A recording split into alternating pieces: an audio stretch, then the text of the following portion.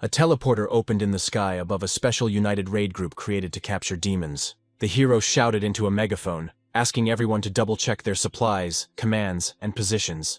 The guys briefly discussed that there were a lot of people, but the Flying Tiger sect was not something to be afraid of, and one of them admitted that he dreamed of joining them.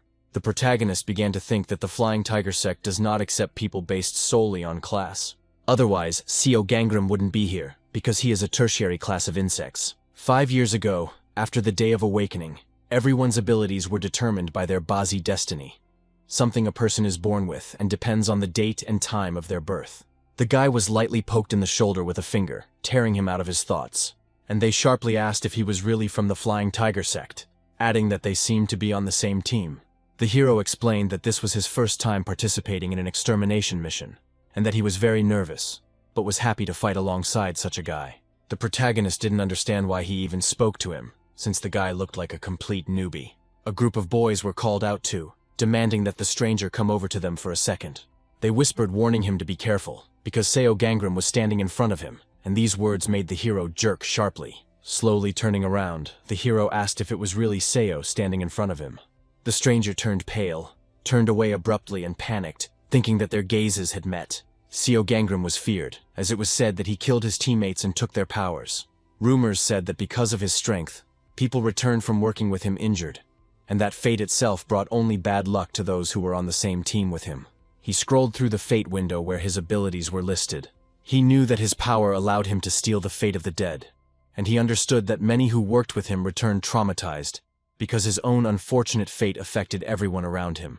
The classes of fate are divided into 5, and the divine one is considered the highest. After the dragon class comes the next level. After the ghost class comes the human and insect. These classes are then divided into primary, secondary, and tertiary. The protagonist's class of fate was considered the lowest, a tertiary insect, standing at the very bottom.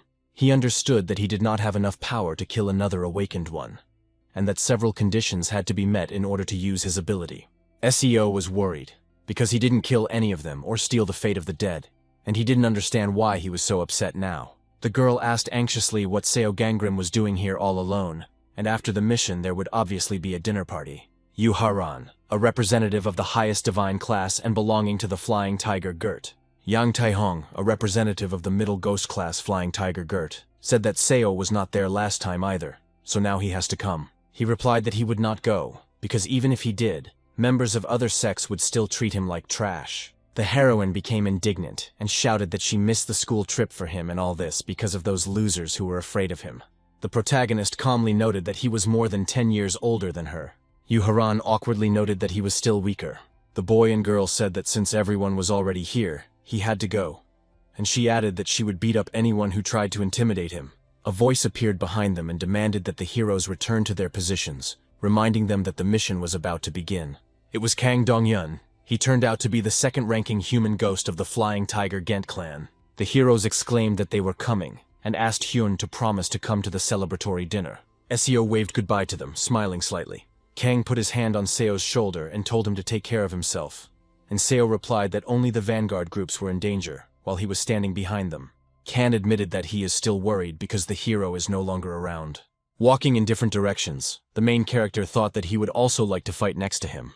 A megaphone blared across the field, announcing the start of a special mission to destroy the Demon Kingdom, and he demanded that everyone carry out the duties assigned to their groups. The teleporter flared and filled the entire space with a soft blue glow. Seo closed his eyes and thought that he was just taking care of the demons left behind. He must do well so as not to harm the sect. From all sides came cries of the appearance of high-class monsters and calls for leading groups to immediately enter the battle, and the groups leading the rear remained on guard at the entrance. A furiously roaring monster with glowing blue eyes and an open mouth rushed forward.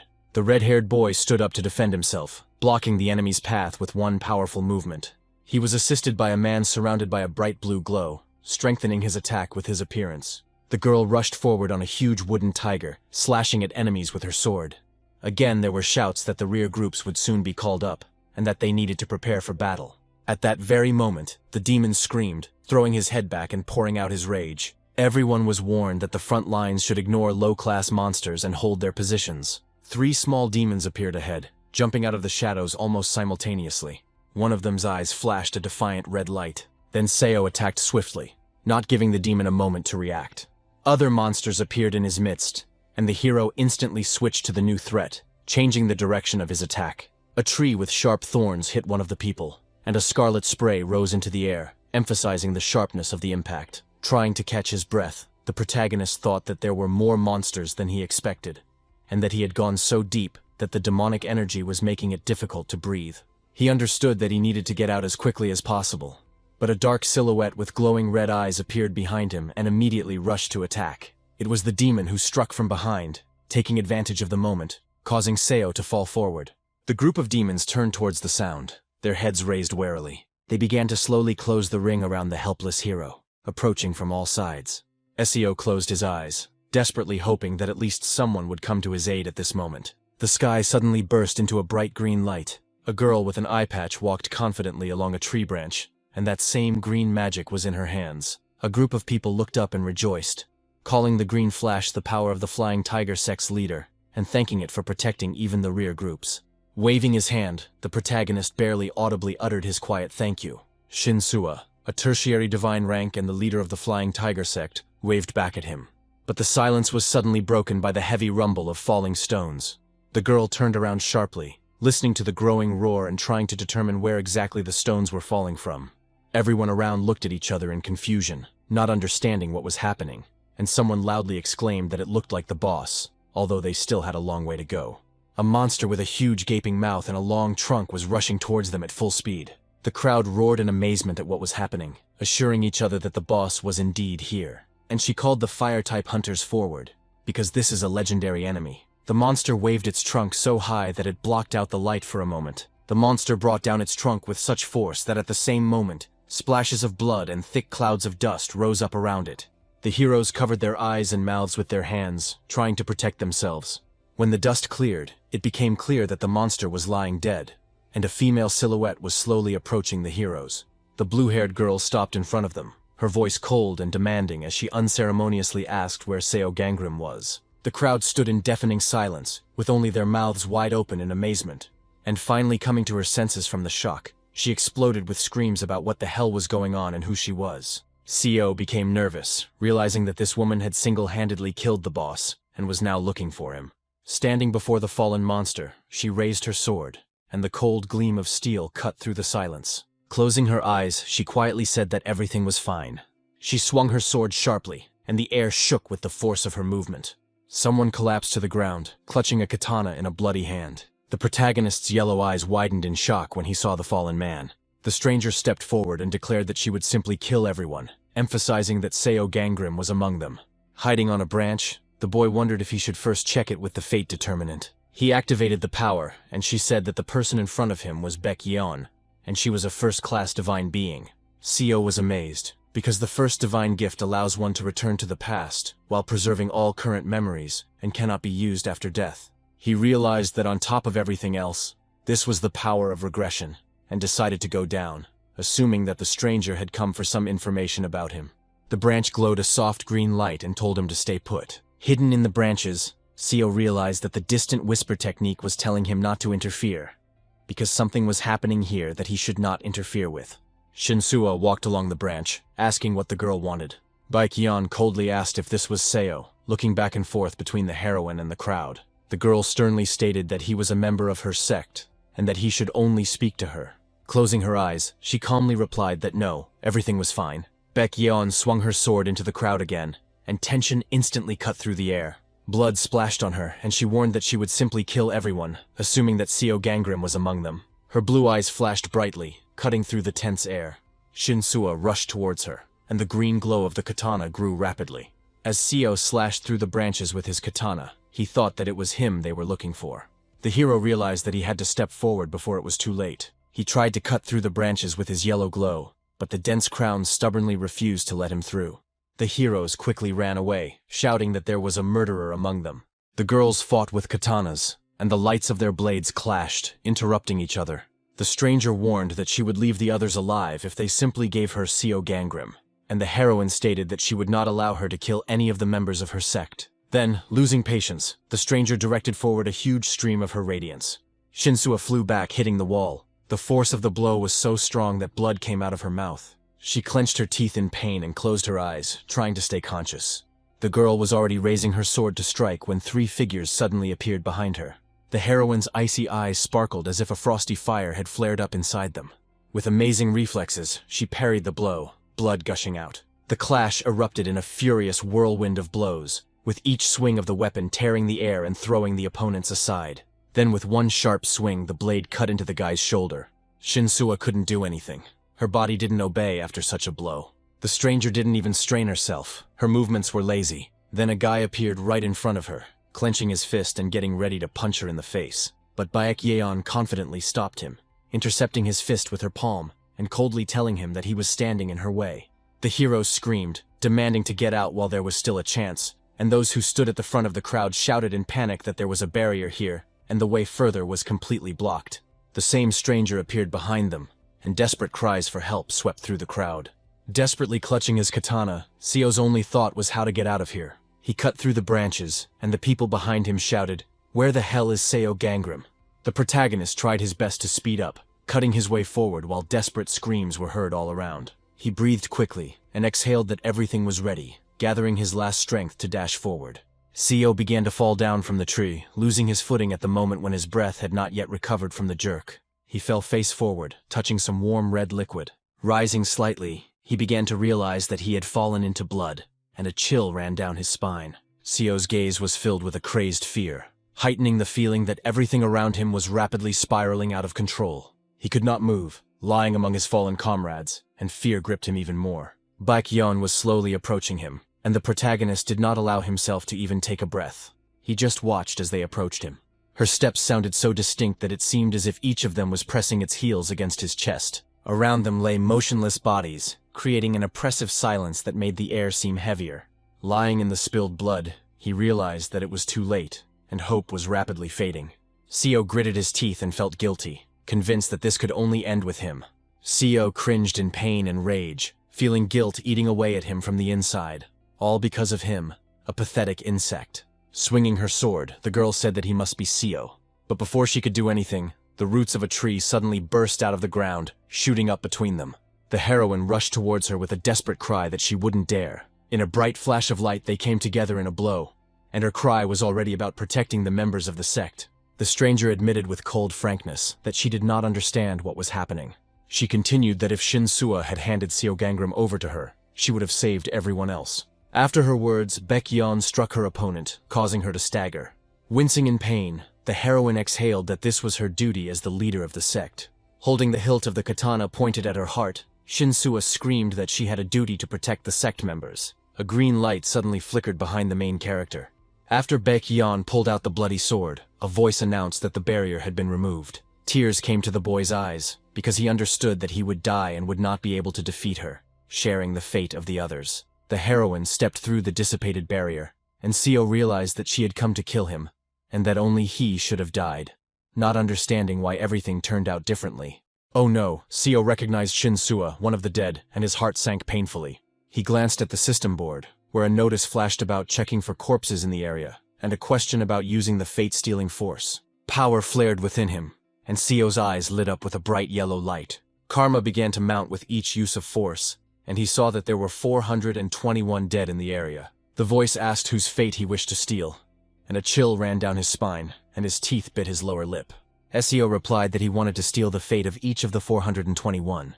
Everything around him flared up as the system checked for available destinies, and he realized that the man with the insect's fate was to blame. And because of his low magic rank, only one condition would be fulfilled, and he desperately asked how many people died because of this. The system granted him the ability of a blooming white flower and a hidden form technique, filling his body with new strength. He gained the abilities of a 1,000-pound axe and an airborne walk, and the yellow light in his eyes grew stronger, reflecting the power of the 421 stolen by fate.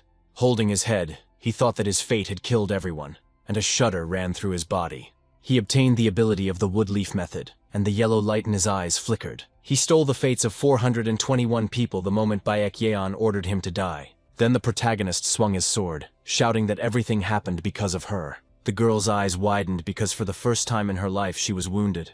The fight slowed for a moment, and in the silence between blows, the tension could be felt gathering around them.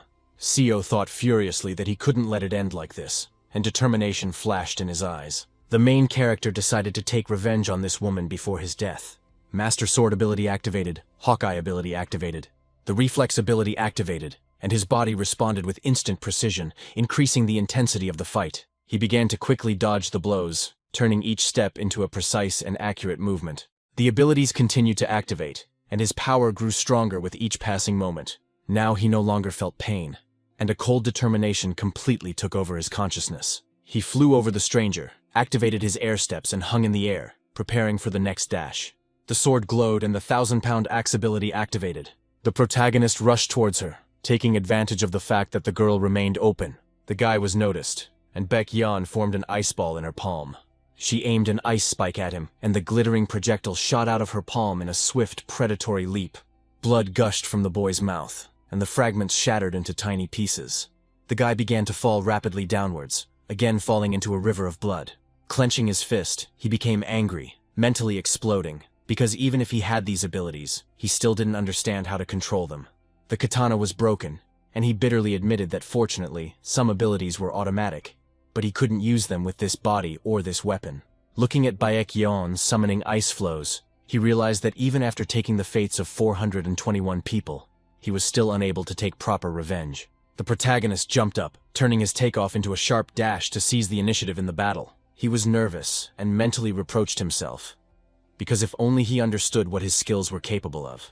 While the fragments were flying at him, he suddenly realized that he could handle it, because he was actually familiar with one ability. A piece of ice suddenly pierced his leg, and a sharp pain knocked him off course. He grabbed it, trying to pull out the splinter quickly and painlessly. "It's pointless, Seo Gangram. You are destined to die," the girl said in a cold voice. The guy finally succeeded, and wheezing with pain, he pulled the splinter out of his leg. At that very moment he called upon the roots of the earth, and they rushed upward. He activated the ability that once belonged to his friend, and the power responded to his call. This surprised the heroine, and a confused expression flashed across her face. It flashed through my mind that compared to the previous time, Baekyeon thought the main character was some kind of swordsman. While breaking the log, the stranger decided that Seo was well versed in spells.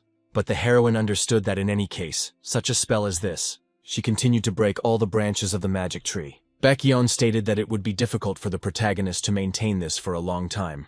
While the girl was chopping branches with her katana, a silhouette appeared behind her, silent and swift. He had a long piece of ice in his hands, and Seo swung it. Blood gushed from the girl's chest, and she staggered, not immediately understanding where the blow came from. A blow came from behind, and the girl jerked forward as the ice shard went deeper. The blood soaked her clothes in a warm wave and gushed out with a new wave. Seo abruptly pulled out the ice cube, his hands stained with red liquid. The protagonist smiled, not a wide, joyful smile, but a quiet, dangerous one, in which fatigue, pain, and a strange satisfaction were mixed. He began to fall along with the stranger, and the world around him seemed to fall into a viscous silence. He fell with her, and in his thoughts there was only one thing. He achieved his revenge by killing her. Lying on his back in blood, he breathed out that he was able to avenge Baekyeon's murder. Coughing up blood, Seo realized a little more clearly than he had a moment ago that it was truly over. The system announced that the regeneration ability was activated, and at the same second, there was more blood. Sitting on the ground, the protagonist asked not to do this, and the voice emotionlessly stated that the ability activation was cancelled. Smiling with tears in his eyes, he thought there was no point in it anymore. Nothing would change anyway, he thought, feeling how fatigue slowly pushed out everything else. Now, as in his childhood, everything was equally pulling him down with the same weight. The old woman sternly said that Seo's fate was full of stubbornness and death, that he would lose his parents at a young age, and his life would be full of misfortunes. Indeed, he had lost his parents before he had even grown up, and that memory still echoed in him with the same cold emptiness. And since the main character got into various accidents, everyone around him branded him a loser, and he was destined to be weak and doomed to misfortune. Despite everything, his friends still influenced him, pulling him out of the darkness in which he lived almost his entire life. And now they died because of him.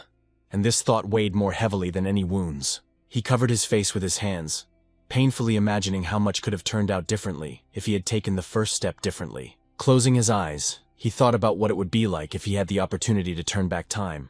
And the realization came suddenly when he realized that he possessed regression, the first divine gift that allowed him to return to the past while preserving his memories.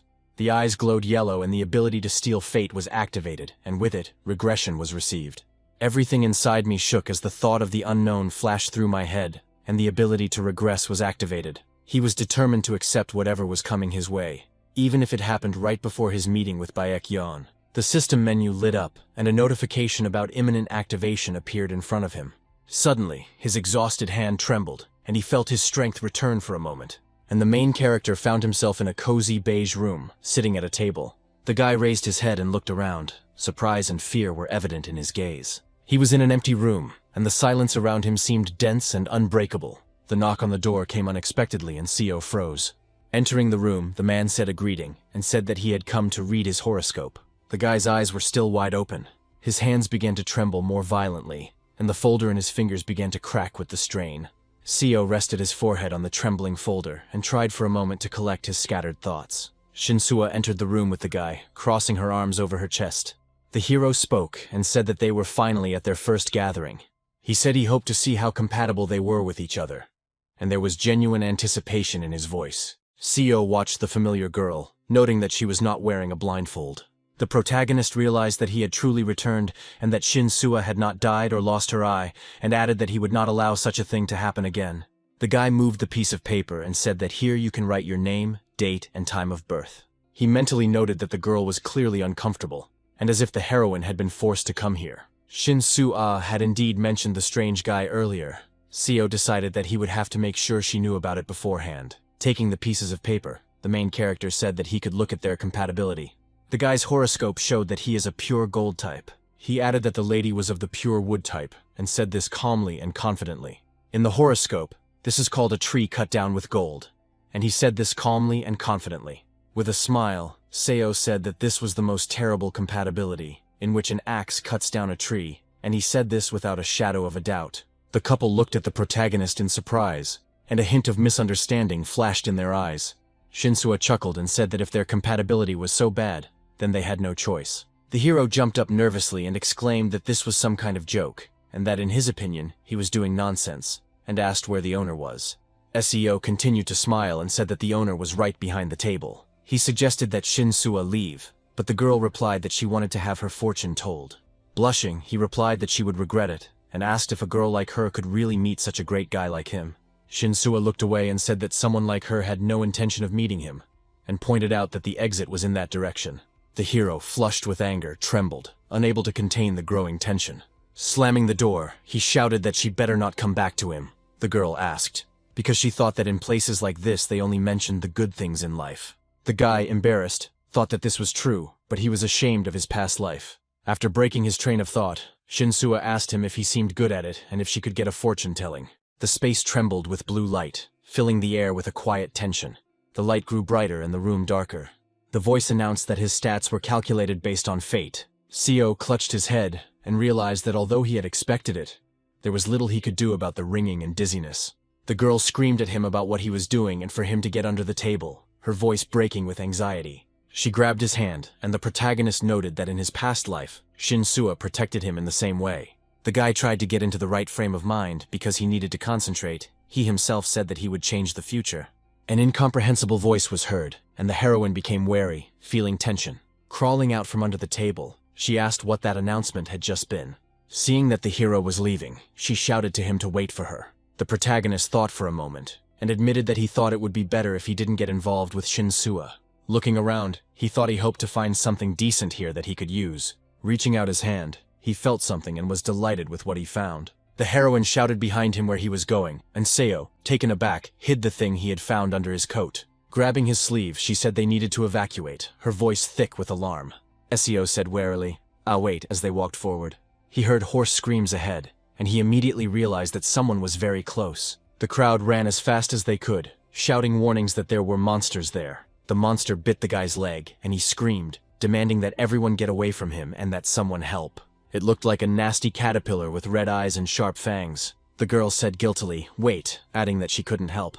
Then the main character suddenly swung his dagger, and he hit the monster, and green liquid immediately poured out of it. Seo smiled and noted to himself that he knew they would show up soon. This is a giant worm, rank 3 class insect, a large worm that usually feeds on grass, but can also eat animals and people. While killing the monsters, the boy warned everyone to run to a safe place. He mercilessly cut each worm, green liquid flowing in fountains. Having cut down the last one, the protagonist noted that they were finished. Cries for help were heard in the distance. The guy's eyes widened. Apparently there were more monsters here, he thought. The hero immediately shouted that if he didn't want to die, he should grab onto something, adding that these insects weren't that strong. But suddenly Seo froze in amazement, and his gaze narrowed sharply. He saw that the girl was holding a fire extinguisher covered in green liquid. She smiled sincerely, and said that they really weren't as strong as they seemed, and that she had won too. The boy chuckled at the thought that it was funny to see someone who could kill dragons rejoice over something like that. He then noted that the stairs were now clear and they should go down before more came running. People thanked him and ran away. As Seo cut the worms apart, he knew he had to collect the soul orbs while he could. Holding the spheres in his hands, he knew they were low level, but their shine was a little stronger than he expected. The main character shook the green liquid from his hands, and hiding them in his pocket, he asked why she didn't evacuate. Crossing her arms over her chest, Shinsuo said she couldn't leave him alone. The protagonist was surprised, and asked if she was really worried about someone she had only met today, even if she didn't know what else could happen. The guy noted to himself that she remained the same, so he needed to tell her. Seo slowly said that he had something to tell her. Shinsuo quickly asked what it was. The main character said her name, which surprised the girl a little. He said that her attribute was wood, and that she had an ability called Wood Leaf Method. A window of fate opened before the heroine, and she noted that she saw this ability. And the guy explained that the announcement earlier meant that they all received unusual powers. In his mind, he noted that since they had awakened, they should not die until they met this. As she walked down the stairs, she asked him what type of fate he had, and Seo replied that it would be better for them not to tell each other about the contents of their windows of fate. Shinsuo agreed, while the protagonist began to think that his window of destiny remained the same as it had been 5 years ago, and that he did not retain the abilities he had stolen before his regression. But his karma increased, and the guy understood that if he wanted to change the future, he needed to use the ability to steal fate. But getting more karma now was dangerous. Karma accumulates when committing serious crimes, such as murder or other similar acts. He remembered that karma also accumulated when using special skills, and if too much karma accumulates, the goal will go beyond the boundary. As Seo scanned the area with his phone's flashlight, he reflected that everyone who crossed the border suffered. Shinsuo said that it seemed like there was someone here, and Seo turned around. In the distance they saw a strange figure hanging around the garages. It was a mummy man, and his withered body looked as if it had lain in the desert for many years. The heroes rushed towards him, saying that they would help him get out of there, but he did not react. A worm monster appeared behind the mummy, opening its mouth and slowly approaching. The main character, having time to react, stabbed the monster in the stomach. The guy remarked that they were lucky that he was the only one there, and the girl was surprised to notice that it was something inside him. Seo's hands glowed, and he thought that the easiest way to check whether he was alive or not was to activate the fate-stealing ability, which suddenly worked. The protagonist shook his head, noting that the current death toll nearby was 1. Looking at the menu, Seo noted that it looked like they had decent abilities, and if they awakened, they could survive. The guy decided to take advantage of this, and the system reported that he had received the ability to control fire, and then added that as punishment, he had earned karma. Clenching his fiery fist, he noted that it was perfect, and realized that such abilities would come in handy. A noise was heard somewhere, and the heroine rushed there, saying that it seemed like something was happening there. Green spots flew through the air as if something invisible was bursting out. The stranger chopped up the worms, shouting that he found it funny and that it was so easy because it was just a tutorial. He stated that he was ready to go straight to the boss, and that nothing could stop him. His gaze darted forward because he noticed someone. Approaching the heroes, he asked if there were any survivors left. He continued to ask if there were any characters among them who would enter into an alliance with him, and he said this with increasing impatience. Then, with a beaming smile, he extended his hand, introducing himself as Doc Gojin, and said it was nice to meet you. Seo remembered that this was the very place where he had started, and a feeling of recognition washed over him unexpectedly. The hero tilted his head and asked what the heroine's name was, and there was genuine curiosity in his voice. She responded with disbelief, asking why she was the heroine, such a strange name, and called herself Shinsuo. Shaking hands with the protagonist, the doc stated that he liked Seo Gangram and Shinsuo, and that he would remember this, and then added that since the current event had ended, the next one should start soon. He noted that most game introductions aren't based on a certain formula. The guy remembered that Doc Gojin would soon become the leader of one of the 5 great sects. To think that he was capable of such a thing even when he was not yet awakened was astonishing. Doc reasoned that either they defeat the boss with allies, or they gain a powerful ally in the middle of the battle, or something like that happens. He patted Seo on the shoulder, asking if awakening was possible through the sacrifice of an ally. The protagonist noted to himself that he knew about his fame as an author of web novels, but still considered him rather strange. Their conversation was interrupted by a guy shouting that he needed help, and that the monster was already nearby. Before them stood a huge worm, the first insect monster, consisting of many insects, and he will only be defeated when each of them is killed, while he has the same habits as a giant black worm. This monster shielded the guy, completely blocking his path and looming over him menacingly. Shinsuo froze in amazement, and blood gushed out like a stream, causing her to lose her composure for a moment.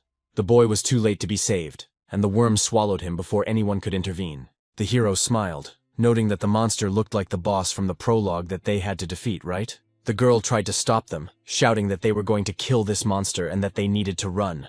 Seo struck fire from his palm, releasing a burst of power straight towards the monster. There was a cry that it was magic, and that he knew he could rely on it. Doc asked him if he thought he could kill the monster, to which the guy replied that no, and that at the moment they would not be able to kill this creature. Seo explained that he was now engulfed in flames. The monster rushed towards them, breaking the distance with frightening speed. The main character, waving his hand, ordered them to run without wasting a second. The worm lunged at him, and Seo realized his attacks wouldn't work. But the guy didn't give up, continuing to hit with fire, trying to hold back the monster's onslaught at least for a moment. Suddenly, an unexpected explosion was heard, causing everyone to turn around in confusion. Shinsuo immediately called out to the hero, trying to attract his attention at the most tense moment. She asked to hurry, feeling that time was running out. Grabbing her arm, the doc shouted at her not to slow down. The protagonist found himself alone with a worm with a purple mouth, feeling the tension thickening around him. In the distance, Shinsuo's cries could be heard, calling out to the boy, not wanting to lose sight of him. The mouth glowed purple, emitting a dangerous light that sent shivers down your spine. Running up to him, the heroes asked Seo Gangrim where he was looking. Without reacting, the boy continued to hit the worm with fire, focusing only on the attack. The hero thought that given how things had turned out, he would have to stall for time. The girl screamed that she would not forget his victim and asked him to let her go. Running forward, Seo noted that he could do it, and he just needed to wait until the Fate Protection Agency arrived. As he fell to the ground, the boy thought that he had not expected to cause such minor damage. Purple rays burst from the mouth, illuminating the space with sharp flashes. He formed a large clot of fire, concentrating all his power in one movement. He realized that he needed to get into the monster's mouth to deliver the finishing blow. The worm fell face down on the floor, and Seo wondered if it really worked. But the monster became even more angry, looking at him with red eyes, and rage flared in his gaze. The worm hung over him, and the hero did not understand what to do now, feeling fear squeezing his chest. Suddenly a stick flew at the monster's head, and it jerked from the unexpected blow. It was Shinsuo, and she was waving her sticks and shouting, "Hurry up and run away!" 3 small worms rushed forward sharply, rapidly reducing the distance. They attacked the girl, trying to knock her down with their weight. The guy burned them with his abilities, leaving the little creatures no chance. And then he shouted at the heroine to hurry up and use the woodleaf method. She began to control the roots so that they would grow and obey her movements. They grew larger and larger, spreading across the ground and gaining strength. And then the roots rushed straight into the worm, breaking through to its body. Leaves scattered across the room, and Shinsuo watched in surprise. Coming to her senses abruptly, she said that they needed to hurry, but something made her afraid, and a flicker of alarm flashed in her eyes. A multitude of small creatures were running towards them along the tree. Their number grew larger each time, and the flow of small creatures threatened to overwhelm everything around. Falling to the ground, the girl thought, it's all over. She came here to save Gangrim. Distracting her from her tears, the protagonist said, "The tree will give life to fire." The destinies of Seo Gangrim and Shinsuo become intertwined. The system declared that Shinsuo's fate would grant life to Seo Gangrim's fate, and everything around burst into a bright flash. Their abilities were based on their base destinies, and the logic of the base horoscopes was applied to battles. And the conclusion was simple: wood gives life to fire. The system announced that they had defeated the giant first-class insect worm, and the achievement counting began. Shinsuo was happy. She realized that they had done it. A menu appeared in front of Seo with a message that he received additional rewards for defeating an opponent stronger than him. While holding on to the anemic boy due to lack of mana, Shin shouted that this was the first floor and the exit looked safe. Grabbing the handle, she exhaled that they could finally get out of here. The joy on her face turned to confusion. They entered the dark room, their footsteps echoing into the thick silence. It was a hall with many benches, and the semi-darkness pressed down on them. The heroes glowed with a soft green light, and the heroine noted that this building was definitely located in the city center. Looking around, Seo thought about the totem pole in the hall, and didn't expect that the first floor was also connected to it. The third-class dragon totem pole contained suppressive and filling energy, healing those who approached it, and keeping demonic creatures away. The door suddenly slammed behind them, and a dull sound rolled through the hall. The girl asked what they should do, and he replied that for now they would rest, because at least there were no monsters here. A guy approached them and breathed a sigh of relief that they had survived. Shinsuo froze, unable to immediately comprehend what was happening. That strange guy stood before them again, and the thought that Shinsuo's heroine had left him led him to one frightening conclusion. The girl jumped up, interrupting him, and barked that she didn't need his heroine, because he was just a minor villain who betrayed an ally and was the only survivor. Doc turned pale with shock and barely managed to squeeze out what exactly she had just said. Clutching his head, he muttered that it was impossible, although everything made sense, but he couldn't be a villain. The guy noticed that Doc had become even worse than before. People were indignant, looking around, and insisting that they didn't understand where they were, because just now there were monsters around. Looking at his healing hand, the guy noticed that the wounds were disappearing on their own. Poking at their phones, everyone noticed that the network was not in service and asked in bewilderment whether they had suddenly broken down. People's voices mixed up, and someone shouted that it was safe here. Another noticed the fire, and a third asked in panic what was happening. A masked stranger appeared before them and calmly announced that all participants in this zone had already gathered here. She introduced herself as Anavi Chachia from the Central Branch of the Judicial Protection Agency. Looking at the crowd, she continued and calmly stated that from now on she intended to control everyone who is here. After all the words, the heroine's eyes shone blue. Shinsuo was indignant, and amidst the echoing voices asked sharply, "What kind of agency is this for protecting fates?" People began to get indignant, and some shouted that he was going to control them. Others indignantly demanded that they be released immediately, and some in despair asked what all this meant. Looking at what was happening, Seo noted that this was the true beginning, and admitted that he had been a loser in his past life. Clenching his fist, he decided that everything would be different now, and that he would become as strong as possible before he left. The stranger continued and said that they were working to protect citizens from the disaster that was coming one day. The crowd started yelling again, some shouting that they would be controlled. Others were indignant and demanding that they be released right now. The stranger continued and said that soon the kingdom of demons would appear and call, but people interrupted her and shouted that those insects that were there before were also her work. The hero's teeth clenched in rage, and a heavy wave of anger rose up inside him. He yelled, demanding that the useless crowd finally shut up. Everyone turned sharply to look at him, and the noise of the crowd stopped. Seo noted to himself that Doc was the same as always, but he was not mistaken. The protagonist considered it a privilege to be chosen and to be here. Exhaling, the girl said that it would be faster to show them what was happening outside. When she snapped her finger and the projector light flashed in the room, a shaking image appeared on the screen, and the girl said that what they were seeing now was a live broadcast from Seoul. An otherworldly space called the Demon Realm has appeared throughout the country. Monsters were running rampant across the country, and the stranger said that the Fate Protection Agency predicted that this would happen.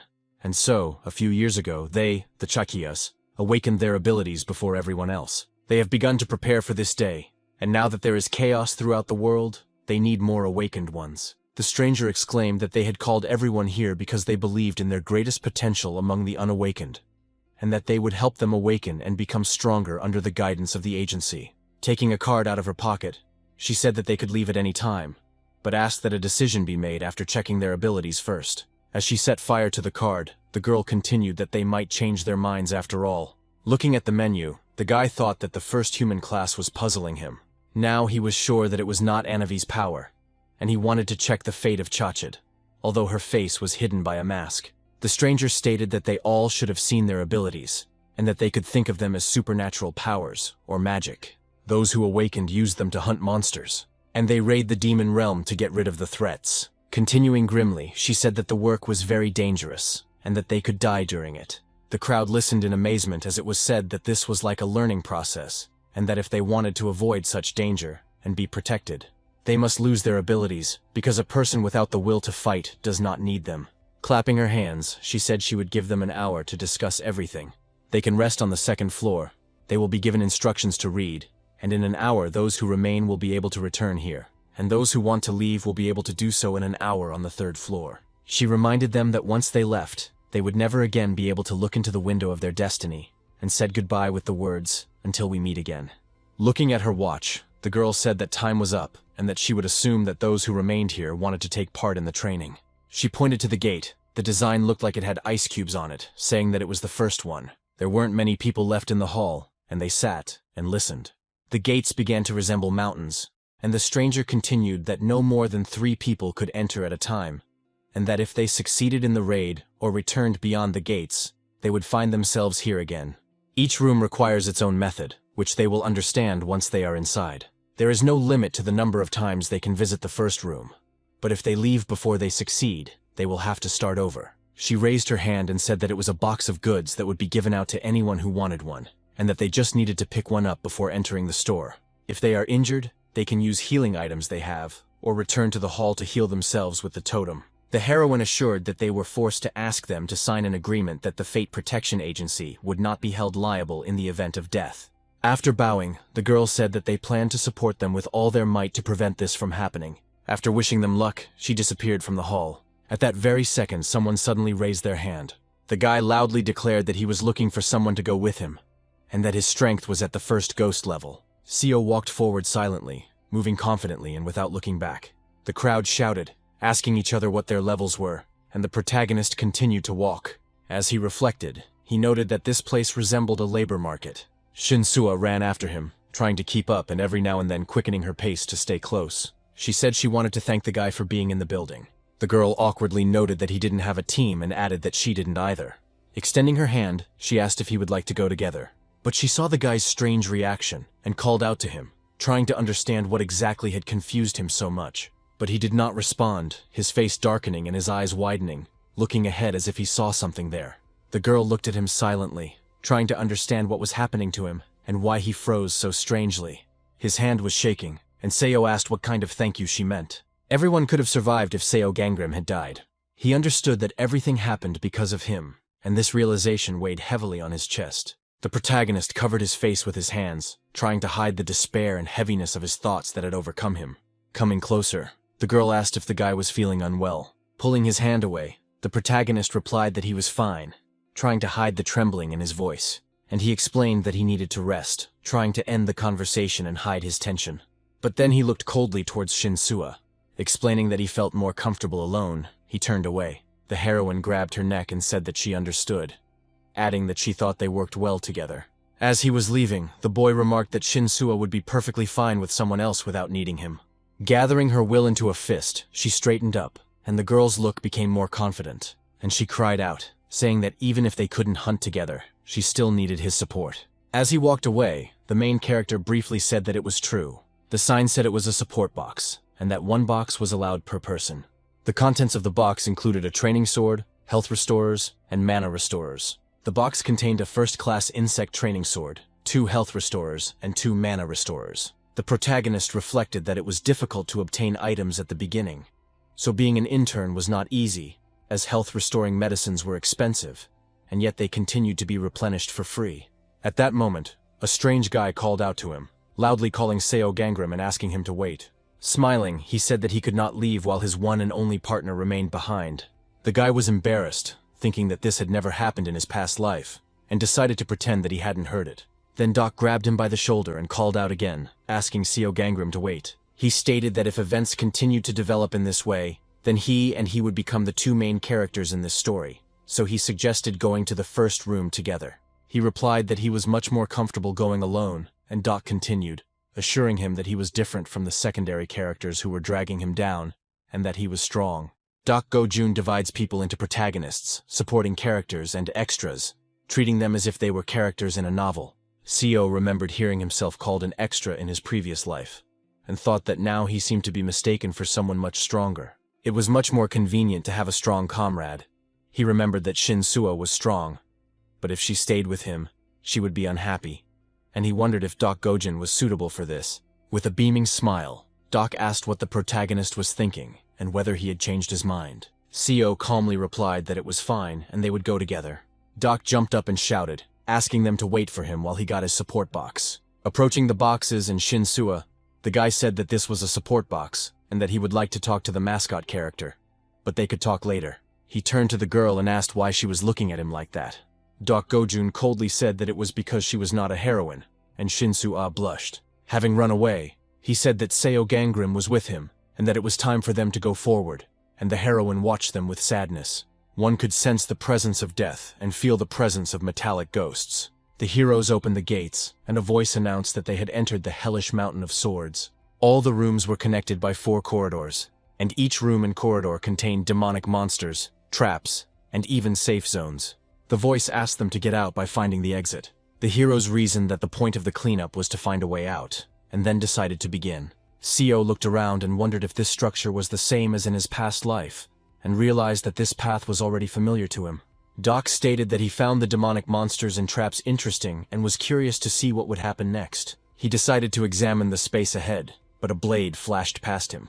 The blade burst out of the floor, and the hero was lucky not to run into it. He looked at the trap with interest and noted that it was one of the standard ones. And with a smile, he admitted that he loves such classic things. Seeing the protagonist moving on, Doc shouted that Seo Gangrim should go with him. The torches on the walls burned wider and wider, dispersing the shadows along the corridor. They walked forward, discussing how there were no traps here now, and one of them remarked that Seo Gangrim seemed to be lucky. Some monsters appeared ahead, slowly emerging from the semi-darkness. There were many of them, ghostly skeletons of the 3rd class, assembled from human bones, covered with the remains of flesh and possessing dulled hearing and weak sensitivity to light. The guy noted that they looked stronger than insects and decided that after training they could become a little more powerful. His eyes were shining. He noted that they looked exactly like that, and added that if they combined their forces, they would cope much easier. A fiery flame flew forward, tearing apart the darkness and illuminating the path with a bright flash. The fire hit one of the skeletons, causing it to flinch and attracting the others, who immediately noticed the flash. He noted that the passage was too small, and if the monsters gathered there they would not be able to exit normally. After which he added that Seo Gangrim was a smart character. The protagonist replied that if he was going to continue talking nonsense, then he should move away and kick the skeleton. The katana pierced the wall, leaving a deep crack in the stone and flying fragments. Thanks to this, Seo was able to fly, using the momentum of the blow and rising above the skeletons. Running forward, Doc declared that he would not allow him to be the main character and rushed into battle. While he fought the monster, Seo shot flames at the others, keeping them at a distance and preventing them from surrounding his ally. While swinging his katana, the strange guy laughed, shouting "ha ha ha," and said that it was funny. They stood among the fallen skeletons, and Doc stated that every room they went into was filled with demonic monsters. He continued that all this was gradually getting boring, noted that it seemed like they had managed to kill more than 100, and Seo asked if he was tired. Putting the katana back in its case, the guy replied that seriously, these monsters don't get stronger, and added that he learned to fight with a sword in case he ends up in another world, or moves into a book. More importantly, he turned to Seo Gangrim, admitting that to be honest, when he saw him for the first time, he became curious. Doc whispered to him that he might be a regressor, a reincarnator, a returnee, or something along those lines, and watched his reaction closely. The protagonist immediately froze, as if a thought had struck him for a moment, and he stopped moving, but then asked him not to talk nonsense. The guy laughed, asking if he had guessed right, and looked with obvious interest. After nudging the protagonist, he said that they should stop wasting time and start taking action, asking him to take the initiative. Turning to look at him, the hero declared that he was not joking, reminded Seo Gangrim of his unique gift, and noted that he was surprisingly calm, quickly adaptable, and not afraid of demonic monsters. The main character denied it, saying that when he was younger, he often saw ghosts, and therefore became accustomed to such things. The guy smiled, saying that he was really interested in knowing about Seo's past, and watched him with lively curiosity. Suddenly something pushed him from behind, causing him to jerk sharply. Stones fell from all sides, the roar grew louder, and the air trembled. The hero called out to Seo in fear, feeling the tension rising and the danger getting closer. He simply ordered to run without wasting a second, while everything was collapsing behind him. The guy quickly climbed the stairs, feeling his heart pounding with adrenaline. But after that, the stairs immediately collapsed, leaving Doc alone. He looked in that direction with concern, realizing that Seo was right there where everything continued to collapse. The boy was surprised, wondering if he was the main character, and this realization momentarily threw him off balance. As he walked away, he admitted that he loved stories based on regression, and decided that this meant he really was a loser. At that moment, Seo fell into the abyss, losing his footing and disappearing into clouds of dust and stone chips. He quickly drew his katana, his fingers confidently resting on the hilt, and the hero drove the blade into the wall, clinging to it with all his might. This helped him, and he slid down to the ground, ending up there without any injuries. Having heard the warning that the monsters in the secret zones were stronger than in the regular ones, Seo didn't understand what would happen to the story now, and how the further course of events would change. Every path held a trap or a monster encounter, and when the path to the normal zone was activated, the tension only increased, as anything could be lurking ahead. The path to the normal zone was activated, and the message about asking for rescue and surrendering on the way back made him briefly consider whether he was ready to continue on. The protagonist thought for a moment, assuring himself that he would never give up so easily, and that his strength should be enough to improve his skills right here.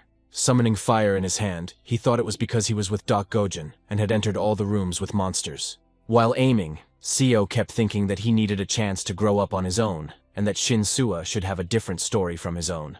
The skeletons deflected the flames with their shields, moving with frightening coherence and preventing the fire from penetrating their dense defensive formation. The system stated that his score had been increased by 10 points. His strength was increased by a 4th level after the distribution of stats, and then rose another 5th. The protagonist walked past the fallen skeletons, thinking that everything was getting easier as he increased his stats. Seo Gangram's strength had reached level 5, his endurance had risen to level 4, his agility and sensitivity were also at level 4, and his magic remained at level 3. He looked at the menu, wondering how strong the opponents would be, and remembered that no matter their stats, everyone started at level 1. The difference between each level was the amount of time and effort required to reach the next one. Even if he gained the same amount of experience, the difference was immediately felt, because each next step required more and more effort and inner fortitude. His growth rate became much faster if his class was better. God-class people like Doc Gojin grew stronger much faster, and he knew that since he had been dragging him around everywhere, he would probably be much stronger than before. This time, he was going to be the one to get the first playthrough bonus. He collected his thoughts, realizing that he needed to do this. He needed to finish all his business by the end of today. Looking at the long tunnel, he felt that it was time to meet the boss. Looking at the bloody blade, he realized that everything here looked different from the rest of it. Seo felt a little nervous, feeling like he was really on a hellish mountain of swords. Having illuminated the tunnel with his light, he saw many swords lying and sticking out around. There were more blades at the end of the tunnel, and he felt the space ahead becoming more and more dangerous. The Hell Sword Mountain's battle general was a first-class human, and the monsters that had become swordmasters moved as one and could recover if they were not defeated at the same time. Peering from behind the wall, the protagonist realized that he was facing military generals, and realized that meeting them so close felt completely different than he had imagined. He was shaking all over, and Seo begged himself to stop shaking, trying to get control of his own body and gather himself before the fight. The demon noticed him and watched him, and from this look, everything inside him tensed up, as if the danger had become very close. The same demon appeared in the reflection of his eye, and he convinced himself that he could defeat them if he stuck to the plan. Seo struck the demon in the face with the torch, putting all his pent-up rage and tension into the blow. The monster growled and blue fire ran through its body, making it even more menacing. As he ran away, the boy realized that they had discovered him earlier than he had expected, and yet he felt satisfied that he had managed to divert their attention. Since they were a gold attribute, he realized that a fire attack would be especially effective on them. Looking around, he realized that he should buy himself a little time with this. The system announced that if they were not defeated simultaneously, they would continue to recover. Seo reasoned that he had decided to kill the other to restore his wounds, and he understood that fighting head-on was pointless. The system reported that his agility had increased to level 7 after using skill points. He was cut by many swords, and each new blow left fresh pain on his body. The main character ran forward with all his might, thinking that he had almost reached the right place. But suddenly he stepped on bones, and a sharp crunch under his foot made him slow down. The protagonist suddenly tripped, losing his balance while running and barely keeping himself from falling. A silhouette with long hair was following him. Seo released the flame, directing it forward with such force as if he wanted to break through the darkness itself. At that very second, the trap cut the stranger's head, and a demon stood near the blade. The senior-ranking battle general recovers, and his insides clench with the knowledge that the enemy is once again gaining strength. Seo was delighted to realize that he could finally hear the wind. His running became faster, and with each step he felt his body obeying him more and more precisely. The system reported that the junior-ranking combat general was recovering. One of the demons ran into the room, quickly bursting inside and filling the space with heavy pressure. His mouth dropped open in surprise, momentarily losing control of himself. The guy tripped him, and at that very moment the system announced that his strength had been increased to level 7 after using skill points. The protagonist struck the monster in the back, putting all his pent-up rage into the movement. The third human-class battle generals were defeated. The system reported that his reward was being calculated, and at that moment blood flew around. He will receive additional skill points for defeating an opponent stronger than him. All he had to do was leave the boss room to complete the level. But not before. The only thing he had to make sure of. The guy thought that if this was the fate of a monster that had taken human form, then he would be able to steal it. And at that very moment, the ability to steal fate was activated. The fate-stealing skill was activated, and he felt a wave of power pass through his body. 2 targets were detected nearby, and he immediately felt the tension in the air increase. Looking at the menus, he realized that if the monster looked like a human, then his fate could be taken away. In his past life, he didn't use fate steal until he met Baek Yeon. Not because he didn't want to, but because he couldn't. The longer the target is dead, the more mana is required, and at that time his magic level was too low. If the target died outside his sight, he couldn't use the skill. The hero often wondered if he could have taken the fate of monsters that looked like humans. Even the energy of the higher demonic realms was critical for him, so there was no chance to test it. A portion of the target's power was obtained, and along with it, he gained the skill of unsheathing. Naked, 3rd level demonic class, ability activated automatically. The protagonist ran his hand along the blade, noting how light the sword was. A warning has appeared that a significant amount of karma has been received. Blood was pouring out of the tunnel, and compared to stealing people's skills, the amount of karma now should be minimal. Seo decided that the result was worth it, and clenching his fist, he felt a strong confidence inside. People who receive too much karma cross the line and people call it despicable. Putting his hand to the teleporter, he wondered how close he was to the border. The first door of the hellish mountain of knives was first defended. Everyone's mouths dropped open, asking if everything had been cleared out already. The girl jumped up, surprised that he did it alone, and immediately a squeal was heard, which was directed at Seo Ganrim.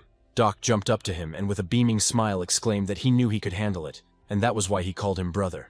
But showing the cross with his hands, he declared that he was not his comrade and asked them not to approach. The presenter appeared behind him, calling out to Seo and getting his attention. The girl said with a smile that he had become the first to clear this stage, congratulated him, and asked if he had some time. The bed and nightstand formed Seo Ganrim's personal room. Taking the boxes out of the bag, he realized that the reward for the first stage was given out by a Navi, and could be used to store items, regardless of their weight and volume. As he fastened his belt, he said that such a thing was not easy to obtain, and it would be foolish to miss this opportunity. He unlocked his phone, knowing he didn't want to draw too much attention to himself.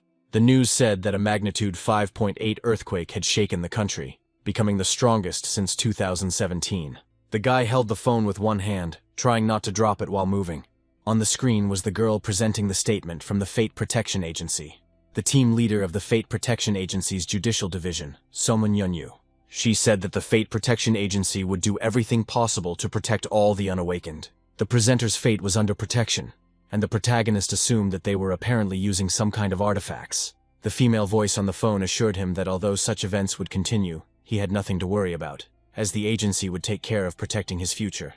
Smiling, she asked people to believe in the Fate Protection Agency. Looking at the ceiling, Seo repeated the words about believing in the Fate Protection Agency. The Fate Protection Agency was a union of the best among the awakened.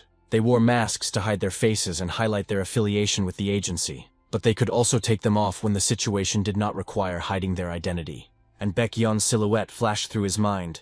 In the past, she was also holding a mask in her hand. The hero realized that if this woman is a member of the agency, it became clear why no one even guessed how strong she was. He held his head and was unclear about what exactly was happening around him.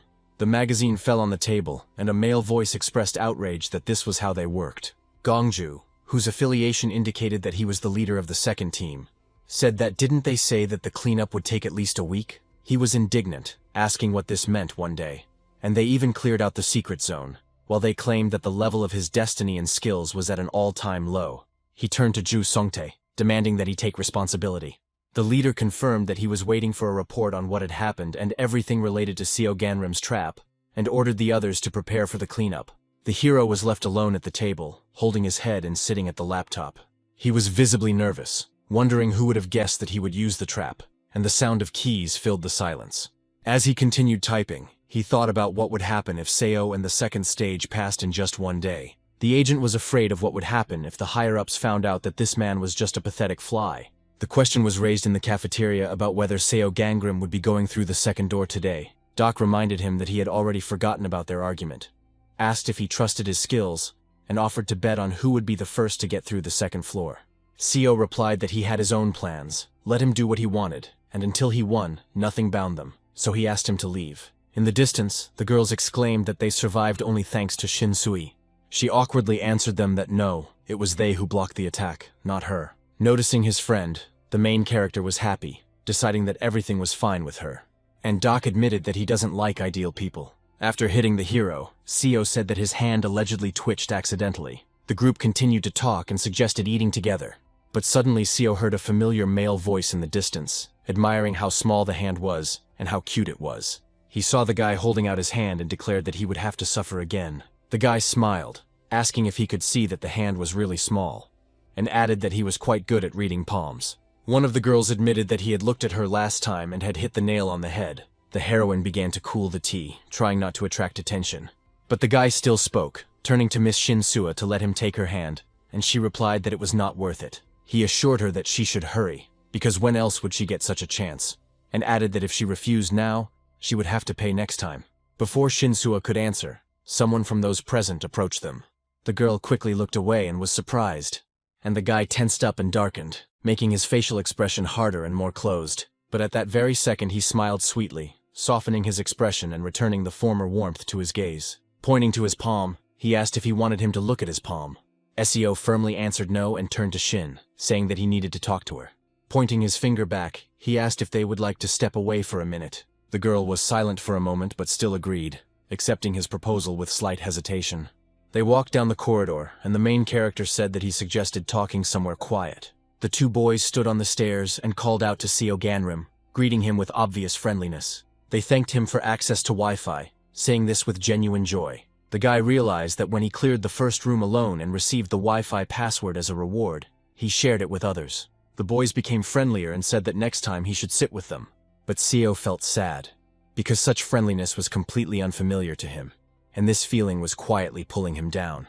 In a past life, at some point, everyone preferred to turn away from him, avoiding his presence and gradually distancing themselves from him completely. Then the guy decided to leave, feeling a familiar heaviness rising inside. He didn't understand whether it was all about his rank, and this doubt pricked him unpleasantly from within. The boy remembered how he was asked if he would go alone today, and how he answered yes, because even then, Young-gunam treated him differently. Patting him on the shoulder, he said that if there had been room left in his group, he would have taken him with him, and asked him to be careful. They high-fived each other, expressing simple and warm support. So even knowing his ability, Seo would never have thought of such a thing. The hero recalled how he almost died when he entered the demon realm with Ganrim, and was perplexed by what he had done then. His ability was to steal the skills of the dead, and this discovery still sent a chill through him. Everyone argued that he was trying to kill him and take away his skill, and said that was probably what happened, so he should be more careful with him. This greatly upset the protagonist, and a painful feeling slowly settled inside him. Running into the room, Seo shouted that he had promised not to tell anyone and that his skill had been exposed, feeling a sharp resentment rise in his chest. Chong turned around with a smile and asked what he meant, claiming that he didn't understand what he was talking about, and asking how he could prove it. The protagonist knew in his mind that of course it was him, and this realization burned him with rage. He grinned and said that he hadn't lied, had he, leaving a mocking lightness in his words. But it was all obvious, Seo thought, because only he knew about his ability. The protagonist approached Shin and explained what Young-gunam's skill was, advising her to stay away from him. Then he said that he just wanted to warn her, and added that he had to go, and the girl realized that he was jealous. Then suddenly, the heroine called out to Seo, causing him to stop mid-sentence. She stated that she had also managed to clear the room last time, and there was a quiet pride in her voice. Shin Sui persistently asked if he wanted to go to the second one together. Shaking his head, the protagonist replied that he was afraid it would be a bit difficult. Shinsua was amazed and asked why it would be difficult with her. The guy turned away, avoiding her gaze, and said that she didn't have enough experience yet. She froze and said that she didn't think she was that weak.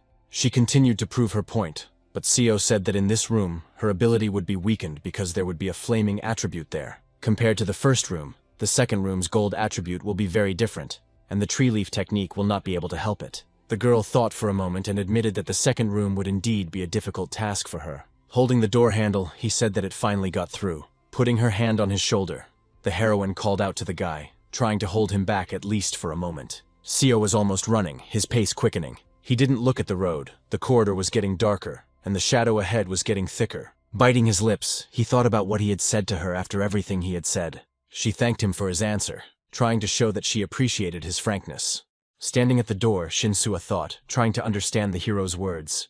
He said he felt more comfortable alone, trying to sound even. And the heroine didn't understand why he rejected her offer, if he was communicating with Gongjun, and she concluded that he decided to keep a distance between them. But he still told her about Jonggunam, and this unexpected trust made her doubt for a moment. The girl was still thinking about the fact that he could come up with any excuse for refusal. Shinsuo tried to understand why the main character was so honest. Was he worried? And that quiet suggestion made her heart beat a little faster. The hero was walking down the corridor, and suddenly he was called out. It was Jong, standing by the wall, asking if the hero would go into the second room with Shinsuo. Putting his hands in his pockets, he replied that he would go alone. The main character thought that he needed to get rid of this person before he ruined everything completely. Suddenly the guy called out to him, telling him to stop, and asked if he wanted to join his party. He explained that it would be easier because his rank was higher, and added that he was a dragon class. Turning around menacingly, the protagonist realized that this was a lie and asked what skill he had. He replied that his skill was water bombs. Jonggunam belongs to the first human class with the water attribute. The protagonist said that okay, he could go right now. Smiling, he said that he would get ready and come running right away, clearly happy that his offer had been accepted. Chan quickly ran up the stairs, leaving behind a feeling of haste and slight confusion. Seo thought about how strange it was that he was the one who picked on him first. The clearing conditions required finding an ice crystal and returning to the lobby, but there were no restrictions. The system announced that Seo Gang Rim and Jonggun Nam have been confirmed for transfer. They entered the room of Hellfire, feeling the heat instantly envelop their body and causing the air around them to tremble. Jong admitted that he was surprised at how quickly he accepted his offer, adding that it seemed to be all about his attribute. He continued to say that in any case, he saw the conditions of the purge. The lava crashed against the rocks, and he wondered where in such a place there might be ice. As he called for water, he said that even the air here was hot, and the irritation in his voice became increasingly noticeable. It was good that they were together, and that they would surely soon find what they needed, trying to maintain the confidence that was already beginning to melt in the hot air. With cold confidence, the protagonist swung his sword behind Chan's back. The sword made a short whistling sound as it hit the air. The hero turned around in fear, feeling a sudden anxiety run through his skin.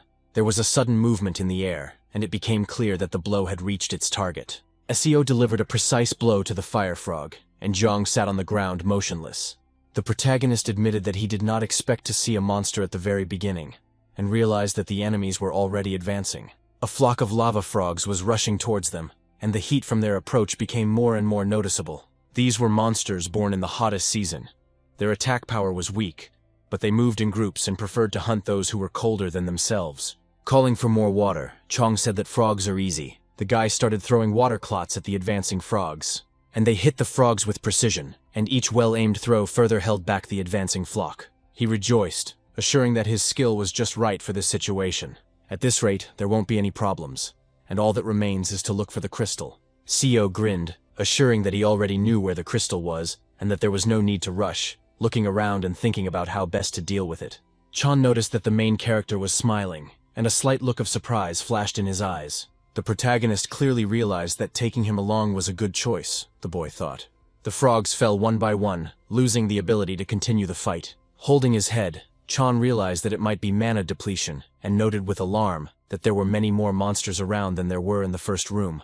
Realizing that there was no way out, he decided to use his sword, preparing to move to close combat. Covering his face with his hand, he barely hit the frog, feeling how weakness prevented him from putting his usual strength into the movement.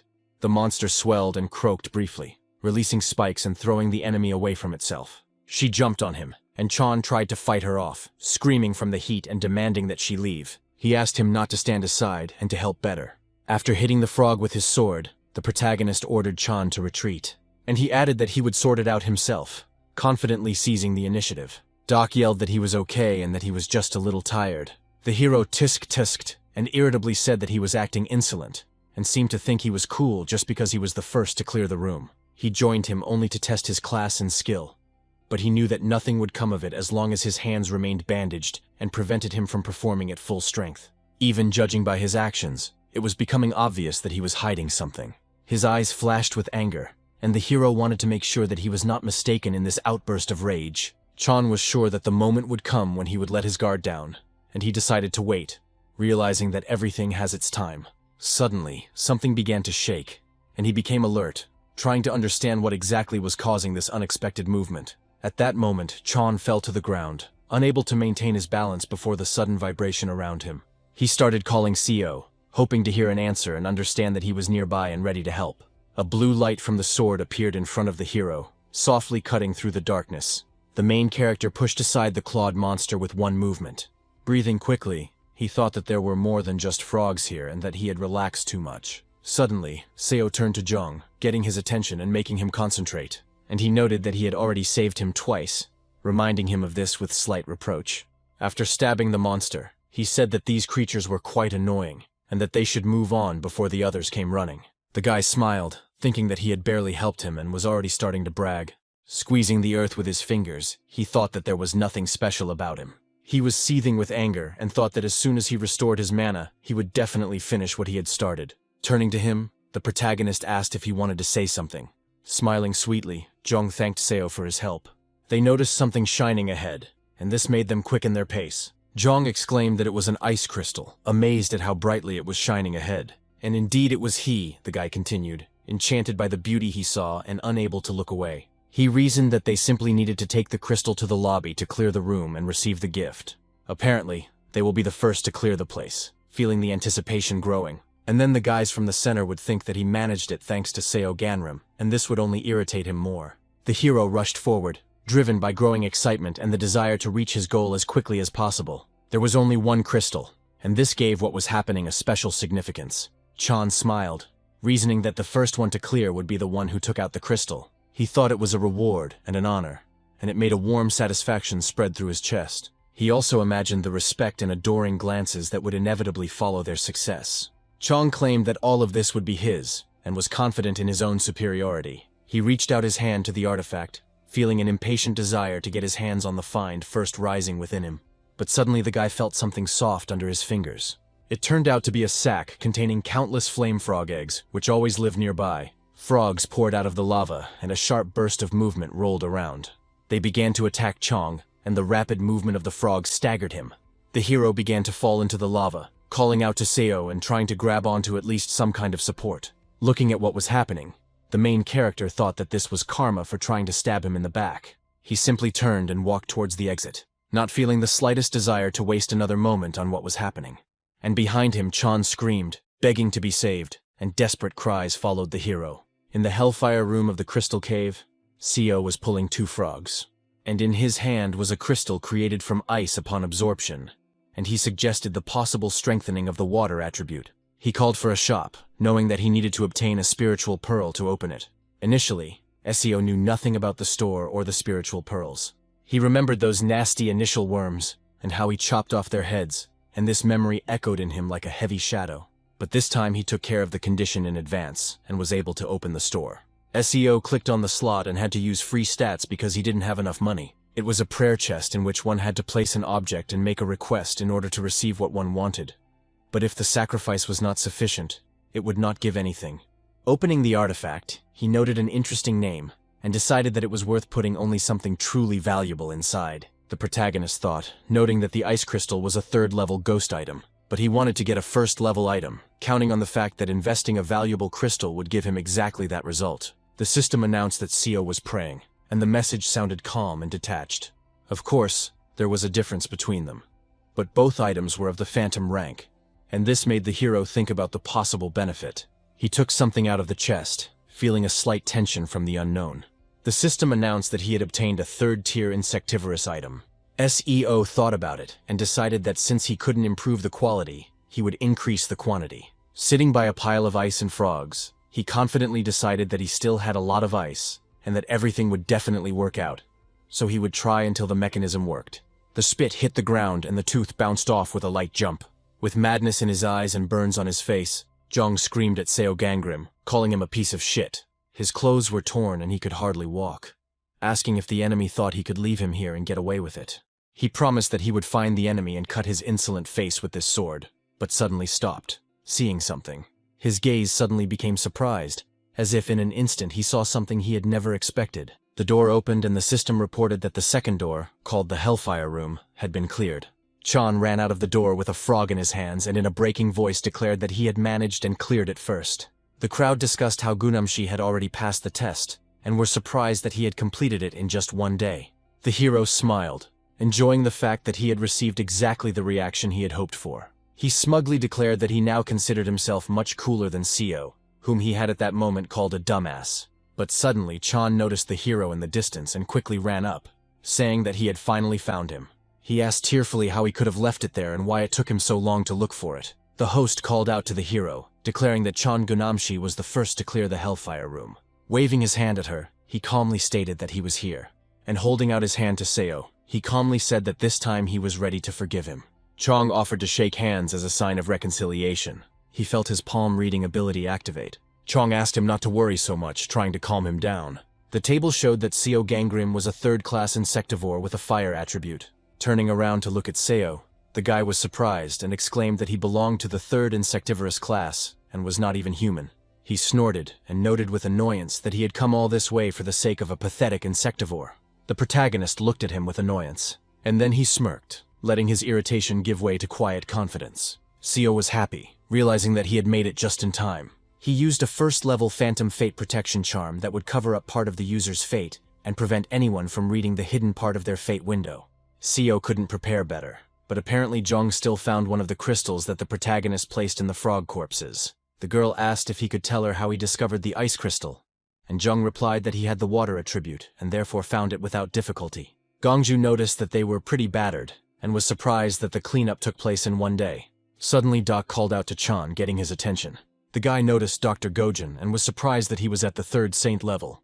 The hero tisked and admitted that he had been trying to get through this room for several days, but kept failing, and also noted that Seo Ganrim turned out to be weaker than he expected. At this moment, Chan chuckled and noticed that he was a level 3 insectivore, so he was weak and just ran away when he saw many monsters. Then Doc, looking at him, smiled and said that he was the real main character. Beaming, he said that it was so, and his nose stretched out traitorously from lies and pride. The system announced that the destinies of Doc Gojun and John Gunham are intertwined. There is also a plus, because now Doc Gojun will stop sticking to him. Warnings have emerged that this is the worst possible combination of fates, and that evil energy is permeating Jonggunam's destiny. Seo noted that now it was he who would take care of Jonggunam instead of him, and laughed, realizing that everything was going even better than planned. The agents sat at a table in a gloomy room in Seoul, where the second team was holding an emergency meeting. The boss asked Anawi if Jonggunam was in the ghost class, but the host replied that he was in the human class. He asked if anyone had entered with him, and was told that the newcomer Seo Ganrim was with him. One of the agents jumped up and shouted, "It's him again." The boss suspected something was wrong, and asked how it happened that they entered together, and only Chonggunam cleared the room. The girl noted that Junggunam said something strange, claiming that he continued killing frogs and found an ice crystal inside one of them. The man asked if these monsters could get into the crystal cave since they had set up a barrier, and she replied that she had checked everything. Crystals grew through the rocks, slowly widening the cracks. The barrier was gone, and it turned out that the monsters had indeed eaten all the crystals. The man shook with anger and shouted Ju Songtae's name, demanding to know how he did his job. The agent replied that he had checked everything 100 times and had not found a single problem, claiming that the barrier was working. He awkwardly continued that the fact that the cleanup had gone faster than expected only confirmed that they had very strong newcomers. The man slammed his hand on the table, not hiding his growing irritation. He coldly asked Ju Songtae if he was willing to take responsibility for his words. Are you sure there were no mistakes in his plan, and that their overly strong guys can already go to clear the third room? Is he ready to take responsibility if they all die? And the guy lowered his head. The boss insisted that starting from the third room, the real kingdom of demons opens up, and that without proper preparation, all these greenhorns will fall immediately after they find themselves inside. He nervously clenched his fingers and said that they needed to become much stronger than they were now, and he also ordered to follow Soganrim, not hiding his wariness. The agency said the opening date for the third gate has been postponed indefinitely, and a notice will be issued once the agency has finalized the details. A few days later, The protagonist was taking his lunch in the cafeteria, leisurely. The heroes behind them were discussing whether they were sure that Jonggunam's method really worked, and wondering if he was deceiving them. They noticed that the other guys who cleared the room were not close to Jonggunam at all, one of them thought, noting that it was indeed strange that Dok Gojun and Seo Gunam had managed to cope much later, although they had previously been in the same party. The guy suggested trying to find the crystal ourselves. The protagonist noted with a smile that it seemed like Jonggunam had spread false information and had already been abandoned by Dok Gojun. Suddenly, a red system window appeared in front of him, flashing right in his field of vision. It turned out to be a summons notice asking everyone to assemble in the hall at 1800 today, signed by Anawi Chase. The presenter was already standing in front of the assembled group and greeting them in a calm, confident voice. She said she invited them to inform them about the third gate. Raising her hand, she said, "First of all, from now on." Anavi announced that they were allowed to enter the third room. The crowd hummed with delight, expressing their delight with a soft wow. The girl continued that from now on, they would be entering a real demonic realm, not the training area prepared by their agency. And she added that, moreover, they are now all allowed to move around together. The real demon realm is different from the training one, and they will have to face much stronger monsters than before. And the gods will watch as they cleanse the demonic world. Taking the phone, Anavi warned that if they heard the voice of the gods, they should not rush to answer and should first check the updated instructions. She explained that the agency had included in the guide responses to a variety of situations they might find themselves in, and she strongly recommended that you familiarize yourself with the information before entering the third gate. The girl said that this is where their advice ends. She asked the participants to try not to die. The girl trembled and asked if she had really said not to die.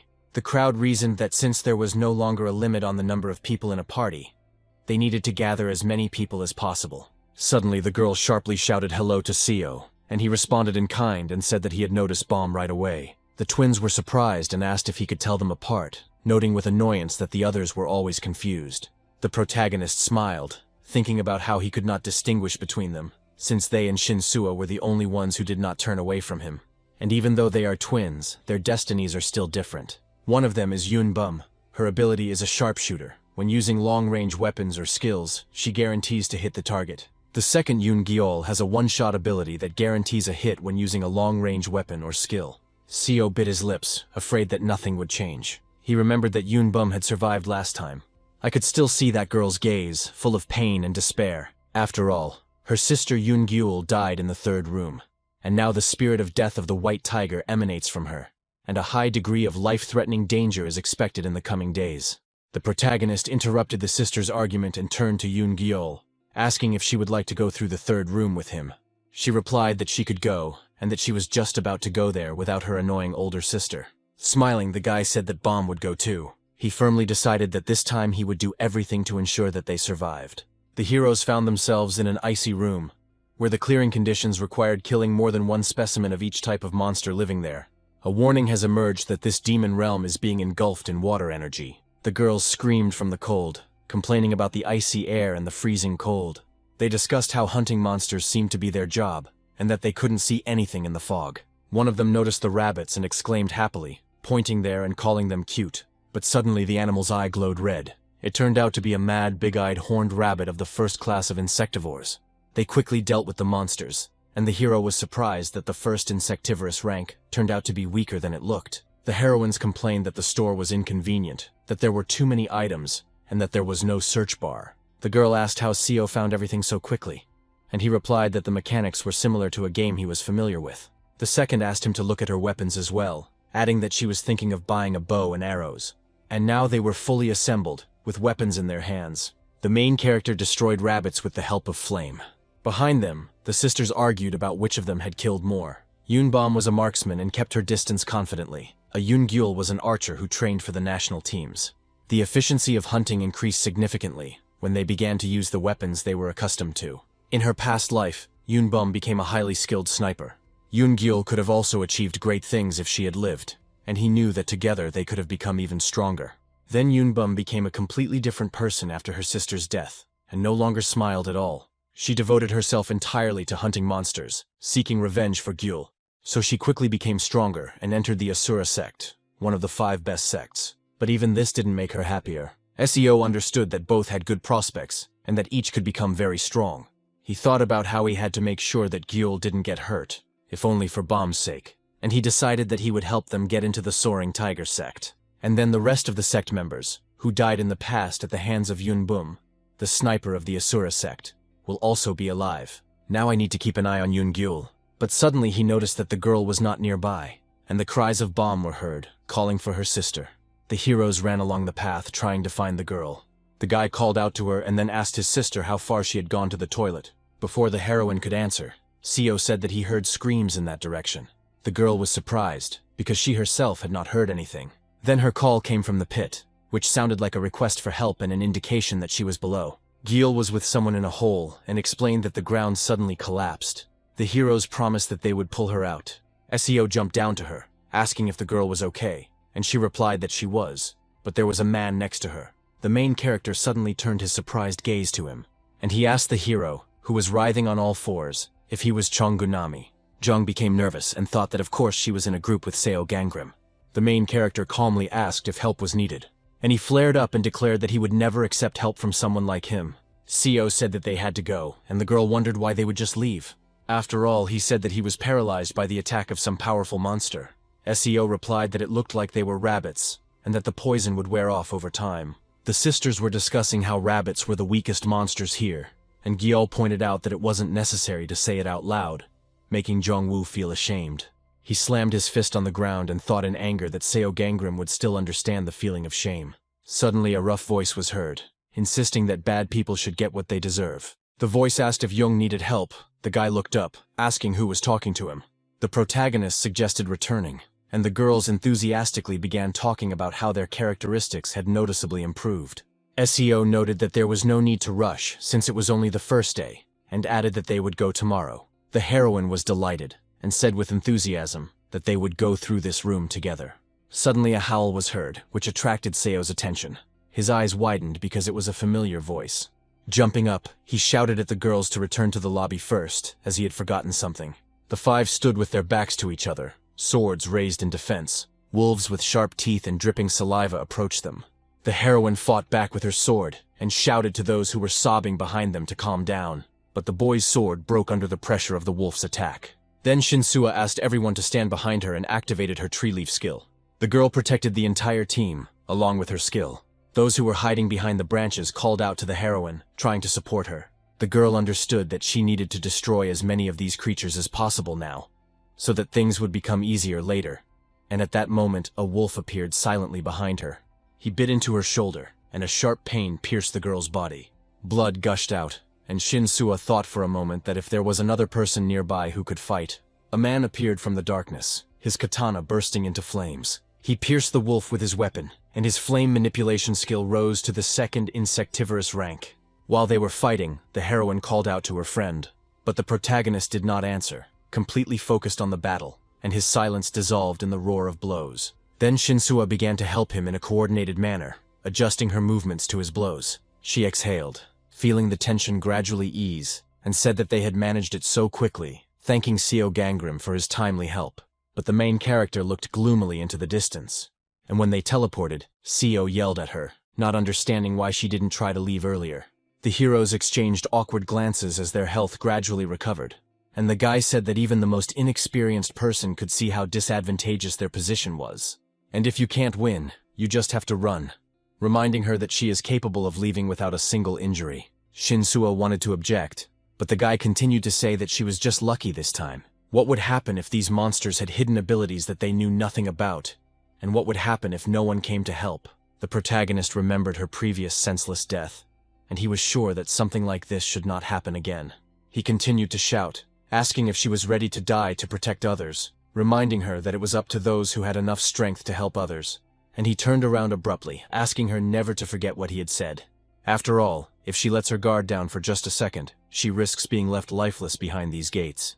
As soon as Seo walked away, the team ran up to her and asked if everything was okay, adding that the hero had been too rude. He seemed to think that Shinsui should have left them there to die, and there was a note of bewilderment in their voices.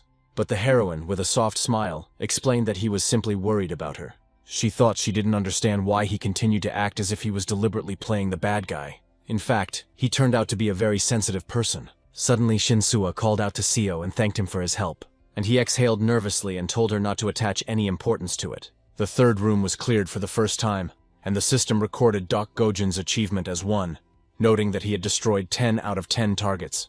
The sister said that someone finished before them, although they were sure that they should be the first. They asked if this meant he was leaving already, and he calmly replied that he would stay with them until they too passed the test. The protagonist knew that no one returns to the gate after clearing it, so he calmly said that he would come later. SEO said he wanted to get a hidden achievement for hunting 11 types of monsters. The twins argued, outraged that Yoon-gyul was taking her monsters again, to which she simply waved them off and told them to hunt first. The guy admitted that he was worried that the hunt ended earlier than in his past life. A warning about the white tiger's death energy coming soon appeared, and he wondered if it meant that it would not be Yoon-gyul who would die this time, but someone else. And he remembered the worst combination of fates when evil energy began to engulf the fate of Jonggunam. He had no desire to be associated with him again, and the thought made him quietly irritated. The hero wondered whether he should stop him right now. SEO shouted to them that he was going to look around the hill and ask them to continue hunting, adding that they should not separate under any circumstances and stay together. Chan shouted that he considered himself the main character, capable of hearing the voice of God. He summoned an ice projectile and told Seo to get ready. He shot ice projectiles at him and shouted that this was how the power of a god manifested itself. He remembered Anavi's words about the gods watching as they cleansed the demonic world. The guy said that he had succumbed to the possession of God. Chan claimed that he was the main character, and that God had chosen him. And those who unite with the gods are called shamans. They receive great power in exchange for obsession. The protagonist thought it was at least a low-level god, perhaps Cheolwan, and noted that he had a little more mana and a new skill. SEO realized its ability and thought that one touch of it could infect him with smallpox, noting to himself what an annoying power it was. First, he decided to reduce his mana reserves. Chan shouted that there was no point in running, and his voice carried the confidence of a man completely consumed by his own power. The fir trees in the forest began to burn with a bright flame, and the fiery reflections trembled on the trunks. The hero continued to say that divine punishment would sooner or later befall those who dared to oppose him, and a flock of wild boars rushed past him, raising the snow. Taking advantage of the moment, Seo began to run away, feeling how the only chance to escape finally appeared under his feet. Chan started to freak out and yelled at the stupid pigs to get out of the way. But suddenly a huge pig threw him onto its horn, and everything happened too quickly. Blood spurted out of Chan's mouth, accompanied by the characteristic spitting sounds. The rough voice said that he had come after hearing about a man possessed by a god, and added that he was not even strong. One shouldn't expect more from a low-level god, reminding the interlocutor of the obviousness of this conclusion. He noticed that watching this weak man was still quite fascinating. At that moment, the blade of the katana pierced Chan, and his body jerked, and the hero pleadingly called to Master Cheolwan, asking him to help, but Seo pressed harder, and then he pulled the blade out of his body, and a heavy pause hung in the air. Then the guy said that his revenge was over and that he had been beating around the bush for too long. Holding his hand, the protagonist said that he understood all the risks perfectly well. But in the distance, a girl appeared calling out to Appa, her voice cutting through the tension. Cleaning his katana in the snow, the protagonist chuckled and said that Jonggunam Shi was a real lucky guy. Next time he will definitely kill him, and made it clear that this is worth remembering. As he approached her, Seo said that he had asked her to stay put, but she cut him off by shouting that they had a problem. She tearfully explained that there was a whole bunch of snow pigs there, and they dragged Yoon-gyul away, and the girl explained that she just suddenly disappeared. The old man's words about his fate being full of failures and evil energy came back to mind. People keep coming back injured after going on expeditions with Seo Gunrim. Even his parents died, and wherever he goes, people die. Bom called out to him, calling Ganrim Appa and asking what was wrong with him. He was struck by the thought that it was all his fault, and that he had always known it. Running forward, Seo declared that he would find her. The protagonist told Bom to come back. The guy told her not to object and to follow the order, but the girl said that she would also go, catching up with Seo. But he cried out anxiously, asking what would happen if something happened to her. The heroine tearfully said that he himself told her not to go alone. While holding the guy, Bom said how she could return when Gyul might be in danger, and her voice trembled. He said he would send her to the lobby if it got dark or too dangerous. The sharp rocks stood out alone against the gloomy sky. As he moved forward, the protagonist thought that he didn't know how Yoon-gyul died last time. But if she was in danger now, it was definitely here, and he asked her not to die.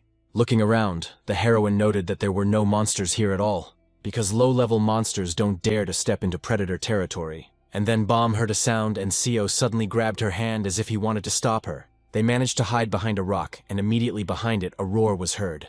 It was a third-class ghost rank Yeti, and its mere appearance made the air around it become colder. A furry, humanoid monster that only shows itself to humans on snowy days and is eager to fight any opponent stronger than itself. And suddenly, at that moment, the heroes saw the girl they were looking for, and at that moment the world seemed to turn upside down. Bomb seemed to be going crazy as she aimed her pistol, and there was a sense of desperation in her movements. The monster turned sharply at the sound, but I didn't find anyone nearby, and the main character held Bomb by the hand and covered her mouth with his palm. Then he activated the Fate stealing skill, and at that moment the space around him seemed to tense up. With 0 targets detected nearby, the phrase fell on deaf ears. The protagonist exhaled that Gyeol would only be in greater danger if they started fighting. He followed her, and it seems the Yeti takes her to a shelter. The heroes decided that they needed to wait until he lowered Yoon-gyeol to the ground. The girl asked to attack as soon as he put her down, and Seo replied that no, it was better not to engage in battle with him at all. Throwing her a flare gun, he said that as soon as Gyeol was in the nest, shoot this to attract his attention, and immediately run to the exit while continuing to shoot. Seo said he would take Yoon-gyeol while she distracted the monster. Yoon-bum was agile enough to outrun the Yeti, and the added advantage of their location gave them a chance. The heroine fired into the air and the sound resounded sharply. A bright purple light illuminated the sky and the Yeti turned towards the sound. The monster covered its eyes with its paw, and there was a sense of sharp irritation in this movement. He rushed after Bomb, and the main character was left behind. The boy called out to Yoon-gyeol, his voice filled with alarm. While lifting her into his arms, he quietly repeated to Yoon-gyeol to wake up, since he didn't have any medicine with him. Seo supposed he needed to get back to the lobby quickly. The protagonist looked up, noticing something. It was a huge monster. And who would have thought that there were several of them here? The Yeti looked angrily at the uninvited guests. As Seo summoned the flames, he knew that luck was not on his side. Meanwhile, Bomb continued shooting into the air. His steps were heavy, as was his breathing. But then the monster simply turned around, and the heroine didn't understand why. She continued shooting, shouting "No after me, after me." Bomb was angry, calling for the Yeti to return, and as soon as possible. The flames even rushed through the boots. The monster swung its paw, trying to crush the main character. But Seo slipped through it so quickly that the monster didn't have time to change its trajectory. The guy heard some kind of rumble, and at that moment his attention sharpened. A Yeti was running towards them, as if he was in a great hurry to get somewhere. Seo was surrounded on both sides by monsters who looked at him as if he were a thief. The guy looked around nervously and there was a sense of wariness in his movements. With a couple of moves, the protagonist escaped from the 2 Yetis and left them behind. While setting fire to the nest, he shouted out that he just wanted to hunt. The heroine was laid on the ground, and in this abrupt gesture there was a sense of urgent necessity. The flames quickly spread throughout the nests, and Seo asked the girl to be patient. The hero angrily declared that all that remained was to finish them off. The 2 monsters ran forward, attacking, and their sharp rush immediately caused a roar. Behind the main character, a furious flame was already blazing. The guy looked around, and growing anxiety was visible in his gaze. And then Seo smiled and said that it could work. The protagonist ran towards the monsters, and his decisive dash immediately set the pace of the battle. Dexterity increased to level 18 and the hero felt an instant surge of speed. The Yetis clearly couldn't handle him, and their slow movements only emphasized his advantage. They couldn't hit the hero, nervously destroying the earth. Suddenly Seo grabbed the monster's fur.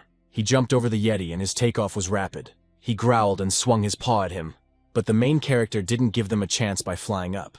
The thugs couldn't cope with one person, and their confusion only increased. And finally, he defeated the tertiary-ranked Yeti of demonic fate. Then Seo decided like this. In the demon realm there are many places covered in ice and snow. They crumble easily, as Gul did, and their weakness is felt immediately. Now this creature will definitely not emerge from under the ice, and its imprisonment seems final. But suddenly the thug struck with his fist, and the ice collapsed, opening a path out. The protagonist began to fall rapidly downwards, and the cold air cut through the space around him. But the branches caught him, and his fall stopped at the very last moment. Shinsua saved him, and her timely intervention was decisive. The girl said that if he let his guard down he would leave here in a coffin, Ganrim, and added that it was good that she made it in time. Seo thanked her with a smile, and there was genuine appreciation in his voice. Pointing to the girl, the heroine said that this needed to be said to Bomb. She brought her. Shinsua wanted to lift the guy up, but he stopped her and said that she needed to put him down first because he wanted to check something. The twin called hysterically for her sister, her voice trembling with fear. The heroine lay motionless in the nest, and her stillness was immediately noticeable. The heroes were afraid that they were too late and quickly climbed out. Seo felt upset and wondered if there was really no way to resist fate, and this feeling weighed on him. Sounds were heard and Shinsua's face blossomed. It was the heroine who barely audibly said that she was cold, and that she wanted to turn on the heater, and then hopefully asked if her sister was nearby. She was curious about where they were, and curiosity gradually replaced weakness. Seo was surprised that Gyul was alive, and she calmly replied that of course she was alive, and that she didn't have to be dead. The system began to flicker and the aura dissipated, leaving the space silent and empty. Fate change has been activated, and Seo Gunrim's fate class has been upgraded to secondary rank insect fate. Bomb ran to him and, hugging him, said that Gyul was alive only thanks to him. The girl fell face down into the guy's coat, and her fatigue immediately became noticeable. Then the twin burst into tears, and her tears showed how intense the experience had been. He decided to leave the difficulties for later, allowing himself to rest a little. Stroking Bomb, he said that it was all over now. Chan ran through the empty rocks, his steps echoing off the cold stones. The voice asked if he was okay and what he should do, and then quietly added that he would try something. Showing his middle finger, he irritably said that the greenhorn doesn't understand how he became a god, and he added that it was not worth relying on the one who once brought trouble upon him. A rough voice said that he was going too far. The hero was surprised by this, and then recognized Master Cholwan and exclaimed his name. Doc stood before him, and his appearance immediately changed the atmosphere around him. He desperately asked for help, saying that Ganrim had attacked him, and he had to flee. Zhang shouted that he was sure that Seo Gangrim was the main villain and offered to fight him together, reminding him that they were comrades. But Doc assured that if he were the protagonist, he would easily defeat Gunrim. Then he exhaled that he had already thought that he was hiding true strength next to him. But now it seemed to him that in front of him was the most ordinary character. Chan insisted that he was the protagonist and swore by it, simply asking for help. Doc continued that it was typical for the protagonist to deal with such small things alone, right? Trying to escape from the pit, the boy screamed that he was not the protagonist, begging for help.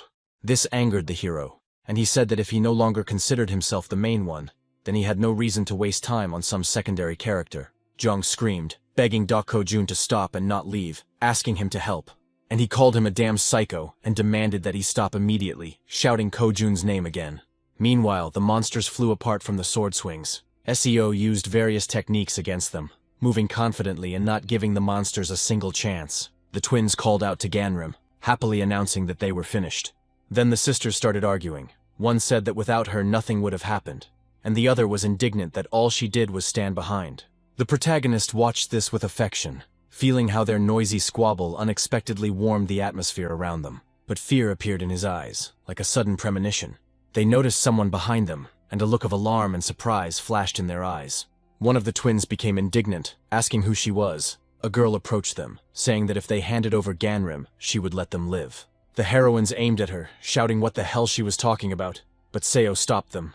The guy rushed towards them, but something grabbed his back with its claws. These were the paws of demons, and their touch sent a cold terror through his body. A huge hand grabbed his face, forcing the hero to freeze. As soon as the hero broke free, there was already a river of blood on the ground. The heroine's dead gaze asked why he had interfered in their lives, repeating this silent reproach over and over again. The monster's paws were swallowing him up, and a desperate question was ringing in his ears. Why didn't he save them, and whether it was worth taking him into the Flying Tiger sect? A voice was heard reminding him not to forget. Seo was becoming more and more consumed by blood. All his friends said that he was a murderer, and that fate could not be changed. Water gushed from the tap, and the sharp sound cut through the silence. Looking in the mirror, Seo said that it was all just a dream, trying to hold on to this thought. And falling on his haunches, he said that such a future would not happen, and he would not allow it to happen again. But he was uneasy, and he couldn't shake the thought that this might be a warning. The system reported that Yun Bum considered him a savior, and that the destinies of Ganrim and Yun Bum were intertwined. The system also reported that the destinies of Ganrim and Yun Gyul were intertwined, so the guy decided to distance himself from them. Holding onto the door, the twin asked if he was offended. The protagonist said no, he was just a little busy, and the sisters shouted out that Aunt Sua was coming too. Seo thought that he and Shinsua had become friends, so there was no need to worry, and he decided that this was great because she was a good person. They asked him to come too, and the guy replied that it was okay next time, and then slammed the door. The girls reasoned that it seemed to them that Ganrim was trying to stay away from them, and decided that he must have a reason. Standing on the stairs, they made crosses with their hands for Shinsua, indicating that Seo had refused. Opening the teleport, the heroine declared that there was nothing that could be done, and that they would go to the fourth room themselves. The weather in this room was gorgeous, and while everyone was looking around, A clearing condition appeared in front of them, requiring them to hunt monsters and collect pearls. The location delighted the twins, and they exclaimed that they were now in the forest, enjoying the fresh air. Hearing Shinsua's warning that something was going on there, the girls instantly prepared to attack and asked where the monster was. Taking cover from the thorns, the heroine said that it was not a monster, and reminded that the room called the Forest of Swords is an endless forest. The landscape remained unchanged, and upon reaching the edge of the forest, any participant would emerge from the opposite side. The branches here were unusual. Their stems and leaves were sharp as a sword. The heroines reasoned that 1,000 pearls would take a long time, and decided that they needed to look around first. The twins argued again. One of them said that he was not a child, and the other reminded that Uncle Ganrim told them to stick together. They wanted him to come with them and sighed, uttering their quiet aha. And Shinsua remembered his words about her still being too weak. And when he asked if she wanted to die protecting others, he reminded her that only the strong can protect the weak. The girl thought with a smile that he was not shy in his expressions, but inside he was very kind. The sisters shouted that there was something there, and the heroine was distracted from her thoughts. She asked Gyul to stop, and the girl's surprised gaze dropped downwards. She noticed a huge stain of blood stretching across the ground. Putting his finger to the biting egg, Seo said that it was much more disgusting than he thought. The unknown egg was listed as an unclassed item that would only be determined after hatching, and the description stated that it would hatch after some time. The protagonist received an unknown egg as a reward for killing the 11th type of monster Bigfoot. While tying a bow on it, Seo said that he already knew who he wanted to raise, and reminded that one shouldn't feed the egg everything. The system announced that he had defeated the tertiary rank demonic Fate Bigfoot, and the Fate Steel ability was activated. The Combat Instincts ability was absorbed, and the system reported the theft of the water attribute. The main character decided that it was time to change his attribute to water, and the ability Water Extinguishes Fire was unlocked. And now the reduced characteristics are gradually returning to normal. He recalled that he hadn't been able to buy proper weapons before because he had to take food with water resistance.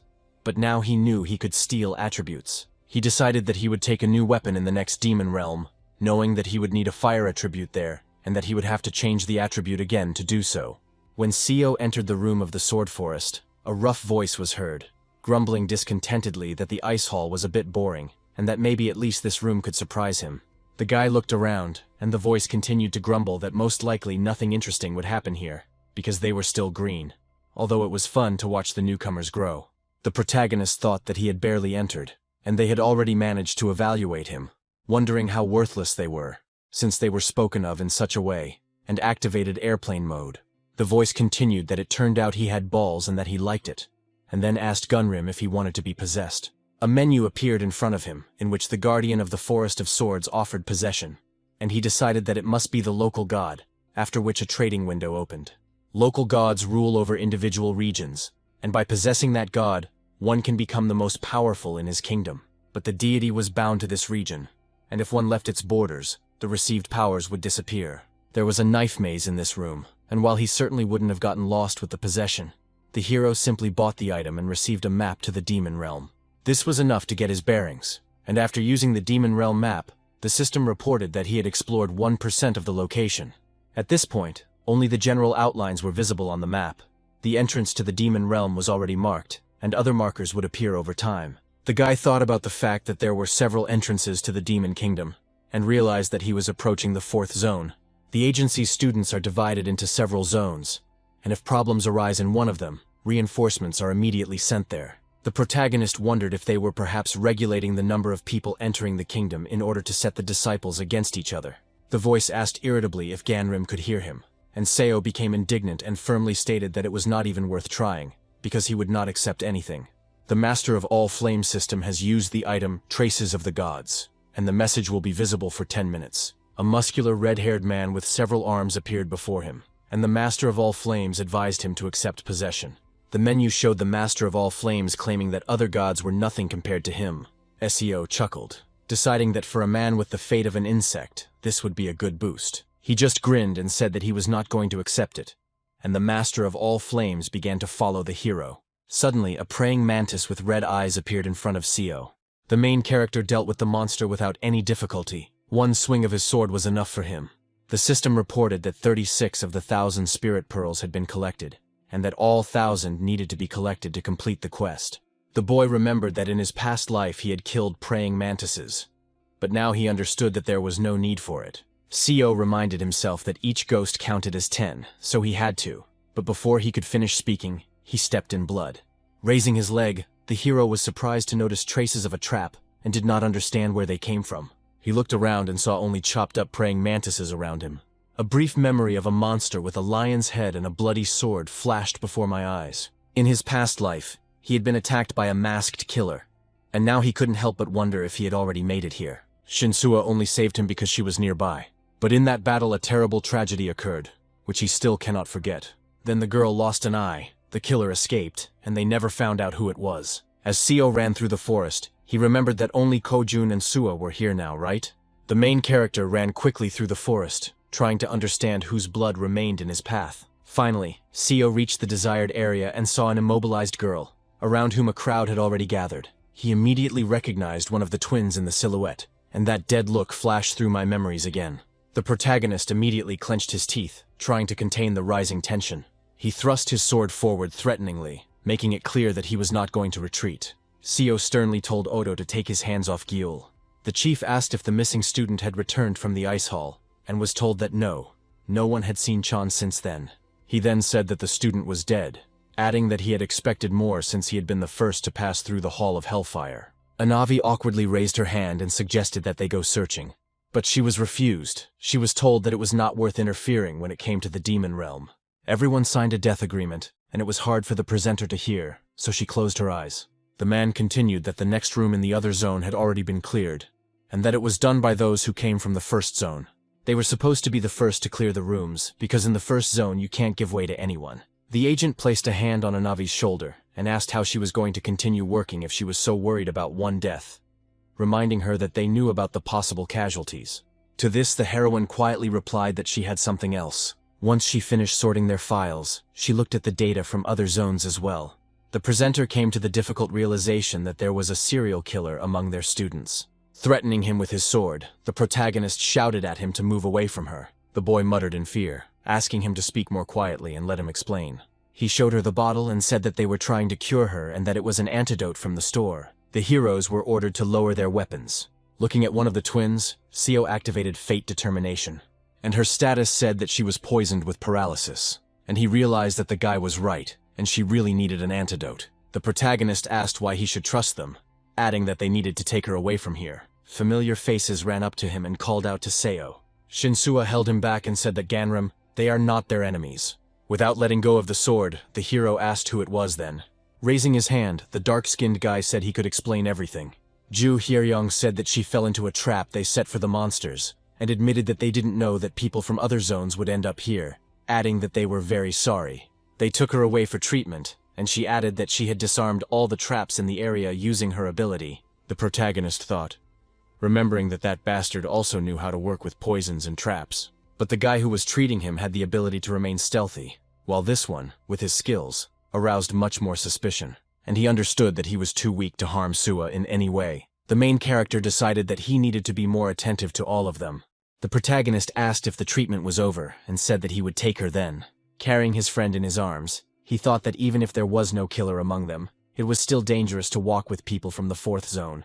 While lighting the fire, Shinsua said that it gets dark quickly here. Hugging Shin's hand, the twin admitted that she had never slept in the wild.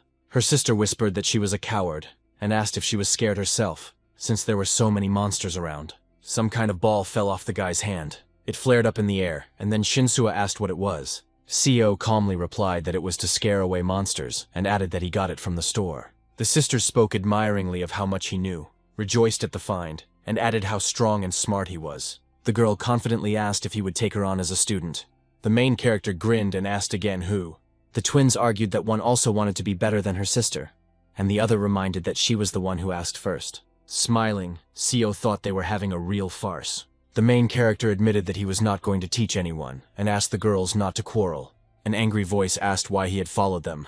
When Seo stood up, Shinsua looked at him in surprise.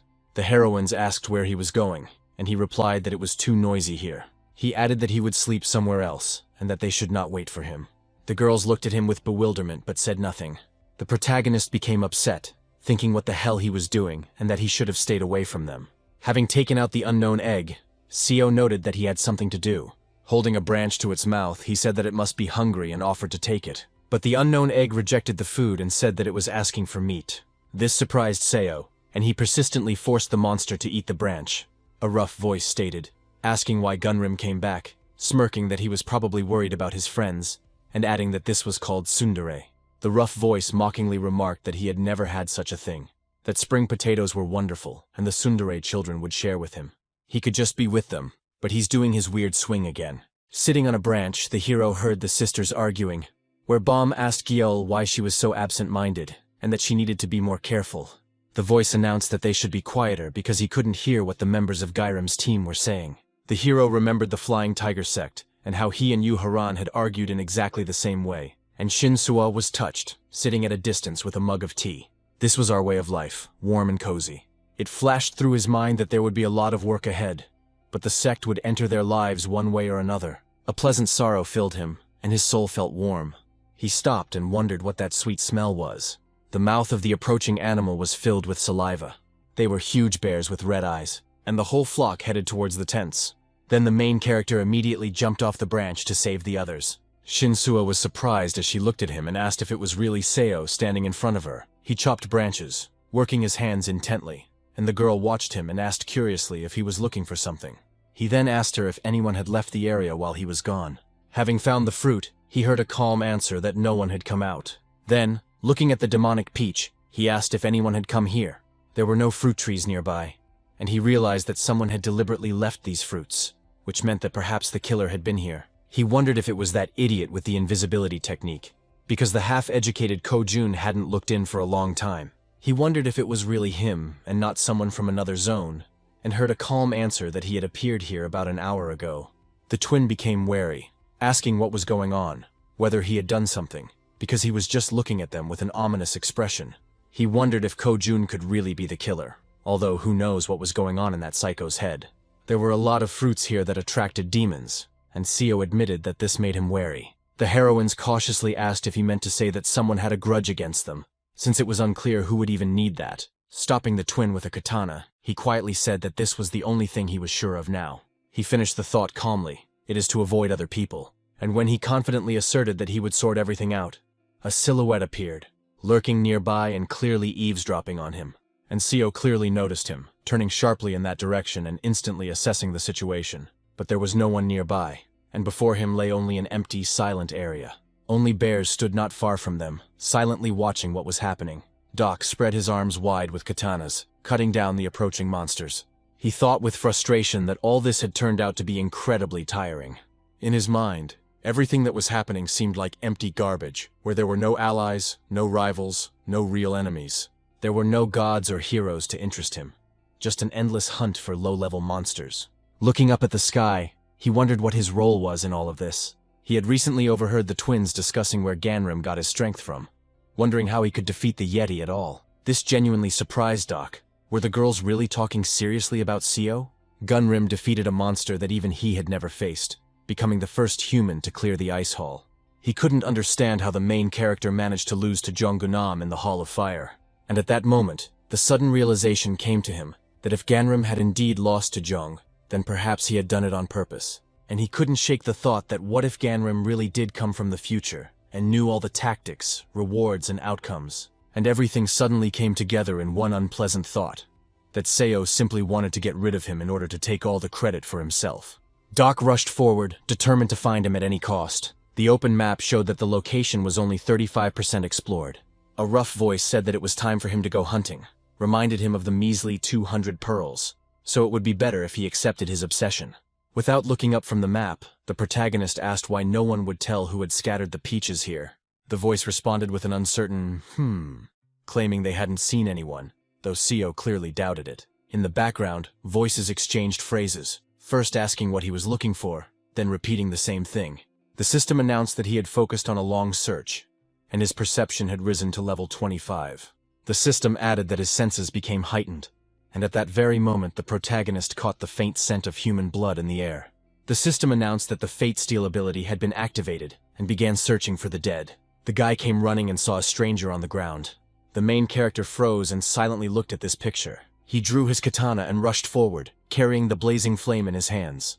There were no dead people nearby, and his attack was confidently stopped by a stranger in a lion mask. He yelled that if someone needed help, they should first check and not immediately draw their blade. SEO told the assassin to shut up, and without hesitation, scratched his face with the flaming katana. Holding onto his mask, the stranger said in surprise that he was a quick learner, and asked how he even knew that he was the one who killed them. It was Nam Yoo-jun behind the mask, and he coldly said that he understood that he could not leave witnesses. His ability was homicidal, absorbing the characteristics of those its owner killed, and accumulating karma with each use. The protagonist's face darkened as he realized that his stats had doubled since their last meeting. During the battle, Seo suddenly asked a question, demanding to know how many he had managed to kill during this time. Smiling, Nam Yoo-jun drawled that he meant to say that he really had managed to kill so many people. Seo looked at him disapprovingly and noted that he was enjoying it too much, asking if he wasn't having enough demon hunting. The stranger just chuckled and said that that was also funny, and he tried to be quieter. Nam then calmly said that Lord Nakal gave him the power for the purpose of killing, and he can only use his ability when he takes someone's life. It would be a remiss not to take advantage of such power. The guy asked the main character why he was angry, because if his ability was activated only when he killed others, what would he do himself? Nam Yoo-jun asked mockingly. Suddenly the stranger burst into flames of blue light, as if his body had been cut through by new energy. Snorting, the protagonist replied that he was speaking as if everyone thought the same thing. Although that was complete nonsense, Nam Yoo-jun continued to dissolve into space. And stealth allows him to become invisible, so if he does not see the enemy. This did not mean that the hero had disappeared. With such a thirst for blood, he would not have gone anywhere. Having repelled the attack, Seo exclaimed sharply that he could see it perfectly well. Nam Yoo-jun raised an eyebrow and mockingly asked how he had even guessed. And swinging his katana, he exclaimed with wild excitement that killing him would be really fun. He was incredibly curious to see how much stronger he would become once he was done with him. But the main character just chuckled to himself, so that he wouldn't dream about it. He stole this ability from the Yeti, fighting instincts that make him equal to a more powerful opponent. The protagonist activated the ability, and a light flashed in his gaze. The system coldly announced that the opponent was significantly stronger, but Seo was still filled with a thirst for battle. And looking at his opponent, Seo reluctantly admitted that he was indeed strong. The guy exhaled in surprise, not understanding why the hell Seo's aura had changed so abruptly. After swinging the katana, he was overcome by dark, dangerously pleasant thoughts about how cool it was to kill. And he meant only those who were stronger than himself. The protagonist waved his flames wildly, as if rage itself was driving him forward. And then he simply slammed his palm, engulfed in flames, straight into the enemy's face. At the same second, he cut through Nam's chest with a quick, almost invisible movement. Holding his burnt face, the stranger screamed, not understanding how this was even possible. Swinging his katana, the boy hissed through his teeth, asking why he wasn't trying to dodge at all. Doc's voice was heard from behind. He shouted that he had come to help Ganrim. Seo abruptly turned his gaze to the hero, as if assessing the new threat. And Doc was literally radiating a powerful, oppressive energy, filling the air around him. This meant only one thing. An enemy even stronger than the previous one appeared on the battlefield. At this thought, the main character jumped up and rushed towards him. Doc let out a startled cry, wondering if this fight had turned into some kind of crazy competition between teams. While repelling the attack, he irritably asked what he should do now. Letting go of the katana handle, the hero coldly said that he had completely lost his head. And bringing his fist down on Seo, Doc barked that he would bring him to his senses. The protagonist collapsed to the ground as if all his strength had left him in an instant. And the hero asked almost mockingly if that's how it should be. And then he noticed the main villain running away and decided that this was how the plot should be. Shaking the protagonist's foot, Doc frowned and asked if Gunrim was okay, and if this meant they were allies now. SEO, barely keeping his balance, used healing items, and he rudely cut him off, telling him to look for someone else. Turning around, Doc admitted that he liked him, and the rest were just boring supporting characters. Taking out a katana from the bushes, he said that they had no special features or history of their own.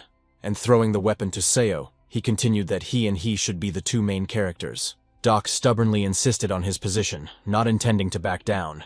The invisible man rushed forward, irritably thinking that he needed to get rid of the witnesses as quickly as possible. Covering his mouth with his hand, he realized gloomily that there were two of them, and both were damn strong. The guy was already being searched for by his group, shouting out where Yoo-jun had gone. Smiling, Nam suddenly realized that everything was simple, and he needed to become stronger. Suddenly the guy answered that he was here, and in response there was a voice that Yoo-jun had been found, and that she had been so worried. He admitted that he found the body in the forest, and that someone had clearly done something to it. But suddenly the guy fell to his haunches, and the group ran up to him worriedly. The heroes were worried, and asked if he was injured, and asked to let them look at him so they could treat him if necessary. He looked at them suspiciously and said thank you. But at that very moment blood gushed out. The ability to kill has been activated. Yoo-jun killed his group, his karma was increased, and the system reported that he absorbed 10% of his opponent's stats.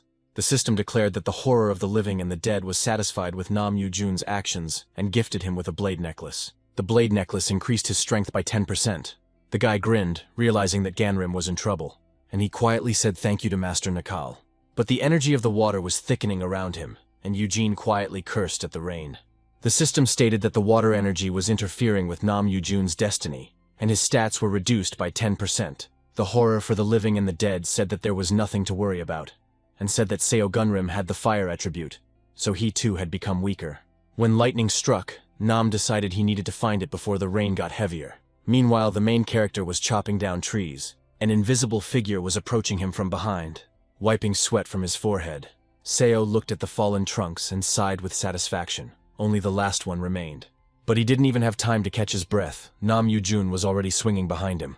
The protagonist turned around in time, and the steel of his katana met the blow with a ringing sound.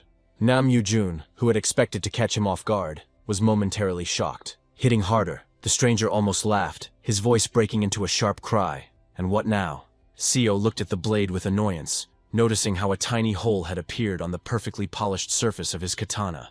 Nam Yoo-jun rushed forward, not hiding his rage, and shouted at him, weakling. The protagonist pulled out the pearl, and the system flashed before his eyes, indicating that he had completed the mission of the Sword Forest Room.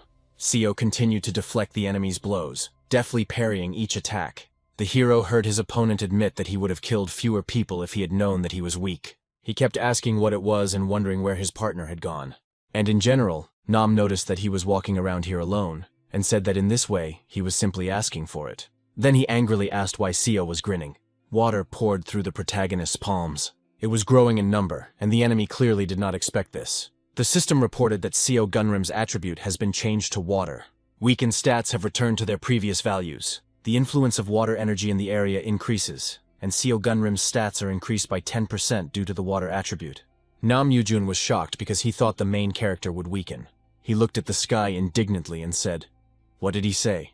That he also has a fire attribute." Suddenly lightning struck the tree behind Seo, and he grinned and declared that the god had disheveled his hair. Fear of the living and the dead advises us not to succumb to his lies. Also, Fear of the Living and the Dead says that even with the attribute debuff, Nam Yoo-jun is stronger than Seo Gangrim. Nam Yoo-jun's smirks were heard, and the protagonist looked at him with confusion. And swinging, Nam said that he did not know how he changed the attribute, and with one blow he broke Seo's katana. He stated that the only one stronger here was Yoo-jun himself. The enemy kicked the main character with great force, and he flew off into the distance at great speed. Seo, clutching his stomach, hit his back against the burning tree. The opponent held the katana to Seo's face and said that he was fun to be with. At least he won't be alone. And with a mad smile, Nam promised to finish off his comrades. But suddenly the main character stabbed the enemy with a torn wooden stick. Blood gushed out like a stream, and Seo continued to press. There was a hoarse challenge in his voice as he asked who would kill whom. As he fell, Nam Yoo-jun let out a breath of bewilderment at how a simple stick could do such a thing. The guy admitted that it wasn't a stick at all. Then the frightened Nam began to babble, asking that at least someone save him. But the rough voice of the deity answered him shamefully, as if the very fact of his prayer caused him only contempt. And when Nama was killed, the fear of the living and the dead cut off the possibility of communication.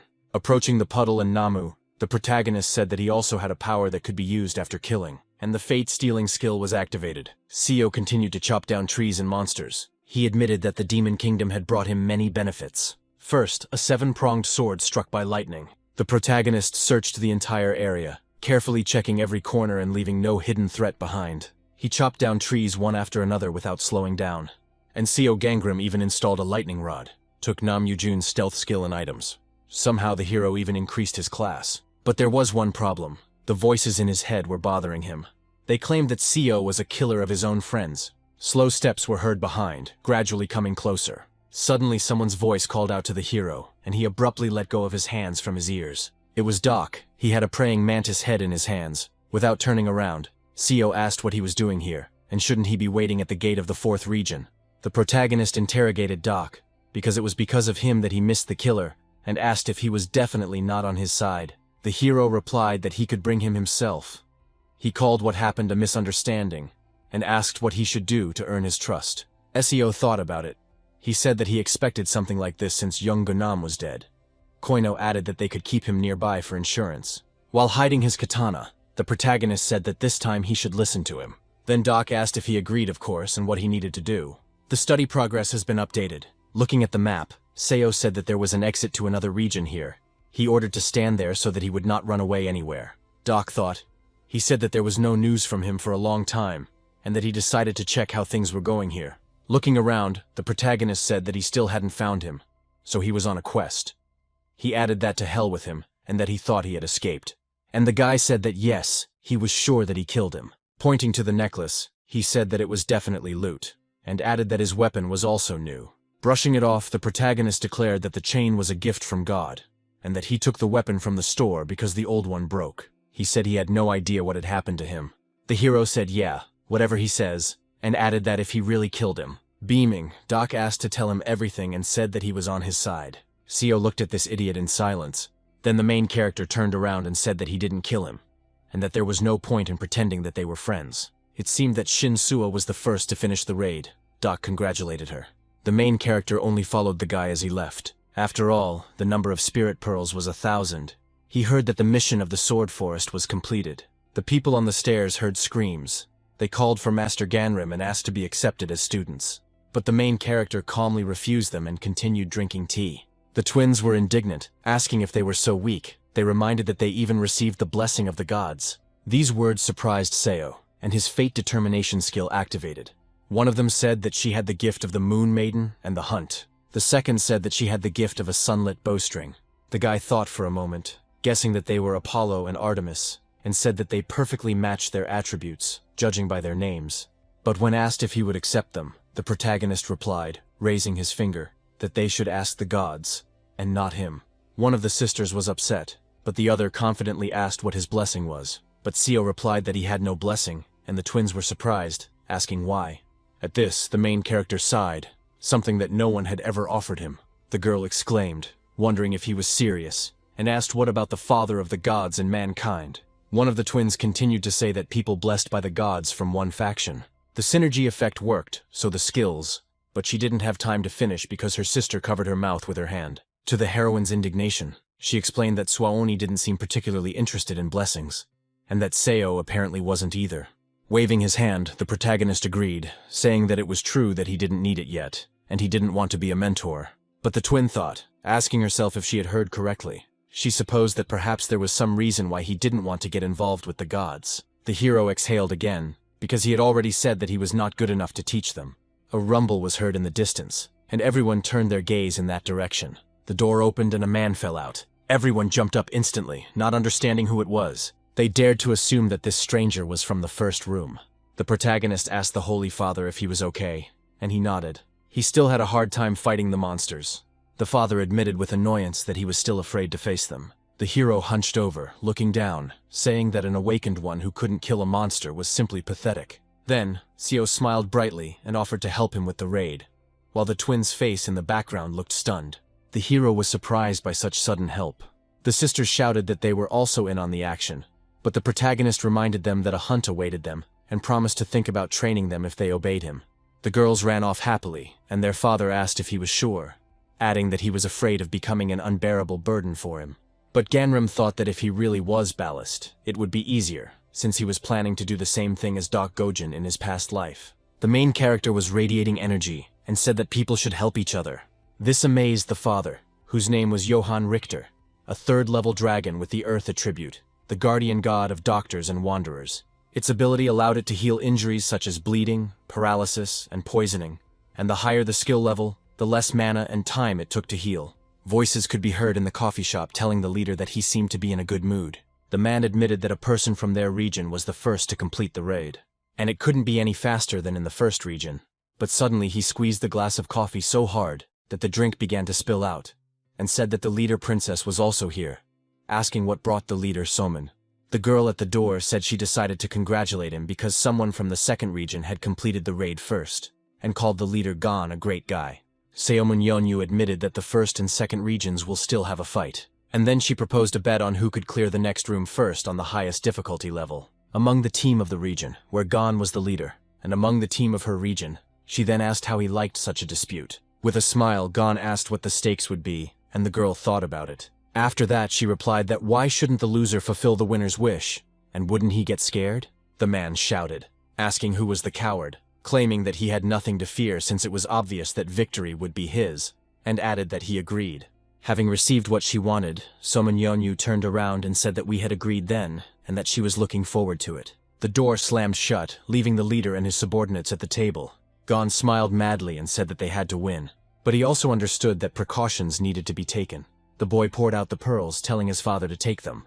Then a system window appeared, informing him that he had successfully cleared the sword forest room. The man, kneeling, could not believe what was happening, repeating that only 2 days had passed and remarking that it must have been hard for him. But the father also tried, because they healed the frost marten bite. But the man became all gloomy, upset by what he said was nonsense, and added that he was useless. The protagonist consoled him by saying that every person must fulfill his role, that other people simply have not yet realized his value. Then Seo asked if he was ready to go to the 5th room.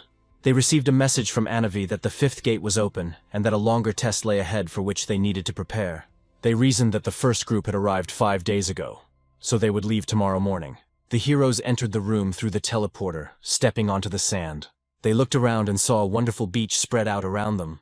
Johan, his mouth open in surprise, admitted that it was very beautiful here, and he couldn't even believe that this was the kingdom of demons. The system reported that they had entered the room of vocal sins. The reward depends on the chosen difficulty. The shop in the room is unavailable, and you cannot leave it until the end of the raid. The heroes noted that the conditions of the cleansing were still unknown to them. Father guessed how many secrets this place concealed, and wondered if the name of the room was connected to them and whether the solution needed to be found. Sticking out his tongue, Seo said that this was not about such publicity of sin, and that here they would lose their tongue. The protagonist hit the stones, starting a fire. Seeing their shelter, the father quietly said, "Wow." He admitted that he had already started to worry. But since they had everything they needed, then that was a different matter. Wiping sweat from his forehead, the protagonist noted that buying before entering had been the right decision. Throwing a flame bomb into the fire to repel monsters, he said that he would look around, and that his father should wait here. Looking around, Seo decided that the camp was taken care of. And now he needs to find food. Standing by the stream, the boy decided. Trees with fruit appeared ahead, but they looked somehow unnatural, although they resembled an orchard. These fruits are also sniffed out by monsters. Looking at the fruits, the voices reasoned that it was not a problem, that at this rate they would most likely die of hunger, and that perhaps it would be worth joining Shinsua's team. The man angrily declared that they should not dare to pronounce this name, and reminded them how many times he had already said this. After all, she laughed at him, saying that nothing could be done about impotence, and asking for help after such a refusal was impossible. The mere thought of it made him angry. The hero gave the order to get rid of the monsters and bring the fruit, deciding that they should try while they still had strength. But one of the group became indignant, asking why they should go again and why he needed a weapon then. But they quickly calmed him down, reminding him that the man would not have hired them if he was going to fight himself, and told him to go, since they had already received the money. The group noted that these monsters were much weaker than they looked, and it looks like all the monsters have already been killed. The hero shouted at them to get more fruit before more creatures appeared. The boy in the tree replied that he could handle it without any problem, since he had been nicknamed Monkey as a child. Coming closer to the body, the hero was surprised why this monster was so skinny. A rough voice declared that if you ate the fruit without permission, the owner would take your tongue. Wait, he noticed that the monster had a collar around its neck. The voice warned the rude people to run away as quickly as possible, and he realized that this should be done immediately, before they lost their tongues, because the monster gorilla was already looking at them. They rushed towards the thieves in a flock, making characteristic sounds. A worried Sangwon shouted that it was time for them to leave, and everyone rushed to run, and the gorillas rushed after them. The man noticed that everyone was overtaking him. The laggard said that they had to protect him. He declared that his group were just useless bastards, and the gorilla was already opening his mouth. But the monster was distracted by some sound. Then a katana flew at him, throwing the gorilla back. The hero's pupils twitched as he looked up at the silhouette, as if his entire fate was in the palm of his hand. Seo chuckled, calling him lucky, and added that he should be more careful in the future. It was Seo Ganrim, the same one who told the man that his destiny said he would ruin his life. Wiping away his tears, Sangwon screamed, asking what the hell was going on and who asked him for help anyway. And is it really true that he will forgive him for such trifles? At this, Seo chuckled and told him not to worry, because he would not help him even if he begged on his knees.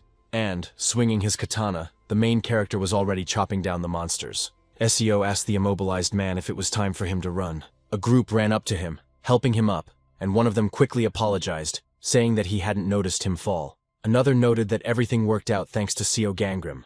This infuriated Sangwon, and he promised that he would never forgive this bastard. Meanwhile, the main character single-handedly pushed the gorillas away. New monsters also rushed towards him from behind, but with a slight movement of his hand, he set fire to the rat that was trying to attack him from behind.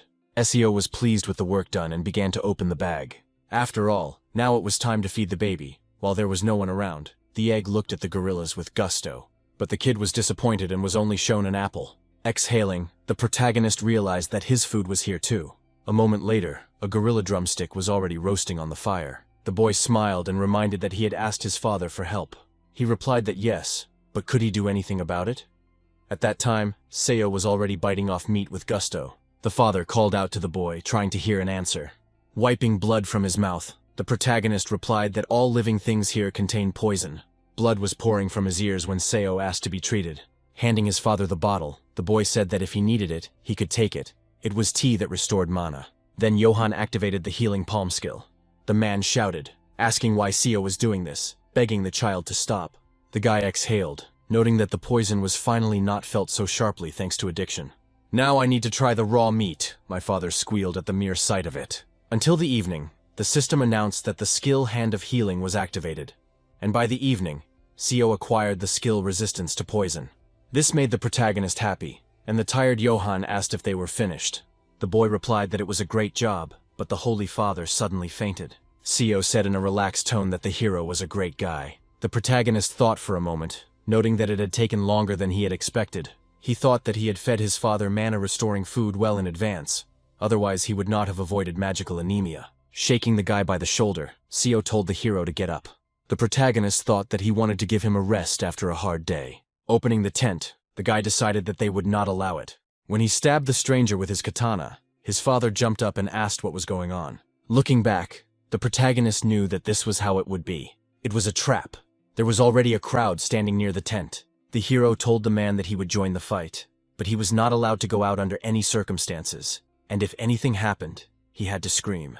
Looking at them, Seo thought, noting that he didn't see a single familiar face, and that they were probably from the first region. The strangers said that if he gave them his food, they would let him go. In his past life, he definitely heard something about a conflict with the first zone. Aiming his katana at the intruders, he asked what would happen if he did not want to give them his food. They instantly rose up, distorted with anger, and shouted that they would take the food by force. They began to fight, and the protagonist, without hesitation, rushed forward, closing the distance and forcing a fight. The protagonist suddenly hit his opponent in the face, putting all his pent-up rage into the movement. And then he grabbed his opponent by the back of the head, and sharply directed his head straight onto his knee. Seo frowned, feeling a sense of alarm rising inside him that something was wrong here. With such skills and rank, they could easily support themselves, and this thought only strengthened his suspicions. Are they really trying to provoke a conflict? The enemy, stunned by the force of the blow, turned to his group and breaking into a squeal, shouted that this guy was too strong. They announced that it was time for them to retreat, and that they needed to report to the captain immediately. These words surprised Seo, causing him to freeze for a moment. What kind of captain? And the next moment everything around was covered by a sharp, deafening explosion. Trembling all over, the father pressed the cross to his lips and prayed. He reacted to the explosion with fear, turning pale and asking himself what it was. The hero rushed to the exit, trying to shout over the roaring in his ears, and shouted out what had happened. He would help now. But the next moment, he remembered Seo's words before the fight. Not to go out, no matter what happened. The father turned paler and paler, and asked in a trembling voice what would happen if he did go out, and why he had been told to sit quietly. He pressed his lips together and looked down, his fist shaking again as the cold, "Because you're useless ballast," rang out in his head. He pressed his lips together and let out a barely audible breath, asking if everything would be okay if he continued to hide. Someone from outside grabbed the tent fabric sharply. The man turned around sharply at the unexpected sound, his heart stabbing painfully. The main character came into his tent, coughing from the acrid smoke, and hoarsely muttered something that no one would have thought. The man asked why they thought they were attacked, and Seo calmly replied that they just wanted to take their food. In the previous kingdom, the regions also fought with each other, and even the killer was there. Upon hearing this, the father fell. He let out a sigh of annoyance, and quietly said that it would probably be better if he weren't here at all. He slumped his shoulders and muttered that he was only holding them back, and how could they possibly continue to pass through the gates relying on someone else's help? The protagonist didn't understand what the hell Johan was talking about. Putting his hand on his shoulder, Seo quietly reminded him to remember what he said last time. He quietly said that people simply had not yet realized his value. Now they could return to the totem for treatment and buy health-boosting pills. Seo continued to say that then all battles would become real. He said that once people realize how expensive healing elixirs are, they will regret turning their backs on him. The protagonist recently said that he doesn't particularly like talking about fate and destiny, but he can confidently say that in the future, Johan will save many people. This gave the father hope, and he quietly said that he could save someone. Sitting on his knees, he shouted that he would never give up. The man persistently asked for help. The protagonist didn't refuse and calmly said that of course he would help, and that he himself could use some support, and that tomorrow he was going to work on poison again. 3 days later, they were transported to a neat green tent. The twins ran into it, disguised as leaves, and joyfully shouted that they had arrived. Shin-soo smiled and welcomed them, then calmly asked if they had found anything. The girls replied that they hadn't found anything, and added that they would have to go deeper, because the boys were too weak and weren't of any help. The heroine was indignant and said that it was impossible to say that because everyone was trying very hard. But another girl said that she thought the same and asked me not to lie. Of course, if there was a master nearby, they would be much more comfortable, and they would be able to learn a lot. Sua promised that they would do their best while Ganrim went through the earlier rooms. She was asked when he would return, and the girl replied that she did not know and that it could happen even today. Screams were heard from behind the tent, which attracted the hero's attention. Pulling back the cloth, a male voice called out to her, addressing her as Shin-soo. The girl's eyes widened in surprise. It was Doc, and he asked if they had seen Seo Gunrim. But meeting their disapproving, silent gaze, Doc only assumed that they apparently hadn't seen him. The sisters were indignant and demanded an explanation, reminding him that there were plenty of traps around and asking what he was doing there. But the hero calmly replied that he had already disarmed them. The girl asked why he had come, reminding him that he usually acted in splendid isolation. But Doc admitted that he wanted to find Seo, and thought that he was here because that was all the gods gossiped about. He asked if the main character would appear if all the secondary characters were killed, and Baum was indignant, wondering if that was who he was talking about now. Smiling, the man explained that their roles were indeed very important, but there were still too many useless fools around. Shielding the twins with her hand, Shin-soo asked if that was really how people seemed to him. Doc tossed Shin an apple, and the system reported that she had received the desired fruit item, and cleared the vowel sins room on easy difficulty. But the heroine admitted that she already has enough of this kind of nonsense. The man chuckled and noted that she had already managed to find out about this, after which he suggested that they work together. An arrow was thrown at him, but Doc managed to dodge and said that he couldn't find Seo Gunrim, but at least they were characters with support roles. But the twin didn't let him finish, abruptly declaring that she had no desire whatsoever to work with him. Covered in dark energy, he said that then he would have to convince them by force. But green drops splashed onto his hands. It was Shin-soo who squeezed the apple so hard in her fist that it shattered into green spray, and demanded that he stop before she, too, began to use force. The hero just licked his hand and quietly said that he was impressed, and with a quiet movement he began to pull out the katana. Crossing 2 katanas, he stated that perhaps he was thinking that fighting with someone like this girl would be much more fun than with the others. The heroes have already taken offensive positions, but a girl burst into the tent and excitedly reported that someone nearby seemed to be preparing monsters. But the heroes just looked at her in bewilderment, trying to understand what exactly she meant by prepare. Doc smiled and said he knew where to go, then asked where the man was. It was the 10th day since the first team entered. Everyone should have run out of prepared food by now, and the only edible things around are stupid fruits. All around there were only poisonous plants growing and monsters roaming. As steam rose from the cauldron, the protagonist reflected that the value of food must have skyrocketed, and that money could be made. Doc's voice was heard from behind, calling out to him. He was with Shin-soo. The woman's voice literally broke into a scream, declaring that Seo Gunri should not eat this under any circumstances. Trying to catch her breath, she said that in this demonic realm almost everything is pure poison, and if these products are from here. While pouring food onto his plate, the hero admitted that there was no need to worry, as he had already gotten rid of the poison and simply used an antidote. Shin-soo looked at the portion in surprise and asked how he managed to remove the poison. but Doc abruptly snatched the food from under the girl's nose and thanked Seo Ganrim for the treat. The protagonist told Doc that the plate was worth 1,000 spiritual pearls. Shinsua also wanted to buy food, but it cost her 200. The hero asked why the price was different, to which he replied that he had decided so. Exhaling, he said that the heroine is still a female protagonist, and that she pays in any case. The group was told that they were selling soup for 200 spiritual pearls per bowl, and within a couple of minutes, everyone had food. SEO then asked if they were looking for mid-level and above items. Shin replied that yes, and that she was hoping for his help. Doc started saying that things weren't going well because of the first region, but if he joined, they would probably succeed. The hero and Sua began to argue that they would cope faster without any secondary characters, but in the current situation, they need to work together.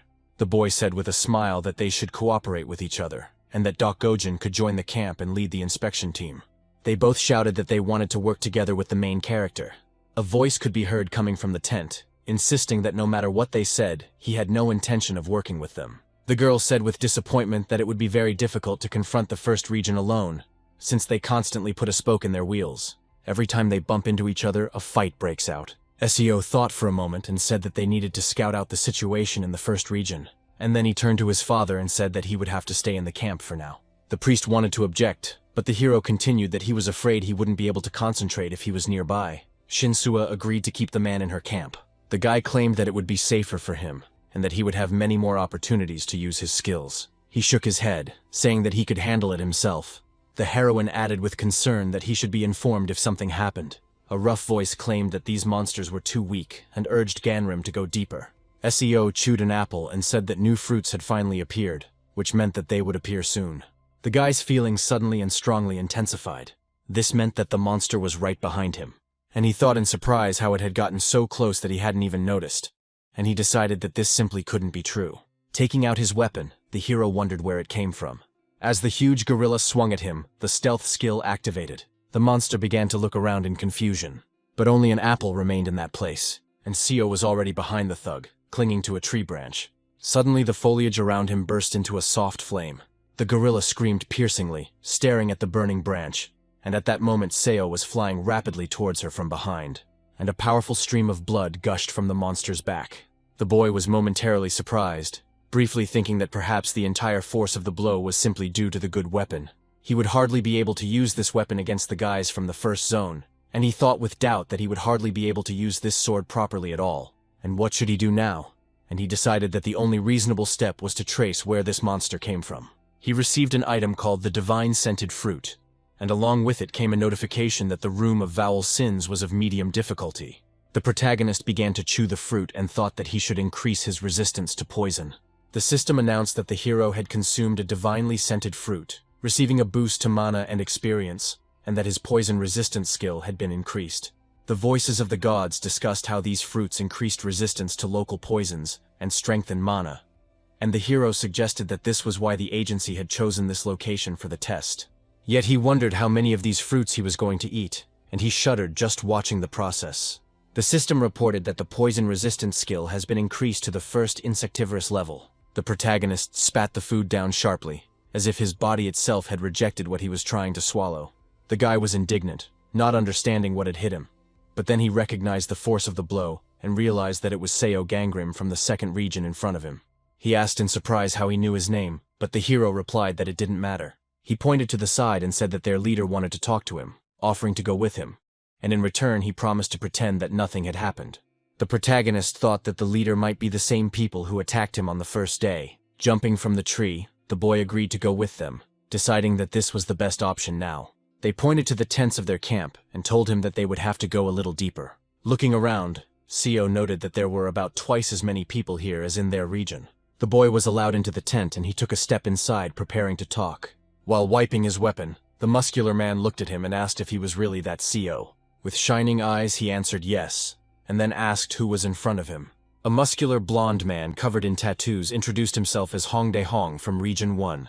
Smiling, he said it was nice to meet you. In his hands was a replica called the Divine Flame Blade of Distance. This explained why, in his past life, the first region had always remained the leader in clearing demonic gates. The leader's eyes flashed a bright purple light after he asked what he wanted. While attacking, he rudely asked him if he thought his behavior was too harsh. The leader of the first region brought the sharp tip of the spear to Seo's forehead, not taking his eyes off him. But such cold-bloodedness unexpectedly surprised the man, and he offered to work together with Ganrim. Wiping the stain from his forehead, the protagonist wondered if that was all. "It seems they haven't found the item to clear the hard level yet," Seo suggested. As he opened the tent fabric, he said he was very sorry, but he was going to do it first. And when he decided to go out, they blocked the passage in front of him with swords. He was surrounded and heard a rude remark that he had somehow misunderstood something, and that while he was here, he had no choice. A sword was placed on his shoulder, and he was told that if he did not want to cooperate, the consequences would be unpleasant. Then he continued with a laugh that in that case he would have to die. Pointing to the artifact, the protagonist admitted that it would be worse for them if he died here. The man's face froze in shock, because in front of him was the symbol of Gongju's vengeance. The man was nervous, because this man was as strong as the leader who sent him the weapon, and promised a reward for first place in the cleanup. The hero asked if he had received a message too. "The system informed me that this was a test for the most impressive newbie, and that I needed to clear the room of vowel sins on the highest difficulty level first. If successful, he was to receive a reward with the title, and at this stage the system promised to provide him with a temporary item." The leader spoke loudly to his people, calling for everyone to pay attention. He gave orders that no one was to kill Seo Ganrim, and he continued saying that he had a strange object, and that if its owner was killed, the criminal would also die. Seo calmly asked if he could leave then. The hero swung his weapon and ordered the others to raise their weapons and beat the guy half to death. The whole team rushed towards the main character. He ducked down and said that he wouldn't have come here if it had been so easy to catch him. They quickly drew closer and almost immediately found themselves embroiled in a furious fight. The blows rained down one after another. The air around was filled with dull bangs and heavy breathing. Having killed 2 opponents, Seo activated the stealth skill. The heroes looked at each other in confusion, not understanding what had happened, and one of them breathed out in shock that he had disappeared. But the next moment, one of the heroes suddenly jerked forward as if pushed by an invisible force. And at that moment it became clear to everyone that Seo was not a hunted victim at all, but a real devil whom they had underestimated. It became clear to them that he had not disappeared, but was simply remaining out of their sight, and one of the fighters demanded that they not give him space to attack. One of the fighters bent down and noticed something strange on the floor. He quietly said that it smelled sweet. The guy thought for a moment and quietly said that he had always been curious about why the first and second regions got along so poorly in his past life, and that was why he came here. As Seo walked away from the burned-out camp, he thoughtfully noted to himself that the root of the problem lay within the agency. The protagonist became angry, remembering how Shinsuwa said that there were hostages and murders, and all this was done for a paltry reward. The guy walked quickly, and out of anger he thought that he would not allow his past life to repeat itself because of some trinkets. Fruit suddenly started spilling out of his bag and rolling on the ground. Seo raised his hand to attract the attention of those gathered, and reminded them that there were people from different regions among them. Everyone listened intently to his words when he said that he had overheard a conversation the previous night and learned that they were planning to attack them. The hero calmly announced that he would give each of them this fruit, which would allow them to clear the room on the medium difficulty level. They thanked him, but he only said that there was enough fruit for everyone, and ordered them to pass it on to those who were absent. Shinsuwa suddenly shouted from behind him, causing him to turn around. Shinsuwa called out to him and asked if he was really going to go out on the normal difficulty level. The guy understood perfectly well that she was not the type to put her team at risk for the sake of another person, especially because of someone's greed, so he told her to take the others and leave. The heroine looked at him sadly, and Seo only thought that in this life he was not her comrade. Blood spatter was visible on the tree trunk. The main character recalled the last time he came across a monster. It was as if he appeared out of nowhere. But this simply cannot be. These creatures live in a demonic kingdom, so they must have a home like a yeti's nest. Then the main character wondered where these guys came from. Bloodstains were visible in the hole in the tree trunk. Then Seo climbed up there, wondering how they even got there. And the guy began to fall, thinking that there was much more space here than he expected. And the guy began to fall, thinking that there was much more space here than he expected, with the help of a hand made of fire. He walked slowly forward, holding onto the cold wall to keep his balance. The sight ahead astonished Seo so much that even the flame in his hand flickered. In front of him stood a luxurious sakura tree with its branches spread out, and a rough voice declared that the view was magnificent. Voices inside him warned him to be careful, reminding him that the monster could jump out of nowhere again. No, they use this place only as a path, and no one will fight here. The protagonist clearly understood that this place was the most dangerous in the entire demon kingdom. Looking at the next gap in the tree, Seo wondered if there were more monsters hiding deeper. The protagonist picked the fruit, and the system reported that he received the fruit of all flavors, and passed the room of vocal sins on a difficult level. As he jumped from the tree, a loud explosion was heard from afar, and thick smoke quickly dispersed across the space. The leader and his group appeared in front of the hero. He grinned and said that thanks to Seo, they were also able to find this place. The guy looked at them intently and coldly asked if they were following him. They also grabbed a few things on the way from the second region, and one of the twins was lying on his shoulder. Seo recognized her and a shiver ran down his spine. His fingers slackened for a moment and the fruit slipped from his hand, landing softly on the ground. The man grinned and said that he couldn't kill Seo, but that didn't concern his friends. Holding the blade to the girl's neck, the man spoke evenly and without haste. He said that he would let her live if he gave him the fruit. Standing in front of the group, Seo said he had nothing to give, and he crushed the fruit with his foot, calmly walking forward. Pointing to the tree, the protagonist said that if he needed the fruit so much, he could go and take as much of it himself as he wanted. The man turned to his group and said that they had heard everything and told them to go get some fruit. The crowd rushed forward, rejoicing at the opportunity to finally get out of here. Someone asked Hong to Hong if he would share the money when they came out, and he said yes. Seo asked to hand over the girl to him, but the leader replied that he had to lower his weapon first. After throwing the twin to the ground, the leader continued that after that, the main character could come and pick her up. He chuckled menacingly and said that the guy would only come if he had the guts. Quickly throwing away his katana, the protagonist said he agreed. Such boldness surprised the leader, and he held his gaze for a moment.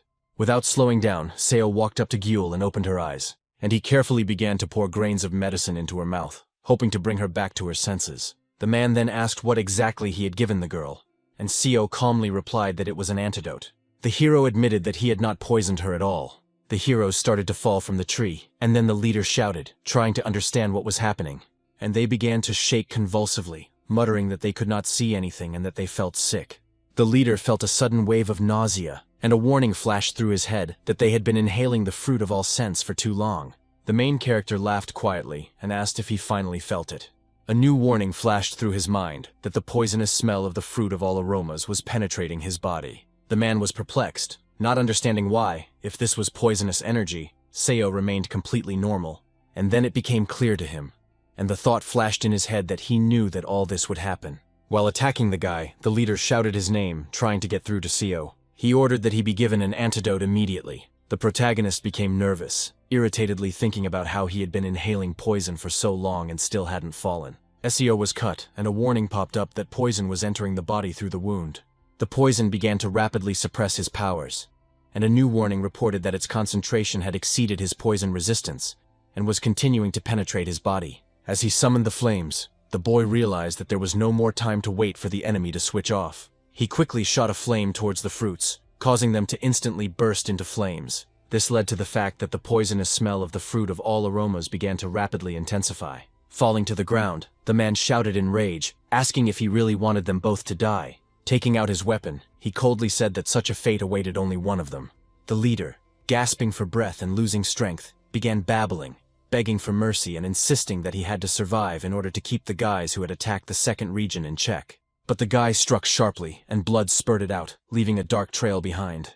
Seo coldly said that if the leader wanted to live like that, then there was no point in threatening him using the lives of the people from this region as a cover. Blood dripped from the weapon, and at the same moment a notification sounded that the Fate Steel skill had been activated. Part of Hong De-hong's strength, part of his mana, and part of his agility were obtained. Seo Gunrim's class has been upgraded to human level 3, holding the wound on Gyul's palm. The protagonist quietly said that she shouldn't have followed him. And when the guy opened the bag, the gods began to speak indignantly, asking if he had really decided to have a picnic at such a moment. Without listening to them, the main character took out an unknown egg from his bag. Everything around started to glow and a notification appeared. Growth progress is 100%. An unidentified egg is starting to hatch. And so the Kirin appeared, a mythical creature often considered one of the 4 noble animals, along with the dragon, phoenix, and turtle. The gods only spoke to each other in amazement, not understanding how a Kirin could appear in such a place. Then the beast gently touched the guy's head with its head, and the purification skill was immediately activated, and everything around was once again illuminated by a soft, pure light, and the poisonous energy gradually dissipated, retreating further and further from the heroes. And thanks to Kirin, the poison of the fruit of all aromas was completely purified. The protagonist looked at him and calmly said that it was a good job, and the beast blushed. The girl came to, holding her head which was splitting. Seeing this, Seo calmly said for Yoon Gyul to come over since she was awake. From that very hole a hand was visible, covered in abrasions. And their friends were already running towards them, calling out loudly and trying to attract their attention. Shin Sua, having barely run up, was glad that they were found and said that she had been terribly worried about them. The hero asked worriedly what had happened, and if anyone had been hurt. The girls quickly explained that Father Johann had managed to heal everyone, and that the blood on them belonged to their enemies, the people from the first region, realizing that they had lost, simply fled. Bomb ran up to her sister and, without holding back her emotions, screamed what the hell she had disappeared for. She thought that Yoon Gyul had been captured. Seo calmly noted that this was exactly how it was. The girl whispered in response that she asked not to tell anyone about it. And Bomb, hearing the confession, became even more angry. Shin Sua let out a heavy sigh, admitting that she should have gone after her right away. The guy replied that all of this could have been avoided if they had started on medium difficulty. But the girl quietly admitted that they simply couldn't leave him here. He scolded her, reminding her that helping others is good. But you need to think with your head. In response, Shin Sua only smiled and said that he was no different to her. Looking around at the others, she added that there was not a single person here who thought differently. So let's continue to fight together, the heroine suggested. At that moment, a notification came that the destinies of Seo Gangrim and Shin Sua were intertwined. Yoonbum considers him her savior, and the destinies of Seo Gangrim and Yoonbum also become intertwined. And Yoon Gyul also considered him her savior, and the destinies of Seo Gangrim and Yoon Gyul become intertwined. The boy blushed in embarrassment, muttering that it seemed like it was too late to push them away. As he exited the gate, a notification sounded that Seo had cleared the room of said sins and completed it on the highest difficulty. The system continued, informing him that he would be rewarded for this, and she gave him the compass of fate, explaining that the compass of fate predicts his future. The protagonist was indignant, trying to figure out whether the item worked automatically, but for some reason, he couldn't use it. The hands instantly began to spin, and the system announced that the compass of fate had been activated, and Seo Gangrim's fate was changed. Watching this, the masked man muttered that this was strange, and he thought, noting that Ganrim's results around the room looked unusual. He completed the challenging Knife Mountain location in just one day. What happened in the Hall of Hellfire also seemed extremely suspicious. He was even able to defeat the Yeti in the hidden location of the Ice Hall. And the boss asked himself how he had managed to pull off all this with an insignificant tertiary rank insect. Taking off his mask, the man decided that the disappearance of the 7 branches sword from the Forest of Swords was most likely his doing as well, and he shouldn't have been able to defeat Hong Dakun so easily in the Room of Saeed's Sins. The most interesting thing is that the leader of the first region reminded him to be happy with the desire that had appeared. But she still wondered if he had gone too far in ordering him to raise Qilin. Hatching a Qilin was extremely difficult. Food required the right attributes, a diet, an abundance of meat, and in natural conditions the chances were close to 0. Whether it was a coincidence or help from some god he himself had rejected, the man no longer knew what to think. Having retrieved the artifact, the hero said that he needed to conduct a test and check whether he could read destinies. Seo looked at each other when he heard someone call out to him. The leader appeared before him with a key and said that, as he had promised, he would give them a special reward. Looking ahead, the boy thought that this wall contained everything he had ever seen. The man asked if he was surprised, and explained that it was a pocket dimension that he had turned into a personal arsenal and could be opened at any time. And Seo was told to choose any one thing. With a smile, the leader noted that he could choose whatever he wanted. Watching the hero, the leader understood that he was passing the test. Turning the key in his hand, the man realized that he had already changed the weapon. The low-ranking weapon had a curious description, and looked more valuable than it actually was. The high-quality items had dubious descriptions, ordinary handles, and looked like the most ordinary weapons. The leader smiled. All this was only necessary to find out if he had the ability to read destinies. Without this ability, he would not be able to determine the class of weapons. The descriptions were simplified so that he could not understand their true value. But if he really could read destinies, then it was a completely different story. Seo understood that if he really could read destinies, then it would be a completely different story. But there were a couple of things here that were above the Phantom class. This guy turned out to be surprisingly generous. Suddenly, Seo noticed an item that looked truly rare. The strong and durable sword was called the Insect's Fate and belonged to the primary rank. This surprised the guy a lot. The primary rank of the insect, too little. The main character looked around. If you think about it, it all looked very strange. The system has activated fate detection rollback. The guy was deep in thought. Bingo. He finally realized that the leader was just testing him. But that made sense. If he wanted to test his skills, he would most likely use an item that hid the real windows of fate and almost drove him into a corner. There were only a few people who could read destinies, and if the leader found out, he would keep a much closer eye on him. Then Seo thought about whether it was better to hide his ability or get a good item. Suddenly, the main character turned towards the man, and the leader asked if he had made a decision. Seo pointed in his direction and calmly confirmed that he had already made his choice. The man froze in amazement and asked again if he was really choosing him. The guy didn't understand what exactly this psycho was talking about. The man chuckled, folding his arms, that the hero really was smart. Raising his chin with smug confidence, he declared that he was the most valuable thing in this room.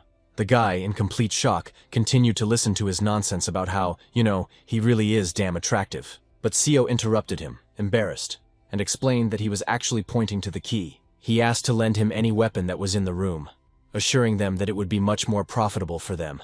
He added that they would not have to part with anything in this room, and the second zone will continue to be the best. The protagonist poured out the food and quietly called Chilin, saying that it was time to eat.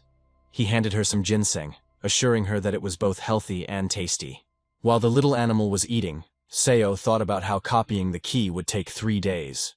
During this time, he needs to make it as strong as he possibly can. The boy thought that it had never occurred to him that one day he would have to melt down 12,000 pearls in one day, and that feeding the Keelan was not a cheap matter.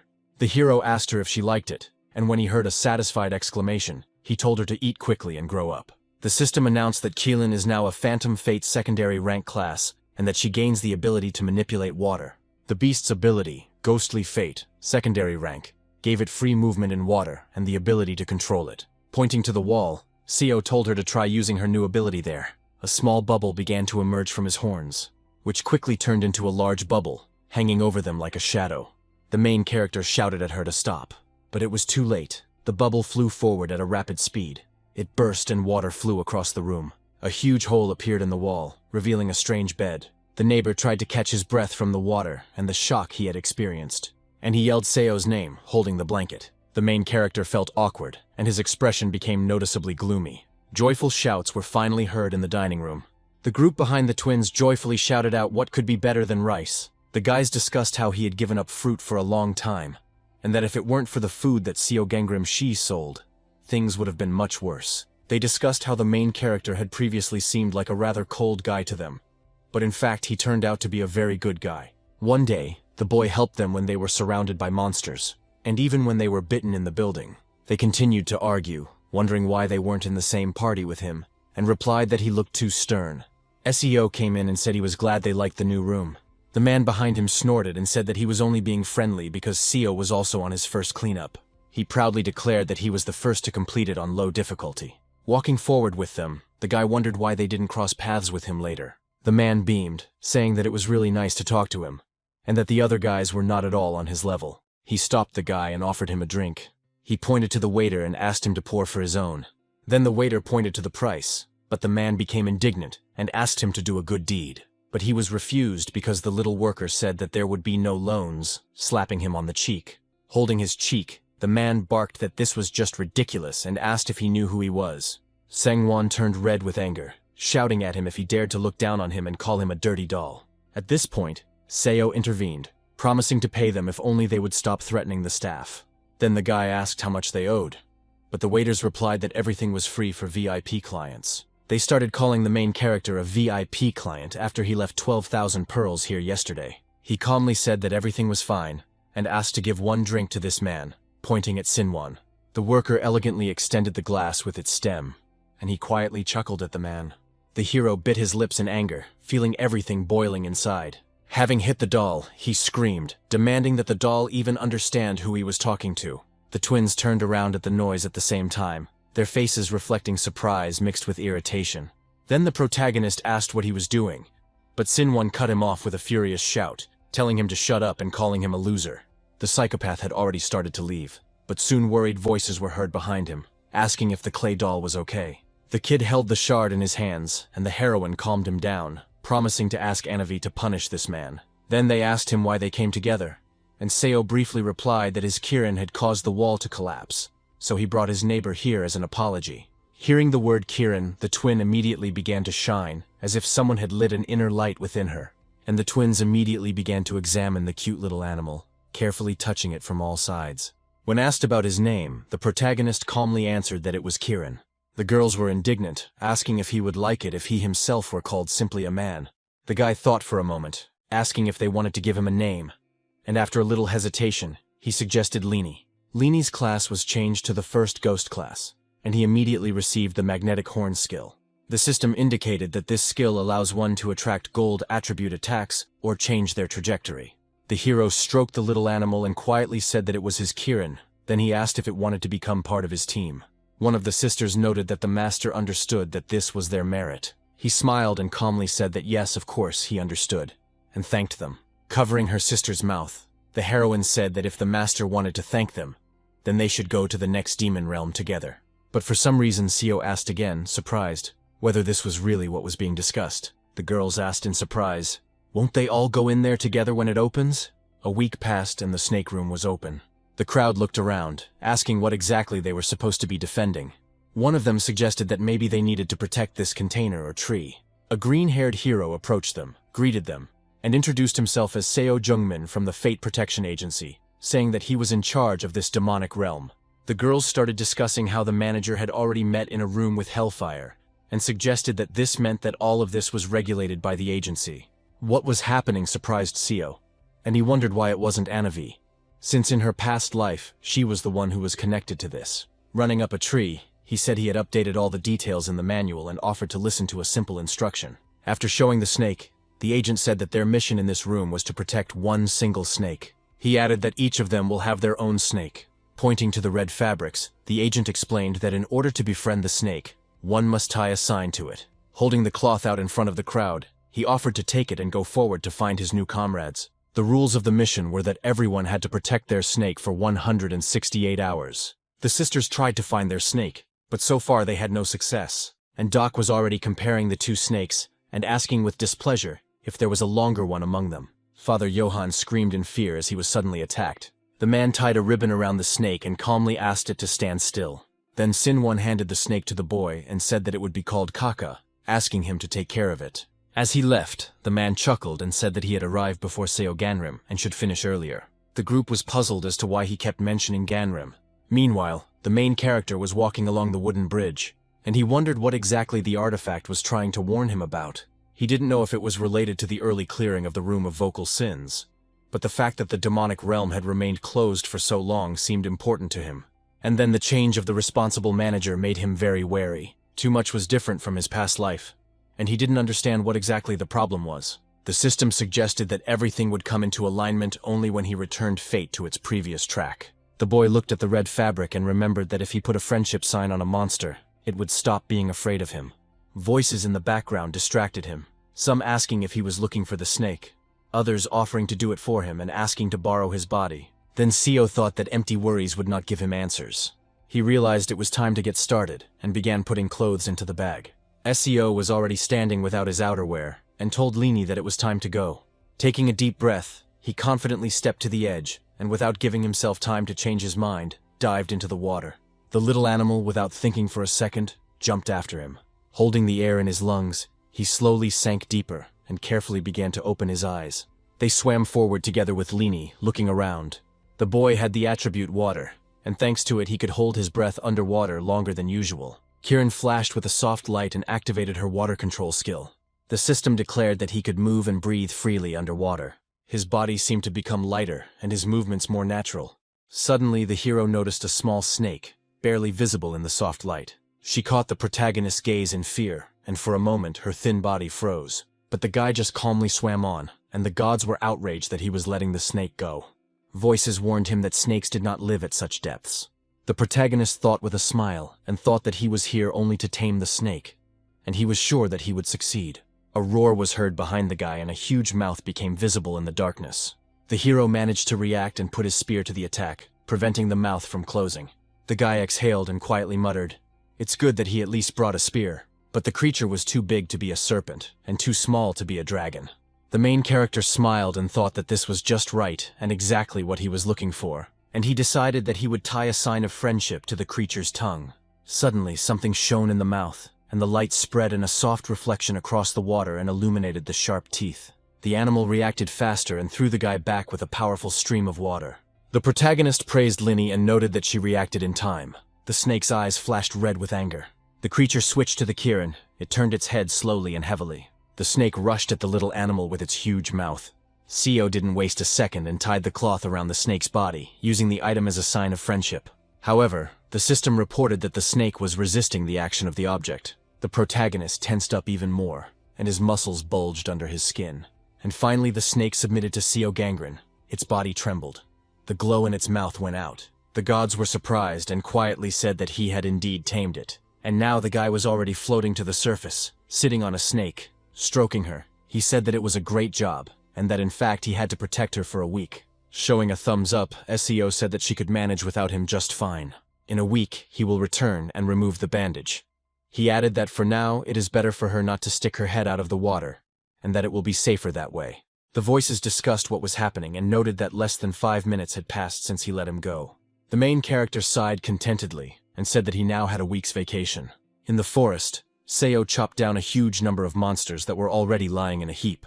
And finally, the system announced that the power had been increased to 26. Even with his fate rank raised, it was difficult for him to level up just by hunting.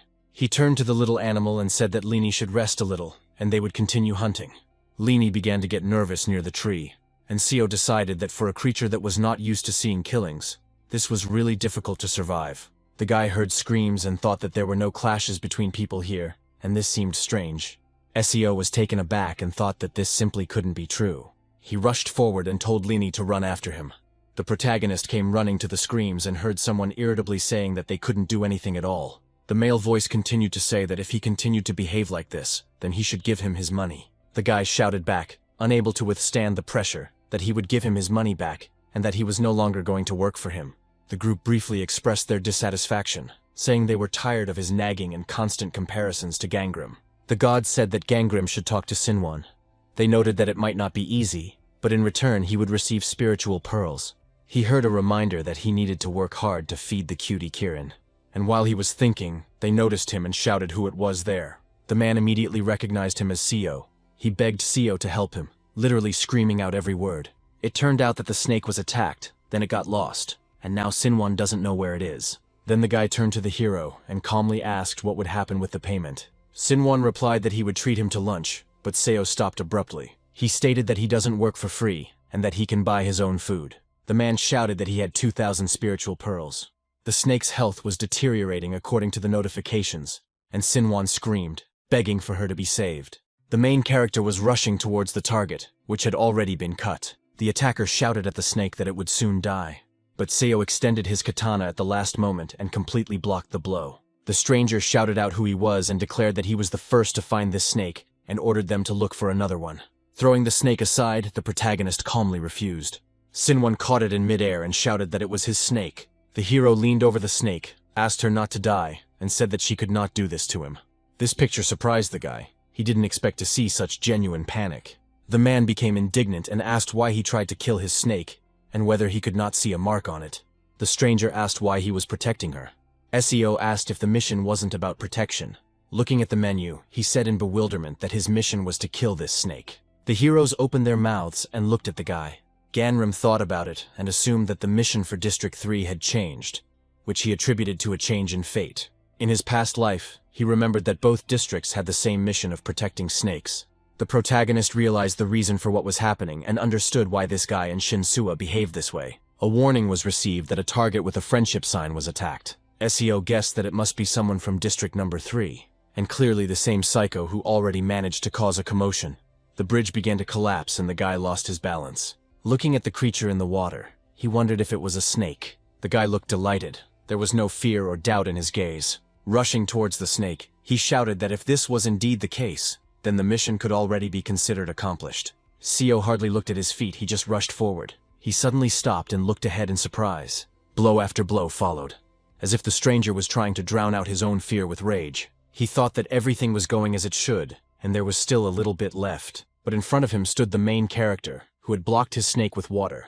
While attacking Seo, the psychopath asked who he was. Ganrem thought to himself that he knew who would appear at that moment. This is Chang Tai-hoon, the name popped into his mind clearly. In his past life, he addressed Hyun. He didn't even show up, but his arrival was inevitable today. After this, Chang Tae-hoon's former colleague met a tragic end. The protagonist was glad to see him again. The guy barked that he was seeing him for the first time and didn't know who he was, but he noticed the snake first. SEO commanded the snake to go back to the bottom and not stick its head out.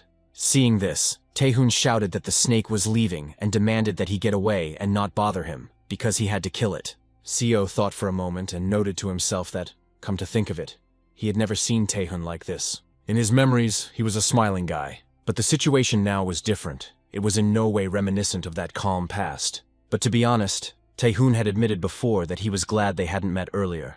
After all, he was a little aggressive and had a dark past. The main character admitted that if he had seen him then, he would not have even come close. SEO noted with a slight smile that Tae-hoon should just find another snake, since this one belonged to him. The hero looked at him in bewilderment and said that this was his snake. He swung his fist at SEO and said that he would deal with him first, but SEO dodged it. He continued to try to hit, saying that dodging wouldn't work forever. The main character's hands shook from the force of his blows.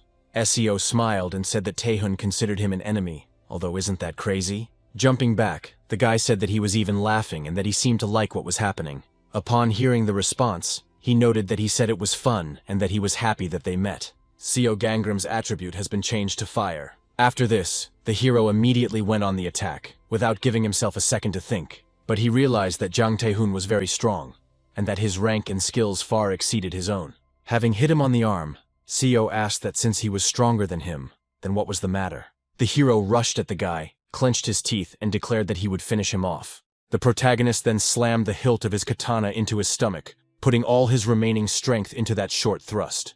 SEO knew his fighting style, saying it with heavy breathing and stubborn confidence. Tae-hoon lay there shaking. He asked him furiously if he thought he could defeat him, every word almost turning into a growl. While running away, Tae-hoon shouted that he would still see who would win. Waving his hand at him, SEO thought that in any case, the problem remained big. At this rate, he thought, Shin-soo wouldn't meet him at all, and he wouldn't be able to join the alliance. The thought pricked him unpleasantly. As a result, when Shin-soo and Jang Tae-hoon cross paths, their relationship becomes extremely hostile. The decision of life and death sounded in his thoughts like a quiet conclusion. The protagonist cannot allow this. There were screams. They had no way of knowing that the mission of the other areas was to exterminate snakes. The agent was surprised, and could not understand what difference it made who they were protecting them from. The protagonist called out to the manager and made him turn around. Looking at SEO, the green-haired SEO said that it seemed to him as if SEO was interested in something. Then the guy asked in a calm tone whether it was the keeper's responsibility to maintain peace, and why then create a confrontation if it could be avoided. But he was told that this was simply a necessity to get rid of trainees with a lack of skills. And the agent hinted that wasn't he the one who attacked the man who was trying to kill the snake. Then he grinned and said that they didn't have any more snakes. SEO listened to this nervously and realized that they couldn't give an easier task. After the conversation, SEO wondered if anything had happened while he was gone, and that he had not received any notification about the snake attack. Hearing something approaching, SEO took out his katana and prepared for the possible threat. In the distance, there were only clots of dust, and it was impossible to see anything. A second later, a silhouette began to appear in the distance, and something fell to the ground, resembling a meteorite, and the shockwave threw the main character back. The impact of his gloved fist caused cracks to appear on the ground. Rising from his knees, the stranger noted that it was not by chance that he had greeted him, and said that he was looking for SEO Gangram. The hero stepped closer, flexing his fists and preparing for the collision. And he rushed forward and said that this was all for the sake of revenge. SEO parried his blow with his katana. The protagonist thought he was hitting from the left, and decided he would have to hold back. But suddenly the opponent started kicking, and this surprised SEO, as it was something new. Then he punched his opponent's leg away. Apparently, Tae-hoon changed his fighting style after realizing that he had become predictable. Looking at the bruise, the guy said that it was very clever, and that it must have been difficult. Smiling, the hero replied that now he had a chance. Then SEO asked him why he wanted to fight him so much, and he replied that he had been defeated. And showing his fist, Tae-hoon shouted that he doesn't like to lose. He remembered that he preferred strong opponents, and it's as if I hadn't thought about it before. But in his past life, SEO was not like that. While setting fire to his katana, the protagonist wondered whether he should be happy about becoming his rival. But be that as it may, he could not allow his snake to die. And drawing his katana, the hero told him not to think of dying, but to activate his fighting instinct. Covered in energy, Tae-hoon laughed and said that he was wondering if someone like him could kill him. He said that he was very much mistaken if he thought that he could deal with him the same way as last time. Seo's eyes glowed purple, and he answered Taehoon with a smile that he was strong, and Seo really liked this. With a wild look, the protagonist dodged the sword blade, arching his back. Holding back his fist, he admitted that he liked killing tough guys. He swung his katana, cutting him. For him it was like a separate art form. The hero clenched his teeth and thought that he didn't understand what was happening now. He thought the bastard was aiming for his vitals. Is Seo really going to finish him off, or has he just gone crazy? Even though yesterday he was a completely different person. Taehoon continued to swing his fists. The hero was afraid that at this rate he would lose again. The main character's ribs appeared from Taehoon's blow, and the guy started coughing up blood. He decided that he had to finish off his opponent. It flashed through his mind that he wanted to kill, and he thought that he didn't understand how someone like him was even capable of such a thing. The system announced that the combat instinct skill had been upgraded to rank 2 Ghostly Fate, and sanity had been temporarily restored. Seo smiled and said that he had finally come to his senses. The hero saw a flame that rushed upward. Taehoon jumped back in fear, asking what kind of power had just burst out. The main character was completely covered in flames, and thought that all this time he had been thinking about options on how to deal with the enemy. The guy was in shock and couldn't understand how he could even continue to move if he had broken his bones, and why he didn't even seem to be in pain. The enemy jumped up and started running away, and Seo shouted after him that even such pain could not stop him. It sounded like he was completely out of his mind. The hero had a burnt face, and the skin on it was darkened in places, as if the fire had passed too close to it. Lying on the ground, Taehoon said, "Okay, she took him." The system announced that the combat instinct skill was cancelled due to insufficient mana, and Seo said that he was not going to kill him, and that he had made the right decision. And then he turned around, signaling that his opponent should leave his snake alone and find another victim. He shouted after him that he shouldn't even count on it. He'll be back tomorrow, and if it doesn't work out then, he'll kick his ass the day after tomorrow. Taehoon continued that even if he didn't hope, he would still beat him in the end. The gods discussed the two of them fighting again tomorrow, and one of them even admitted to being excited. The protagonist thought for a moment, admitting that Jang Taehoon really wasn't the type to give up on what he wanted easily. People were outraged, asking where the justice was. The third zone only needed to kill the snake. Some even wondered why they couldn't just find another snake for the task. Anavi reminded them that the purpose of the second zone was to protect the snake, and that they had failed to do so. She asked to understand that they would be taken away as soon as the time allotted for completing the task expired. And suddenly something occurred to the guy, as if a daring, almost crazy idea had suddenly flashed in his mind. He turned to Inspector Anabi, calling out to her with unexpected determination. He began to speak in a whisper, as if he was afraid that someone else would hear his words. The presenter smiled, and something warm flashed. They told him that yes, it was possible. And the guy, hearing this, just thought, great. He now has another reason why he simply cannot afford to lose. The main character caught up with the animal, shouting for Lini to come here. It's time to hunt. SEO was attacked, and the system repeatedly announced the activation of the Great Serpent's defense. The protection had already been in effect for 75 hours out of 168. Then the timer passed 100 hours. The defense had already held for 119 hours without a single pause. At the 145th hour, Taehoon was already lying down, covered in water. He screamed, indignant at what kind of injustice this was. Was it really fair to fight while setting your own body on fire? The protagonist merely noted that he could afford to use this skill whenever and however he pleased. As he left, Taehoon threw over his shoulder that they would see each other again and told him to wait for him tomorrow. The gods discussed what was happening and chuckled, which, in their opinion, was both pure chirikuku. Noticing the snake, Seo said with displeasure that he had told it to sit in the water, so why did it even come out? Asking if he was hungry, Seo saw the snake nod. The hero began pouring food directly into the creature's mouth, muttering for it to have a snack and go back. And people are much more dangerous than any monsters. Seo leaned closer and whispered to the snake not to tell Lini anything. The rough voice chuckled, throwing out that he didn't think so, but that clearly wasn't enough for him. The twins called out to him loudly, in unison, calling him master and demanding to know what he was doing there. The boy replied that he was simply feeding the Great Serpent, and the sisters looked at each other and admitted that they were envious and wanted to do the same. Bomb asked about the bastard from Zone 3, and Seo chuckled and said that fighting him was quite fun, and that he was just doing extra training. The girl grabbed him by the shirt and asked if he was having fun, called him mommy's fighter, and asked what he did to her master. While the heroes were talking, the shadow of a snake appeared in the water. The creature overheard voices that said that if they disagreed with his proposal, they would easily deal with the second zone. Even if they were stronger, they could be taken by numbers. Then one of them said that he didn't care, and that he needed to deal with someone one by one. One guy from the group asked not to worry, and he said that there was a way to defeat Seo Ganrim, and the snake, hearing this, tensed up. Then the creature plopped into the water. Taehoon, hearing this, turned towards the sound. Without paying any attention to this, he returned to the conversation and asked how to do this. The main character and the snake stood opposite each other. Seo said that today is the last day. After that, he asked him what he would do if he lost today. Taehoon calmly replied that if he lost, he would be expelled. The protagonist smiled and said that since this was the final fight, it was worth making a bet. He added that if he won again, Taehoon would listen to his orders. The guy asked what would happen if he won. Seo set fire to the katana and asked how he could even think of such a thing. Taehoon looked at the main character without hiding his indignation. He exhaled and asked if he really thought about winning. The heroes activated their powers. One was surrounded by a blue glow, and the other by an orange one. Running forward with his fist, Taehoon shouted that Seo's skill was now useless. With his energy, he broke through the other person's orange one. The protagonist was surprised and thought that he was hitting directly, after which he barely audibly said that this could not be. The system reported that the Fate Determination skill has been activated. Seo quietly said that he knew it, and then noted that he had gained fire resistance.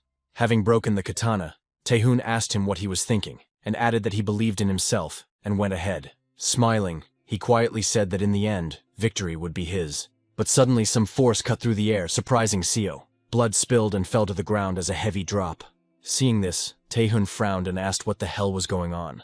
The main character smiled madly, and happily announced that he had won. The guy became noticeably nervous, and said with irritation that that bastard sword had appeared again. Apparently he is Gunrim's secret weapon. Releasing energy from his hands, he said that he thought he was the only one with something like that, and added that it was his mistake to show his weapon first. The system reported that the intangible spear skill has been activated, and at that very moment the system reported that the intuition was warning of danger. Seeing the weapon, one of the gods asked if this was true, and that it was indeed the same spear in front of him. The other god replied that this was indeed the case, and that this boy must have received the weapons of the three kingdoms. The force was so enormous that it threw Seo far back with one impulse. But at the most inopportune moment, the system reported that the combat instinct skill had been cancelled. Trying to maintain control over his breathing, the protagonist still managed to activate the skill again. Seo shouted that he must win no matter what. A sight appeared before the boy's eyes, and the system reported that his combat instinct was responding to his mood and improving. And then he saw a yellow line in front of him, leading straight to the enemy. The protagonist thought for a moment, looking at the flickering yellow line, and quietly said, "Could it really be showing the trajectory? This is Chang Taehoon's attack plan and openings." The line trembled, revealing vulnerable areas that had previously been hidden. Seo felt himself becoming much stronger. The guy was indignant, asking what other ace he could have up his sleeve. But without waiting for an answer, the protagonist struck and cut him. The enemy's skin parted under the blade, and the air around him shook with a sharp surge of energy. A moment later, the enemy was already lying on the ground. The gods began to reason, and one of them said with a quiet grin that Seo Ganrim had won. However, they were surprised at how exactly he managed to cope with such power. Coming to his senses, Seo was frightened and exhaled that it was too much. Running up to Taehoon, Seo exhaled heavily and whispered that he needed to be taken to Father Johann. A golden bullet flew in front of the guy's face. He was attacked by an armed group, and one of the attackers shouted that they needed to attack, and that this guy should be exhausted already. "Ah, here come the bastards from the 3rd district," thought the hero. Taking out the potion, Seo quietly said that he should give Taehoon a recovery potion first. But the guy abruptly threw his hand away, as if something had pushed him. The hero saw dirt around him. It rose out of nowhere. One of the guys made it clear that it was earth magic. The swamp swallowed him up, and Seo exhaled through clenched teeth that he needed to get out. The system displayed a message that the Bright Flame skill had been cancelled due to insufficient magical power. A rough voice asked if Seo Ganrim would really lose so absurdly. But the snake pushed the attacker, bursting out of nowhere. And then she began to eat it, the movement quiet and almost lazy. The mouth was huge, and the group screamed in horror, asking what kind of snake it was. The creature became angry at being called a snake. The protagonist panicked, muttering that these idiots didn't read the manual. Seo almost started shouting, repeating that he had asked him not to leave the water for precisely this reason. But the heroes continued to insist that it was the snake Ganrim, and that it had to be killed. He only managed to warn that they needed to run. The snake roared in anger and its eyes turned red. The creature became covered in blisters, and the guy exhaled that he needed to wait, because something strange was happening to her. The Imugi they call a snake cannot turn into a dragon. Then the creature becomes angry and resentful. Eventually he turns into the demonic beast Kang Chul, smashing everyone in his path, each step leaving deep cracks in the ground. The system announced that Kang Chul had been under protection for 155 hours. If the creature recognizes him, there is still a chance. The demonic form completely absorbed the previous appearance. No way, the crowd ran away, and the snake didn't recognize its owner. The gods were talking to each other. One was surprised that these morons didn't read the manual, and the other said that he was seeing Ganchori for the first time. Ganchori was a great serpent who fell because he could not become a dragon. He possessed poison and could release fire. They shouted into a megaphone that it was the Agency for the Protection of Human Rights. It announced that a dragon-like monster, the Ganchori, had appeared. And in places where the monster was located, forest fires began. The fleeing man shouted that he needed to wait because he was intolerant to poisons. The manager shouted that he was calling on everyone to evacuate to the sacred tree for their own safety. When Shinwon became weak, Shinsuwa saved him from the fire with branches, and the hero next to him joyfully shouted thanks to the girl. She commanded the group and demanded that everyone move and run to the sacred tree. SEO ran with the guy on his shoulders and thought that the agency would intervene. The agent said that the trainees should be sent to the Viper, but he abruptly said that the previous instructions must be forgotten, and announced that a new mission was being proposed from the Fate Protection Agency. And killing the Ganchor will count as completing the task, and the trainees will receive additional benefits. Looking at the dragon, Doc happily declared that it seemed like it was time for a boss raid. Everyone had already gathered in the square. The crowd huddled into a tight circle. Seo asked if Father Johann was there, his voice tense. He raised his hand and said that he was here. After putting Taehoon on the ground, the protagonist asked for help, and his father was surprised and asked what happened. Covering his face with his hand, Seo admitted that it was his doing. Shinsuwa ran up to the main character and shouted that Ganrim was with her, and asked if he was okay and where the blood on his back came from. The guy replied that everything was fine with him, but not with Taehoon. The girl consoled him and said that she thought his serpent was fine. She asked what he thought about the quest to kill the Ganchori. Looking into the distance, he said he thought they should first scout out the situation. Shinsuwa was surprised by Seo's words, and repeated that this Ganchori was the same serpent he was protecting. And she looked again at the enraged dragon. And she could not believe that the serpent from the water and this dragon were one creature.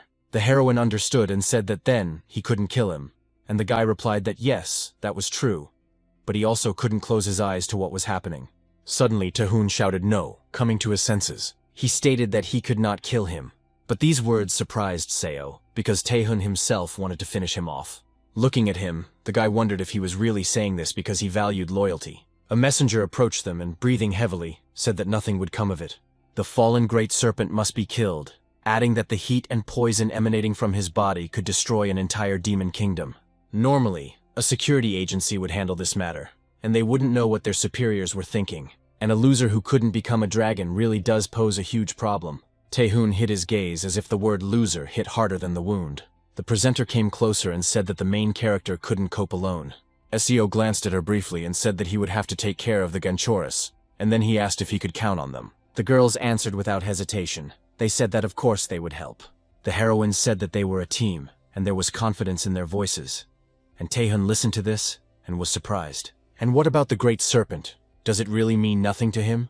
The hero suddenly raised his head and shouted to them to stop. He couldn't believe his ears. Were they really the great serpent? Taehoon's teeth clenched in anger. The guy shouted that Seo shouldn't do that. Taehoon didn't listen to the answer and simply ran away. The main character called out to him, but he didn't stop. This alerted Seo. He noticed how abruptly the guy's behavior changed. People continued to stand in the square, and Taehoon stared gloomily at one point. His gaze seemed to have faded, and he seemed to have stopped noticing everything around him. He remembered those words again, and a loser who couldn't become a dragon was truly a huge problem. The boy hid on a large tree branch. His eyes were squeezed shut by the enormous flow of thoughts. He remembered his father's slap, who said that his son was trying to disgrace his name. The man shouted that he was ashamed to have a son like him. Taehoon thought about how he had lived for 20 years, doing everything he was told, but his father was never satisfied. The problem was not that the hero could not achieve anything, but simply that he could not become the ideal son that his parents wanted. After all, for them, anything that didn't look perfect was considered a complete failure. This led to Taehoon getting into fights and losing control of himself, and everyone around him seemed like an enemy to him. Maybe that's why he became so attached to the Great Serpent. The guy was upset because he thought that Ganrim was different from the others. Lying on the protagonist's back, Taehoon quietly asked why he was helping him. He felt like he didn't deserve such support, since the hero had set the guys from the third zone on him. Seo responded calmly, and said that he didn't think Taehun would do such a thing, and that he thought of him as a different person. The boy wiped away his tears and thought that, hearing his words, he felt as if a stone had fallen from his soul. He understood that they could not allow the great serpent to destroy the demon kingdom. He continued to watch from the branch, and thought that if it were possible, it would be great to save Ganchori the same way Seo had protected him. The protagonist silently pointed to the golden key. Then the sisters asked if he could borrow a weapon, and if they would be able to kill Ganchori. The guy stopped them and said that he would like to take care of the creature. Clutching the key firmly, he clarified that he wanted to do this without killing. Seo encouraged them, and confidently said that together they could handle it. The heroine said that it was definitely worth a try and asked if they should tell the others not to touch Kang Chul. The main character stopped them and said that what kind of psycho would want to go after him, since there was only one day left and the mission was already completed. And then Doc came to their minds. The father admitted that he was very excited when he heard the new assignment. Everyone started looking for him. Doc, with a snake around his neck, greeted the heroes with a crazy look and asked where they were going. Sinwon replied that they were going to the lobby, adding that no one would want to deal with that giant. The boy asked if they were running away, and remarked that if they could hold out for another day, the mission would be accomplished, so he didn't see why they should risk it. Sinwon lost his temper and shouted that he personally would not abandon his snake, but Doc held it back from running away. The hero began to squeeze the snake, and it became covered in dark energy. The guy activated the decomposition skill. The snake in his hands crumbled, and he calmly said that it died. Doc clapped his hands, sweeping away the dust, and calmly remarked that there was no point in looking for easy ways. He turned to the side and called out to them, saying a short hey. The group standing with their snakes became frightened. Doc began to quickly destroy their snakes, each one crumbling as quickly as the first. Everyone screamed desperately, but to no avail. The snakes were already lying dead. A guy from the group ran forward and shouted that he was a damn coward. He killed their snakes and left his own. Then Doc touched his snake, and the system immediately registered the activation of the skill, after which the snake began to rapidly darken and disintegrate. It was announced that they had failed the mission, and their snake had died. He looked at the stunned crowd and calmly asked if they were happy. Then he showed his hand, and calmly said that all that remained was to kill the dragon, and they would do it together. Doc came with the group and loudly announced that they were going to kill the dragon. Pointing at everyone, he calmly said that they were just extras who would help the main character. Doc rushed towards Seo and asked if he was sure he had a plan. The people in the background quietly hinted that Seo Gangrim should confirm this, because this psychopath couldn't be allowed to become the leader. The protagonist replied that there is no such thing as too much help, and added that he had a plan. People came out of the teleport and one of them said with displeasure that he didn't know what the director was thinking. The man calmly explained that they were only here to ensure that the heroes did not die. The leader of the first region chuckled and said that Mr. Gong was late. Looking at the yawning Yang, the man calmly said that a lot of time had passed. Seeing the shots fired at the dragon, the leader frowned and asked if someone was already fighting him. Yang calmly replied that the intern was Seo Gangrim, and he is the leader of the team and leads the people from the 2nd district. The hero calmly said that they couldn't just up and leave. But the girl answered him that he had to wait because they had an order from the director, but nevertheless, she wanted it all to end quickly. The heroine calmly noted that if Seo Gangrim failed the task, she would take him to the 1st district, but Gong was indignant. She continued to say that she did not understand where such a strong awakened one came from, and added that she envied him. One of the agents was outraged, but remained silent. The dragon was shot at with weapons, and it growled in pain. In the twins' hands was a sniper rifle made of anti-material. It used large-caliber bullets. It was effective in hunting thick-skinned monsters. And this rifle was taken from the royal armory. As flames flew towards the girl, the Holy Father calmly activated the shield skill. Bullets and arrows continued to fly at the dragon.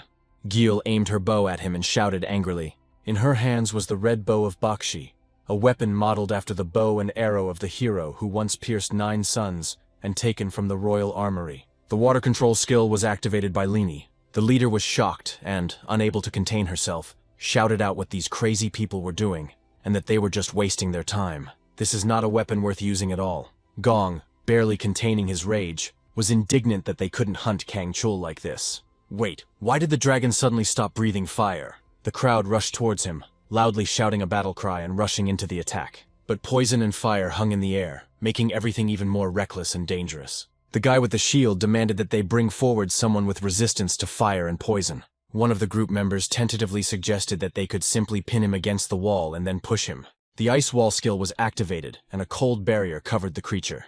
But the dragon repelled everything with his huge body. Shinsua shouted that everyone who had abilities related to water should watch over the fire, and she would bind it with the help of vines. The skills activated one after another, and the girl said that water had to be used, otherwise the tree would catch fire. The group tried to push even harder. The team was encouraged by the fact that they had almost beaten him, and that they just needed to push a little harder. The dragon roared, and the sound rolled across the battlefield, causing the earth to shake. The creature resisted with all its might, and the group could no longer move it from its place. Everyone became worried, because no one knew what to do now, even though Mr. Gangrim had ordered him to be thrown off the cliff. Then Doc appeared in front of them, confidently declaring that he had arrived. He quickly activated the decomposition skill, and distorted streams of energy erupted around him, and the dragon fell off the edge and flew down the cliff. Then the raven's eyes flashed with a blue gleam, as if an ancient power had suddenly awakened within them. Then it became clear that it was a camera that was recording what was happening. It was an aid to the agency. Everyone was surprised that Seo Gangrim really was on the dragon's head. His hands had minor burns, and coals flew from his clothes. He thought in a hollow somewhere in the middle of his head, there is a weak spot. And taking a swing, he shouted that he would find him. Gong exclaimed joyfully that everything was going as he expected. The girl bit her nails and quietly said that she planned to recruit him as soon as he failed the mission. There were no capable people left in the first district, so now it was necessary to attract those who lived outside of it. But if they hunt together, then her plan will go down the drain, and it will be necessary to see whether it is worth intervening to arrange for failure. The leader became nervous and leaned forward. What does Seo Gangrim do anyway? Doc thought about it and quietly said that it was worth a try. The protagonist explained that the whole problem was that he had lost his mind and did not recognize it. The hero admitted that there was one way. If Seo hit the Baihui point, then his mind might return. Sitting on the creature's head, he asked it to calm down.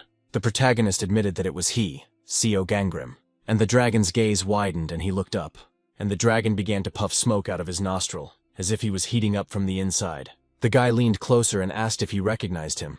The hero tied the cloth on the dragon's horn and asked if he remembered it. The agents discussed how he had tamed the dragon to make it easier to kill later. They commented that it was smart for Seo and similar to intern Gongju.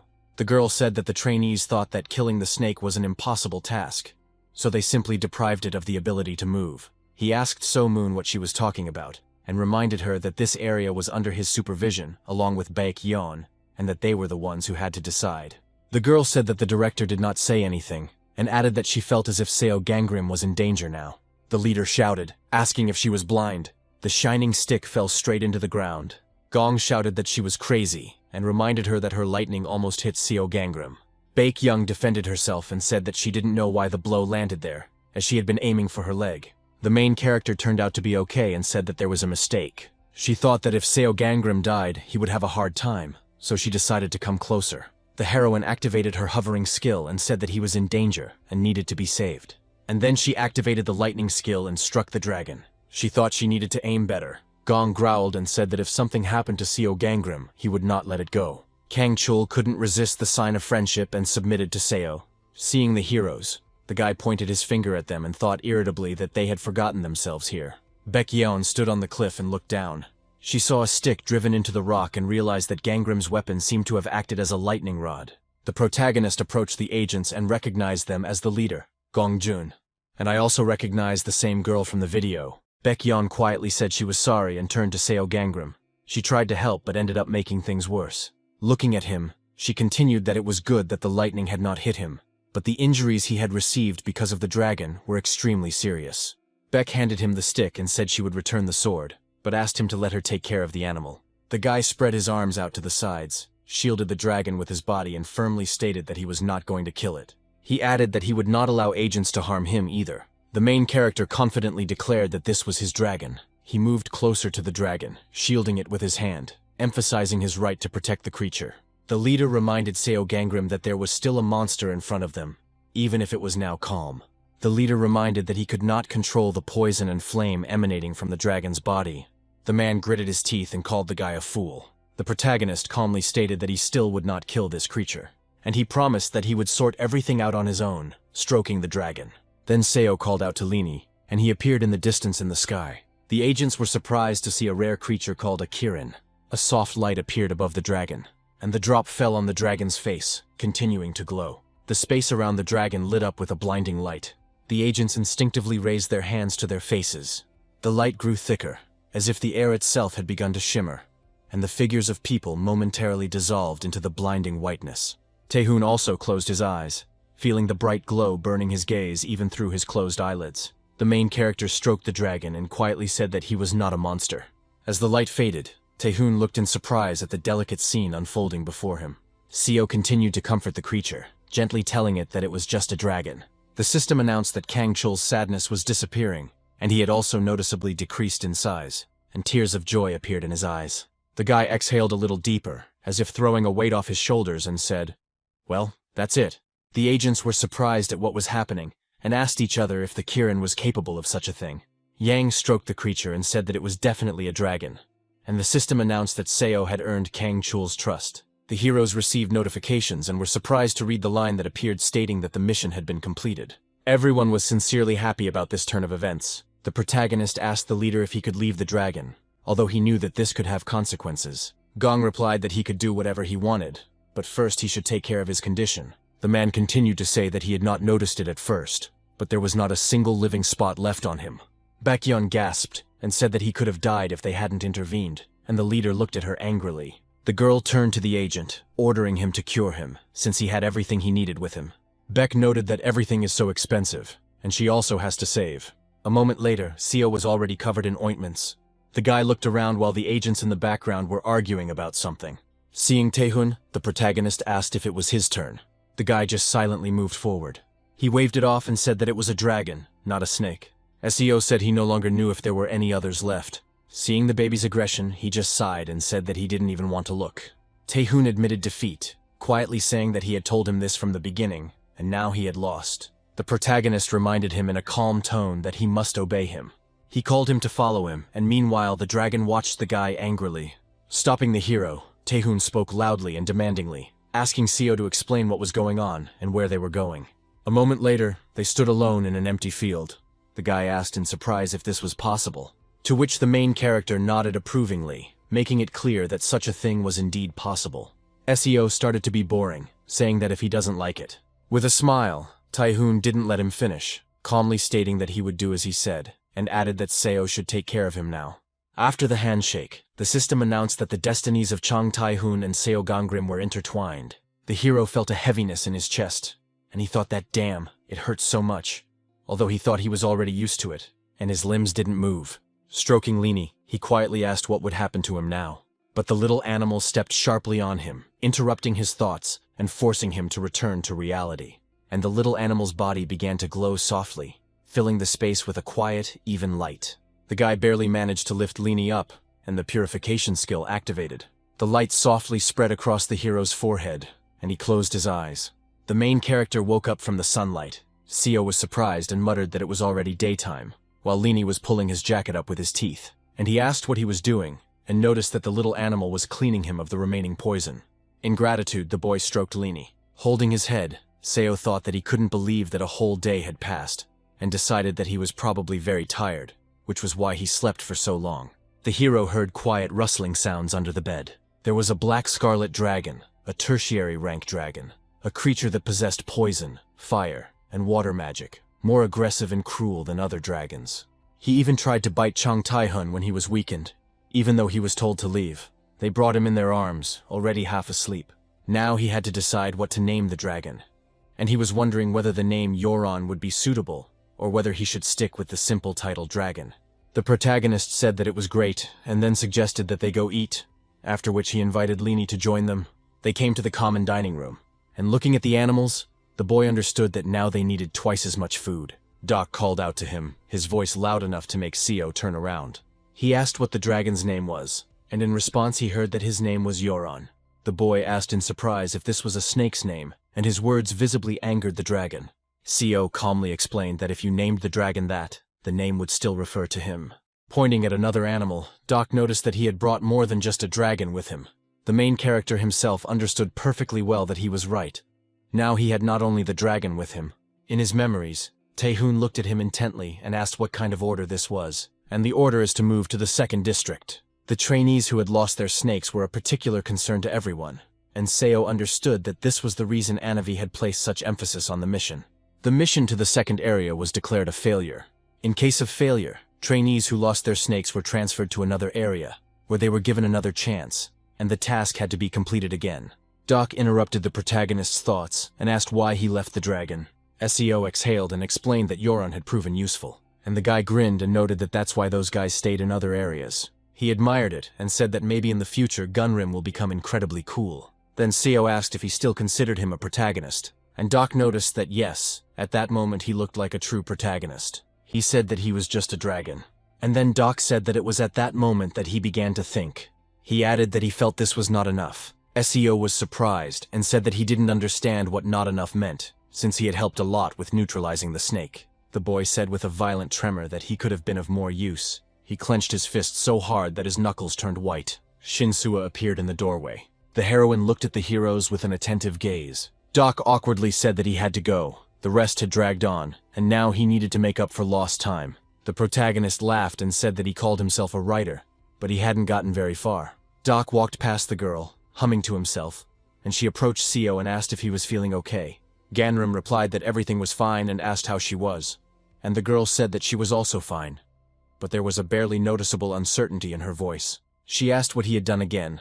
Because of him the atmosphere became tense. Many people left, and Chang Tae-hoon from another area is not trusted and is treated with caution.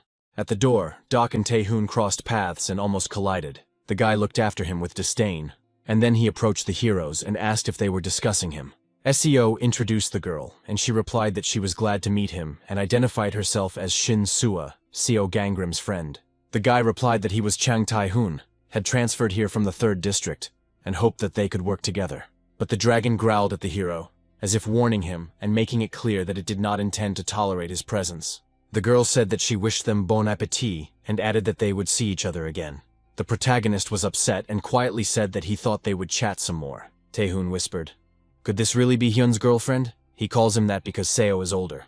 The main character asked in surprise if he had forgotten what happened yesterday. Ignoring his words, Tae-hoon thought for a moment and asked how he should address him, giving the options Hyun and Gangrim Hyun. He continued and said that when they first met, he felt like he already knew Seo, and perhaps he once fought with him, and he had a very satisfied expression on his face. He added that Shinsua seems like his Nuna to him.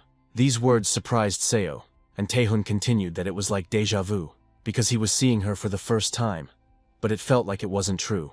The hero said okay, it didn't matter, and expressed confidence that they would become teammates. The protagonist nervously clenched his hands and thought that these feelings could be a simple coincidence, and he wondered whether he was changing the future in the right direction. Tae-hoon admitted that he thought he was fighting alone, but he turned out to have many comrades, and added that he wanted to get to know the other members as well. He sighed nervously and said that he was making an exception only for one idiot. What infuriated him most was the bastard who killed the snake during the test. This made the boy angry, and he thought about how a man could kill a snake that he was supposed to protect. SEO understood that from now on, he would be friends with Shinsua and Father Johan. He thought with a smile that Yoon Boom and Yoon Gyul were almost the same age as him, so they should also meet. Gesturing for Seo to move closer, Tae-hoon said he had a proposal. The guy quickly flew through the gap. As a result, the door flew completely out of the doorway, as if it had simply been torn off by the shockwave. Tae-hoon jumped back from the door and ran into the room, still feeling the vibration from the impact. People came out into the corridor, trying to understand what had happened, and looked at each other with alarm. There was a gaping hole in the wall from which a guy emerged, shaking off dust and debris. He asked the girl if she wanted to talk to him, and if that was why she was attacking him. She, holding him at gunpoint, asked warily who he was and why she didn't recognize him. Tae-hoon replied that she thought she was someone special since she didn't recognize him, and that Hyun was the one who brought the guy here. The heroine's eyes suddenly lit up. She said that she was Seo Gangrim's #1 student, and added that, first of all, their patron gods didn't like him either. He suddenly appears and tries to take Gangrim from them, and that he has no conscience or morals. She was from the Olympus faction and was indignant because she heard something yesterday that really offended her. Namely, yesterday I heard how he tried to recruit her teacher into his faction. His faction was called Joseon with purple energy. Tae-hoon exhaled and said that there was nothing strange about it, because if a person attracted attention, it was logical to try to win him over to your side. Baum replied that teachers weren't interested in such things anyway, and said that Jang Tae-hoon should stop. Gyul, who was standing against the wall, said that she was only enduring everything out of fear that he might die if they started fighting. The twins started arguing. One declared that she was the #1 student, and the other suggested they fight. The archer turned to the guy, and said that she didn't think it would be a big problem to defeat him alone.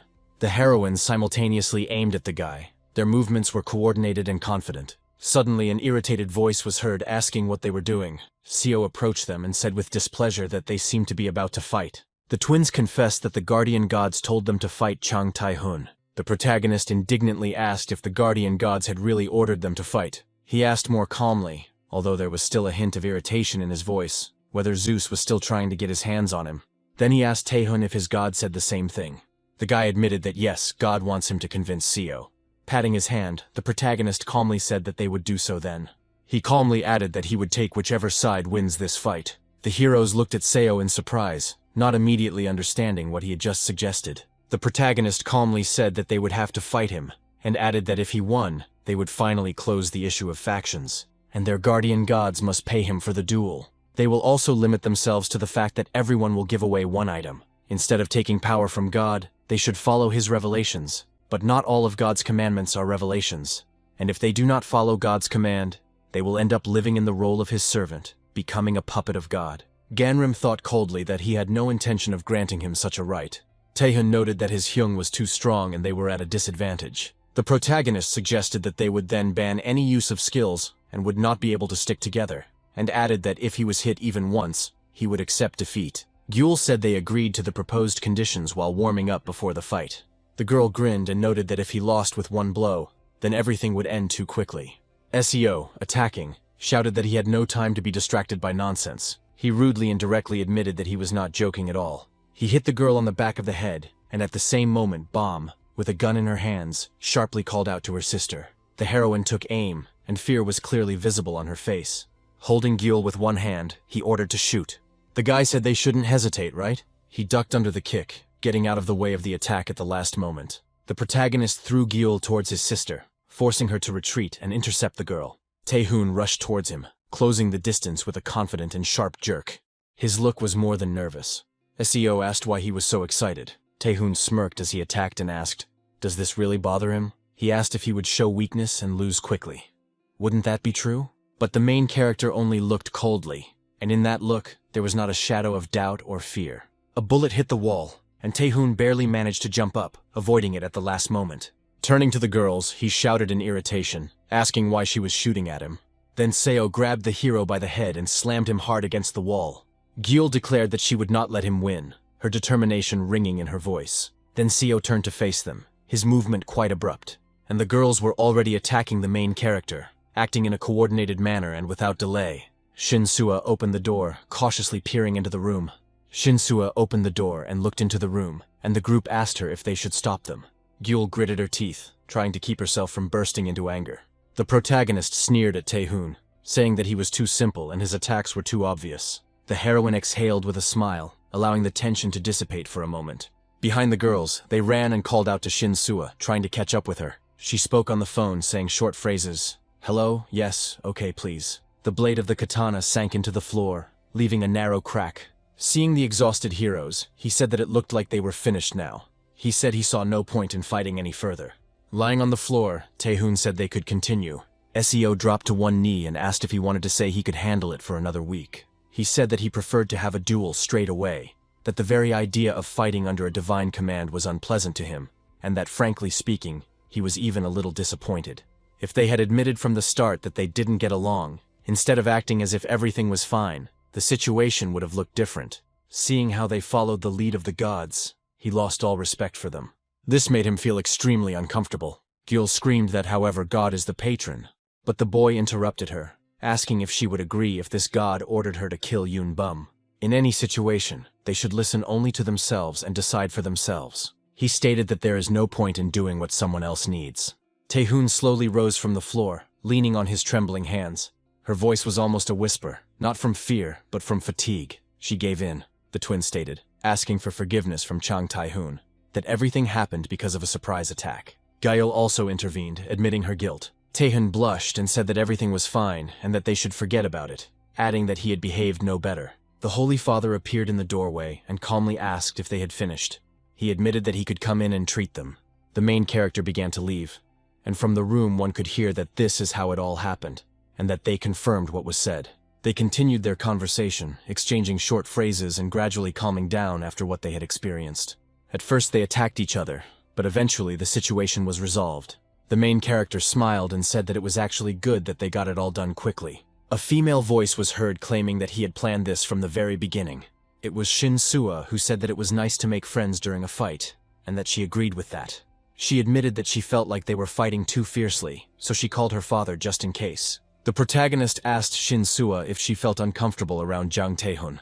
The girl waved it off and calmly said that everything was fine. Shin-Sua was just surprised and said that it was a little strange for her, as if she had a feeling that she had known him before. The hero was surprised and thought that she felt it too. He remembered that Shin-Sua also seemed like a kindred spirit to Tae-hun, like an older sister. The guy decided to think positively and said that it was wonderful and asked to take care of him. The agent reported that he had just received news that the trainees who had failed in the 3rd district had begun attacking the 1st. Baekyeon exhaled and said that everything was clear and that she didn't have high expectations. Baekyeon added that Seo Gangrim overcame everything without any problems, just like Jang Tae-hun, who was called that, and that he was also no slouch, which is why he was transferred to the 2nd district. The hero asked if this meant she was giving up on Seo Gangrim.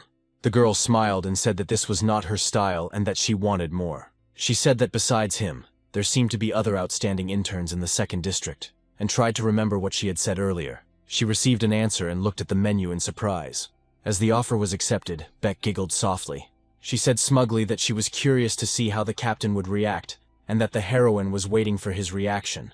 The map lit up with red energy. Now the 7th door was open, Anawi announced. She said that, as promised, everyone could leave if they did not dare to take on the final challenge. And since this is the final room, there are many difficult tasks to solve, and it will be impossible to exit until the room is cleared. She said to the crowd that, thinking that it was already clear to them, it was already clear.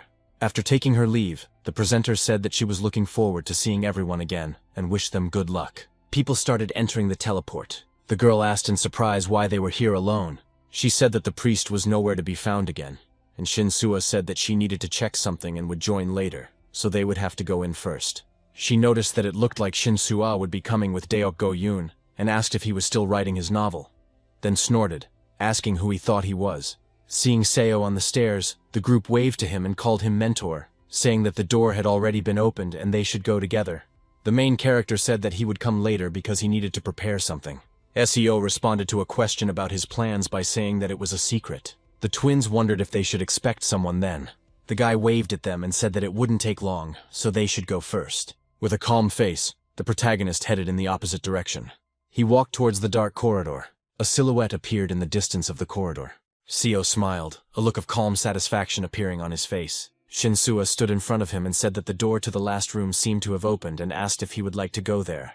She suggested going in there together.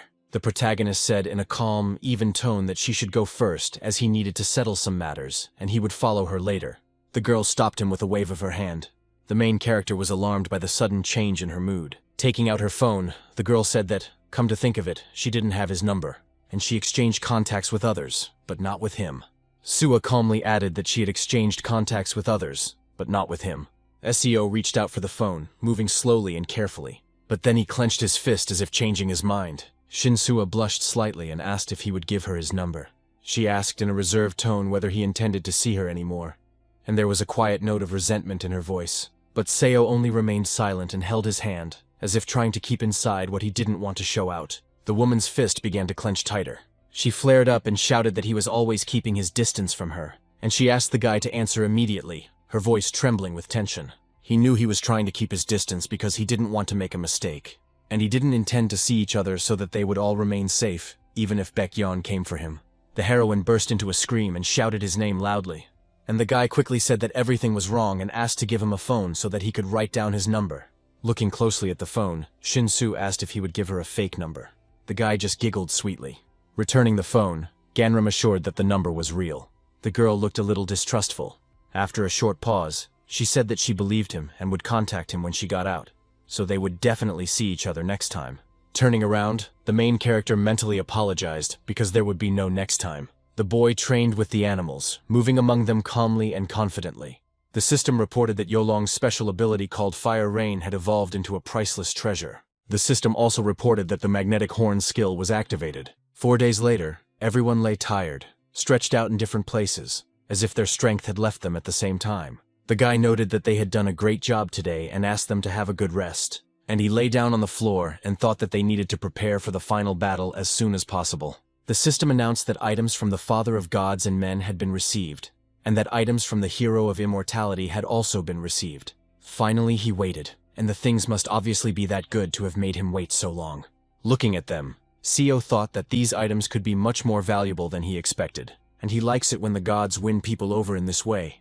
But they still prefer control, so the thirst for power led them to battle. A Navi appeared behind him and asked what the guy was waiting for. He got scared. She noticed that he was training here again today, and asked if he was going to take part in the competition. Seo replied that yes, but added that perhaps the others had already developed their strategies. The presenter noted that she could not say what developments they had come up with. Shaking her head negatively, the girl admitted that she would not tell under any circumstances. The guy just exhaled and noted that, as expected, he could not get clear information from the captain. As he got up, he decided that it looked like he would have to go in there and find out everything himself. The hero said that he had to train his subordinates better before leaving, and that he would go upstairs to rest a little, adding that they would see each other next time. Information about people starting to leave educational institutions has received wide publicity. It is known that Shinsua completed the test on the morning of the third day, and the news quickly spread throughout the area. There has been no other news for the past 4 days. Looking at his phone, the guy wondered why the articles weren't coming out, and whether anyone else had completed the task yet. The main character was thinking about something, looking at the wall. He realized that after Shinsua's group completed the cleanup, it was time for him to go too. A golden arrow appeared near his head, and he was surprised to think that this was the opening of borders. These arrows were created using spiritual energy, and could transmit messages across dimensions beyond the earthly world. Without understanding anything, Seo received a message, and his face was literally covered with horror, because the sender was unknown. The dead Shinsua flashed before his eyes. The main character touched the menu. The dead Shin appeared before him again, but this time as she had been in the past. The guy's head was literally splitting. He remembered how the girl said that they would see each other next time, and the fact that she wants to keep in touch with him even after leaving here. She just needs someone she can trust. In the past, the heroine already admitted that she liked Seo Gangrim. Then he calmly asked why, but the girl changed the subject and asked if he had used fate theft. But Seo remained silent, looking away. Then the heroine sat down next to him and said that he chooses not to follow the path of evil even under such conditions. Smiling, she admitted that she liked it. He understood that it was not that he did not use this power, but that he was too weak and could not do it. The heroine suggested that he check the time and go together to the last room. With a smile, Seo said that he would contact her as soon as he finished. Did he really think that she thought he would fall in love with a young, hypocritical beauty, and that if she let her guard down, he would steal her divine destiny in an instant? The test in the destruction chamber began, and required finding your personal seal and exiting the dungeon with no time limit. The Ring of Destruction item was equipped, and its effect was supposed to activate at regular intervals, and consist of 7 stages. A message came in that the Ring of Destruction creates a blade every 24 hours, which goes through 7 stages and cuts off a part, depending on karma. Seo exclaimed that if they did not pass the dungeon within 7 days, the part of the body that the ring was on would be cut off. There was a ring on his finger, and it seemed that deadly places were chosen based on accumulated karma. The girl replied that karma was indeed important, and that the less karma one had, the more likely it was that one had lived righteously. She showed off her class, and said that it seemed like Gangrim was a really good person. She smiled and said that she also wanted to become a good person like Seo Gangrim. She added that she wanted to be indifferent to her divine destiny. She said it was a pity that the rings were already on, and it was too late to change anything, and that perhaps she should be more merciful in the future. The protagonist wondered if this was what Shinsua really wanted, and realized that she was not pretending to be kind, but truly believed in him and wanted to be his partner. The guy asked himself whether he believed these words, and who would even want to be his partner. He is Seo Gangrim, the bringer of death. You can't be fooled into thinking where in the world you can find such a person. He thought that Shinsua was probably like that too, but a girl's scream distracted him from his thoughts. Spirits appeared behind him. Shinsua pulled the guy away from the blow, but she didn't have time to save herself, and a blow flew at her. He called out to her sharply, almost desperately, as if he were trying to intercept the blow with this cry. But it was too late. The katana was already bloody. The girl coughed up blood, quietly and raggedly. The girl held his shoulder and admitted that she would have acted faster if she had known that they would not pursue them. Seo admitted that he had never seen anything like it before. The girl became worried and said that he really thought it was his fault, and then added that she should have been the one to warn him about the approaching spirits. The hero burst into tears and said that how could he help her if she was suffering again because of him. He despaired and said that he was protected even in the inspector's room, and she lost her sight because of the killer. Tears streamed from his eyes and he quietly said, "Why would a person like her need someone like him?" Shinsuo was surprised by this emotional turn of events and looked at him silently for a while. Exhaling and smiling, she said that she had already said this, Mr. Seo Gangram. The dragon bit the guy sharply on the hand, but Gangram did not come to his senses. The animal shouted at him, trying to bring him out of his stupor, and the main character only said that Shinsuo needed to be saved. But then he decided that no, he couldn't do that. Covering his face with his hand, the boy said that he had really forgotten why he was here, and that if he went, everything would get even worse. However, its sinister purpose threatens the lives of others. He decided that it would be better for her if he stayed here. After all, this was Shinsuo. Helping him up, the girl said softly but confidently that she had already said everything before. She said she liked the way he fought his fate. Who knows, maybe next time the hero will help her too. Finally, he entered the destruction room. The gods were glad and said that he had come, and that today would definitely be a good day. Seo asked if they knew where Shinsuo had gone. One of the gods was indignant and said that this is why he came here. Another asked if they would tell him, and he told him to wait because he was not ready yet. But first and foremost, he needs to worry about himself, not Shinsuo. The neck with the bracelet was reflected on the clean blade of the katana. He also saw them on their wrists, noticing how the thin metal bands gleamed with every movement. God chuckled and said that it was impressive and that he looked terribly calm. And then the main character noticed bracelets on the ankles as well. He was warned and told that if he did not hold out for a week, the blades would cut off his head.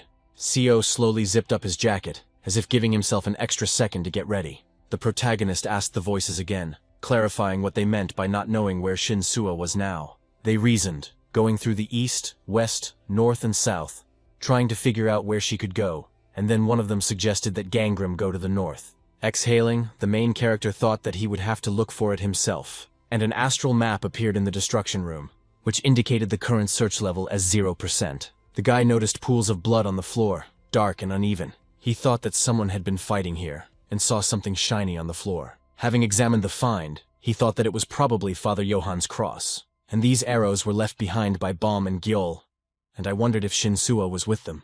The gods were surprised and said that he was like a detective. And they exclaimed, "Detective Seo Gangram, just look." A rough voice said that there had been no fighting in this room. The hero looked around and thought that there were 4 doors in front of him, and he might have to go through each one in turn. But when his gaze dropped down, he was surprised. A cross was carved into the floor, and the hero realized that it showed the right way. But if the crosses marked the wrong paths, then one door must be different in some way. One of the gods said that all doors are marked with crosses. The second god laughed and said that Shinsuo had outwitted him. The guy jumped up and said that there was another cross under the throne. The voice was indignant and said that people usually sit on thrones, but he stood on it with his boots. At the top of the red surface of the hatch, the main character found a circle. When Seo and the animals climbed up, they stared ahead in surprise. The guy gasped and said that what he saw in front of him was not a room, but a complete mess. But suddenly fear was reflected in the hero's eyes. The protagonist aimed his katana and exclaimed that the boys needed to get ready. After all, he heard the sounds of demons approaching. In a moment, many ghosts surrounded them. The dragon reacted instantly and shot out flames. The demons did not give up and swung their weapons. Lini also helped the guy, trying to keep the ghosts at bay. They were covered with water bubbles. Seo happily exclaimed that their training was worth it. There are many of them, but they are stronger. And the protagonist's gaze changed, becoming pleasantly surprised. He saw Yun Bum, and for a moment everything around him seemed to freeze, but she pulled the trigger. Fighting off the bullet with his katana, Seo realized that no, it wasn't her, but just a shadow demon. Her eyes shot angrily with light, as if piercing the darkness right through. The ghost couldn't hit because the protagonist's perfect accuracy skill was activated at that moment. However, the bullet returned back, as if pulled by an invisible force. Having slightly wounded him in the arm, he realized that Baum had an increased probability of a successful hit. Now the twins appeared before him in the form of shadow demons. With a grin, Seo admitted that he wasn't too happy to see them, trying to hide the slight tension. There was only one kind of monster in the room of fused skeletons. This is a shadow thief. He has a basic human rank. A monster capable of copying the appearance and skills of those who enter the demon realm. But he is not able to repeat the personality and beliefs. The guy's gaze became tense, and there was fear in his eyes. Arrows flew around the room, and he realized that the real Yun-gyul would not have shot so randomly. SEO noted that, well, every cloud has a silver lining, and it will be easier to cope. The blood flowed, slowly flowing down and leaving dark traces. The arrows suddenly stopped in place. The protagonist, with a cut on his face, noted that the arrows would also disappear. Then Bomb appeared behind her with a weapon, and her steps sounded quiet but confident. The command fire ability activated, and a multitude of guns appeared around Seo, hovering in the air and aimed at him. It seems the girl really did have a new skill, and it manifested itself unexpectedly. The main character tried to understand what the best course of action would be. He couldn't reach her with his sword, but she was standing too close for him to dodge her attack. His stealth skill couldn't help him. Bomb would still find him. Seo wondered how much he would be able to block, but at that very moment, the demon was shot.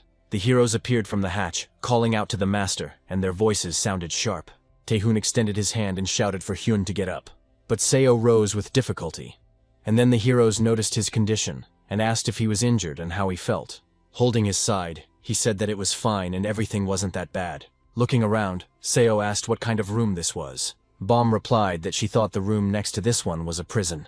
Then, with a noticeable tremor in his head, he shouted out, "Was Shinsuo really there?" They ran in there. There were many cameras inside. Seo froze, as if something inside him had snapped. There was a wounded girl sitting on the floor. The heroes ran in, calling out to her in horror. Not daring to come closer, Bomb asked what had happened. The girl began to reason that they themselves realized that the monsters in this demon kingdom were capable of copying their skills. They dealt with the demons, but as soon as they heard the sounds of the drum, new monsters appeared. On the second day, they accidentally discovered something. They fought, and Gyul was slightly injured. Taehoon asked her to hold on a little longer, assuring her that he could handle them. But suddenly the guy turned around in surprise, noticing something out of the corner of his eye. Namely, that the damage that a real person receives is transferred to the shadows. As Seo opened the bottle, he finally understood that Shinsua's wounds were not caused by monsters at all. The protagonist thinks that she inflicted these wounds on herself. The protagonist began to treat her, and Bomb admitted that she told them that this was the only and best solution to save themselves, and that none of them could cope with their shadow. Wiping away her tears, she continued that she said she would take care of everything once the others left. The girl shouted for the master to stop her.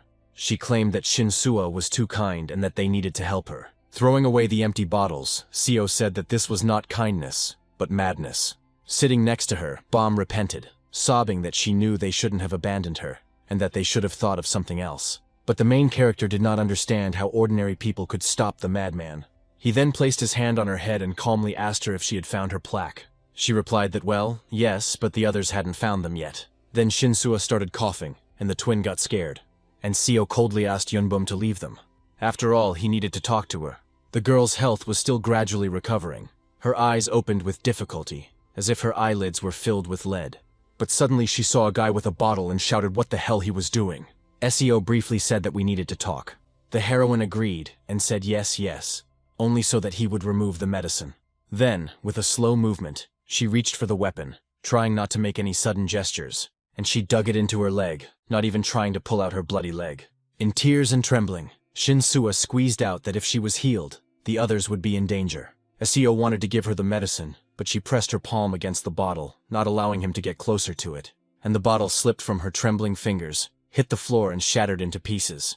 The guy shouted that they needed to talk. Without giving Shinsuo even a chance to move her katana, he abruptly intercepted her movement. The girl angrily shouted that he should let go of the weapon. Placing his hand on her knee, he said that she first. After all, they still had a little time before the next beat of the drum, and there was a sense of haste in his words. The heroine threw the katana on the ground and asked why he came if he said he wouldn't show up. The main character explained that he didn't say that, and that being late doesn't mean not coming. Shinsuo exhaled heavily, closing her eyes, and the guy asked why she did that, because she really had the opportunity to defeat her own shadow. Shinsuo grabbed her head and quietly squeezed out that she couldn't overcome her shadow, and that he probably understood why she couldn't cope. She stated that the protagonist can see the window of her destiny. Deciding not to delay, he activated the fate detector ability. The window showed the girl's fate, and the guy's face changed, as if what he saw lay like a heavy burden on his thoughts. Biting his lips, he couldn't understand why everything had changed so much. Now the girl had two new skills. Shinsuo's bloodthirstiness and the weight of karma appeared later in her past life. He quietly said that everything that was happening reminded him of his own theft of fate. And Nam Yuhun's killing impulse increases with each use, and the more often this skill is used, the more rapidly its power grows. But the girl now has fewer bandages of fused skeletons than in her previous life, so she didn't use those skills. But on the other hand, her shadow has no reason not to use the skill. Seo dared to guess that her shadow must have grown stronger with each appearance. The guy thought about it, and a disturbing picture of a monster that could calmly use bloodthirstiness appeared in his mind. He was definitely worth fearing, the protagonist realized. Shinsuo asked Seo to take the others away and leave her alone. And when asked what would happen to her then, the heroine covered her face with her hand, and replied that it didn't matter anymore. Grabbing her arm and shoulder, the guy shouted that Shinsuo should look at him. But the heroine did not want to open her eyes and stubbornly turned away. Then the guy screamed again that she was really going to die here. Smiling, the girl quietly said that she was just feeling a little sleepy. She lay down on the ground and promised that she would leave here. But just right after they all leave this place, the heroes called out to the master and said how great it was that he was here.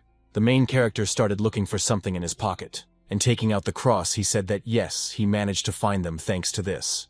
Taking the cross, Johan said thank you, and added that he had already thought that he would never see it again, and he is even more happy that they are all together again. The father admitted that he was very worried when they were apart, and that he felt better when they were able to meet, despite the fact that they went into different rooms. Seo asked in surprise if he hadn't come here with Doko Jun. The father replied that he couldn't find anyone, and Taehoon said that if they had known that if they didn't enter at the same time, the starting point would change, they would have definitely waited. Then the hero exclaimed that indeed he needed to see how Shinsuo's sister was doing. The guy stopped him and said that the girl had just fallen asleep, and that he had given her some medicine so that she should feel better. So the hero saw her. After these words, everyone's faces darkened. The sisters exclaimed that they were sure that they would soon get out, and added that it would be easier for them now that the master was with them. Covering his face with his hand, Taehoon said that it sounded cool, but if Gunrim's shadow appeared there, it would be difficult for them. The twins began to discuss that until the shadow became stronger than the original, like Shinsuo's, they had nothing to worry about. They asked if the hero thought that everything depended on what skills they had. Doc looked at Seo from all sides, carefully studying his condition. The guy grinned, covering his face with a blush, when the main character asked him what he wanted, and he pointed to Ganrim's neck, saying that he had a cool decoration on his neck.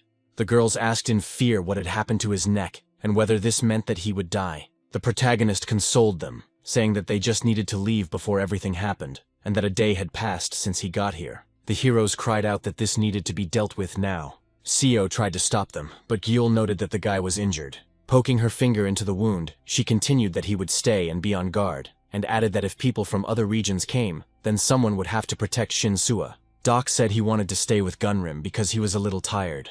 The main character tried to stop them, but they closed the doors, continuing to discuss that they needed to synchronize the map in advance. Seo exhaled and said that since they were here together, maybe he could answer his question. He wondered why they had chosen this particular room to settle in, and he added that he didn't understand why the hell they left Shinsuo in prison. Doc explained that she had chosen this spot, and said that perhaps her shadow would become weaker since there were no plants there. The metal axe destroys trees, and this place will really weaken Shinsuo, since her element is wood. Seo was sad, saying that it was wrong to leave someone in such a deplorable state on the cold stone floor.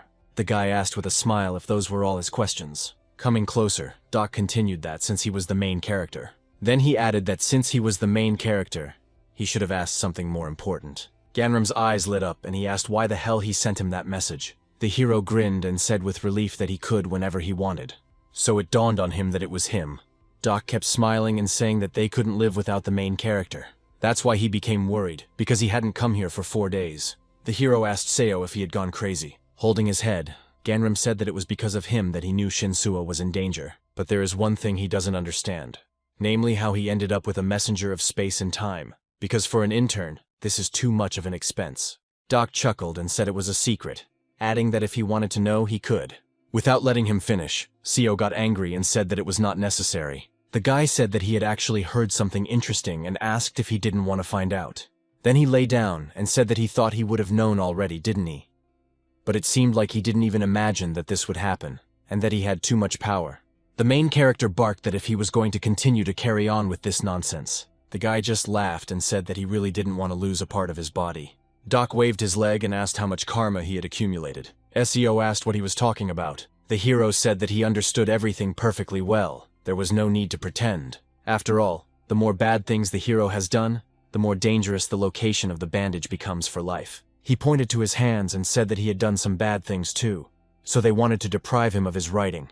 And the more karma you accumulate, the stronger your shadow becomes. SEO's face darkened and he asked what he was getting at.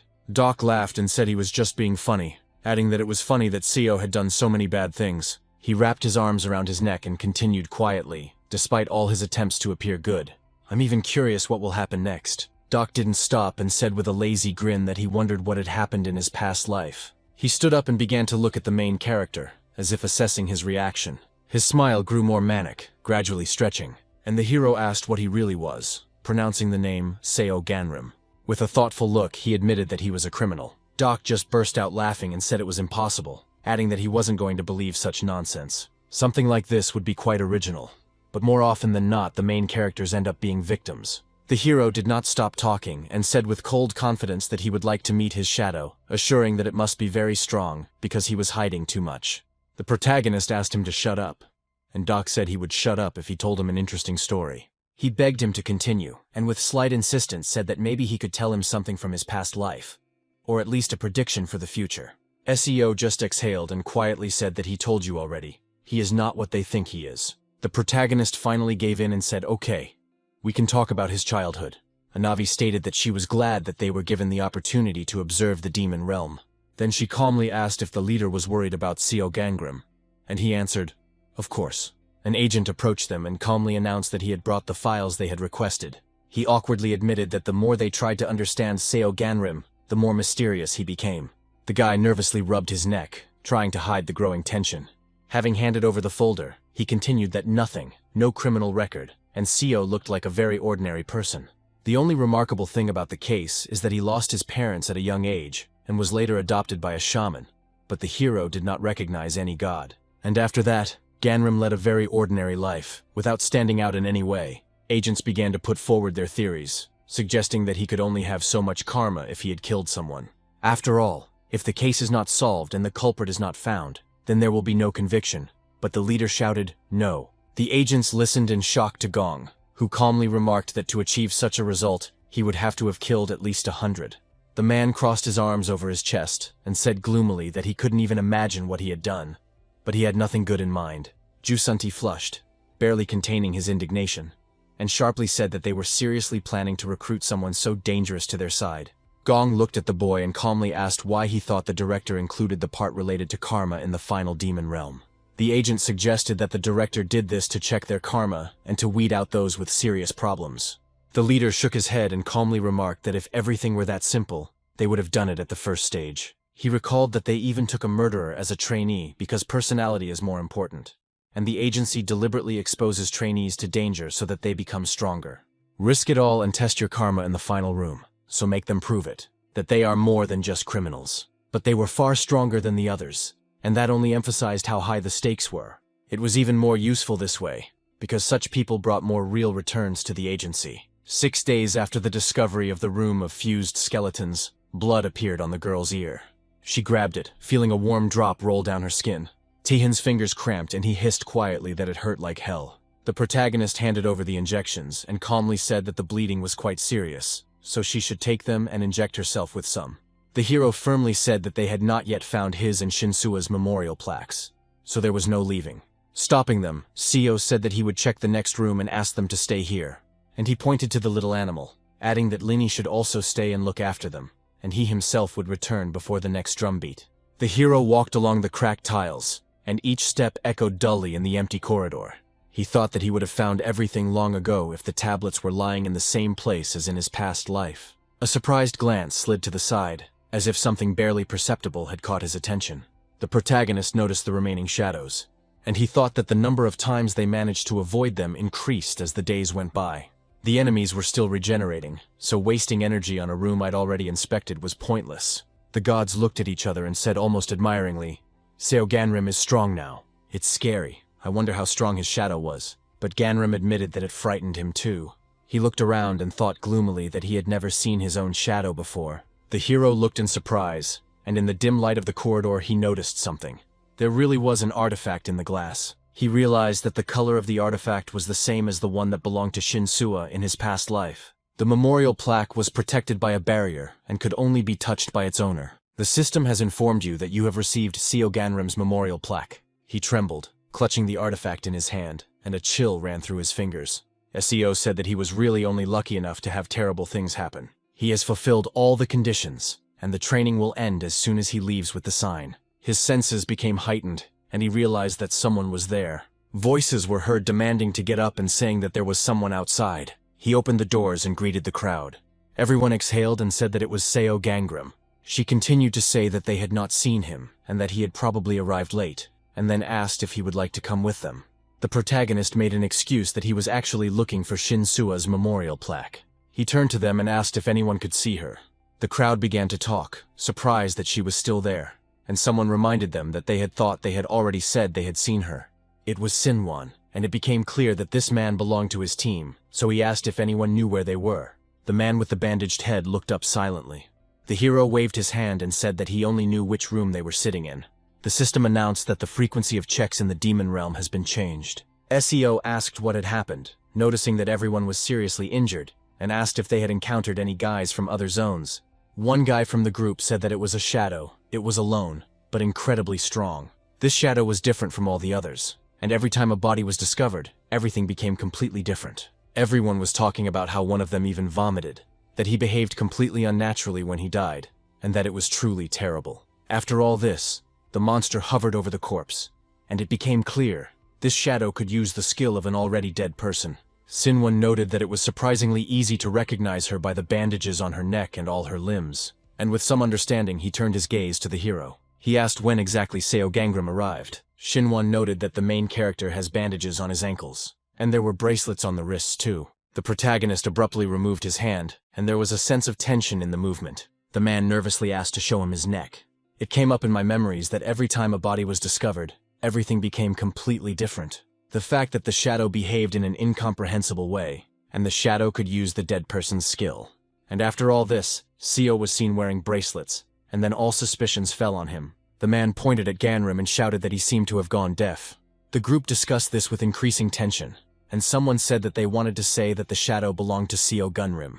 The heroine then suggested that it was impossible, and Sinwon replied that one could never be sure. He continued to say that the timing matched up and that she was as strong as Ganram.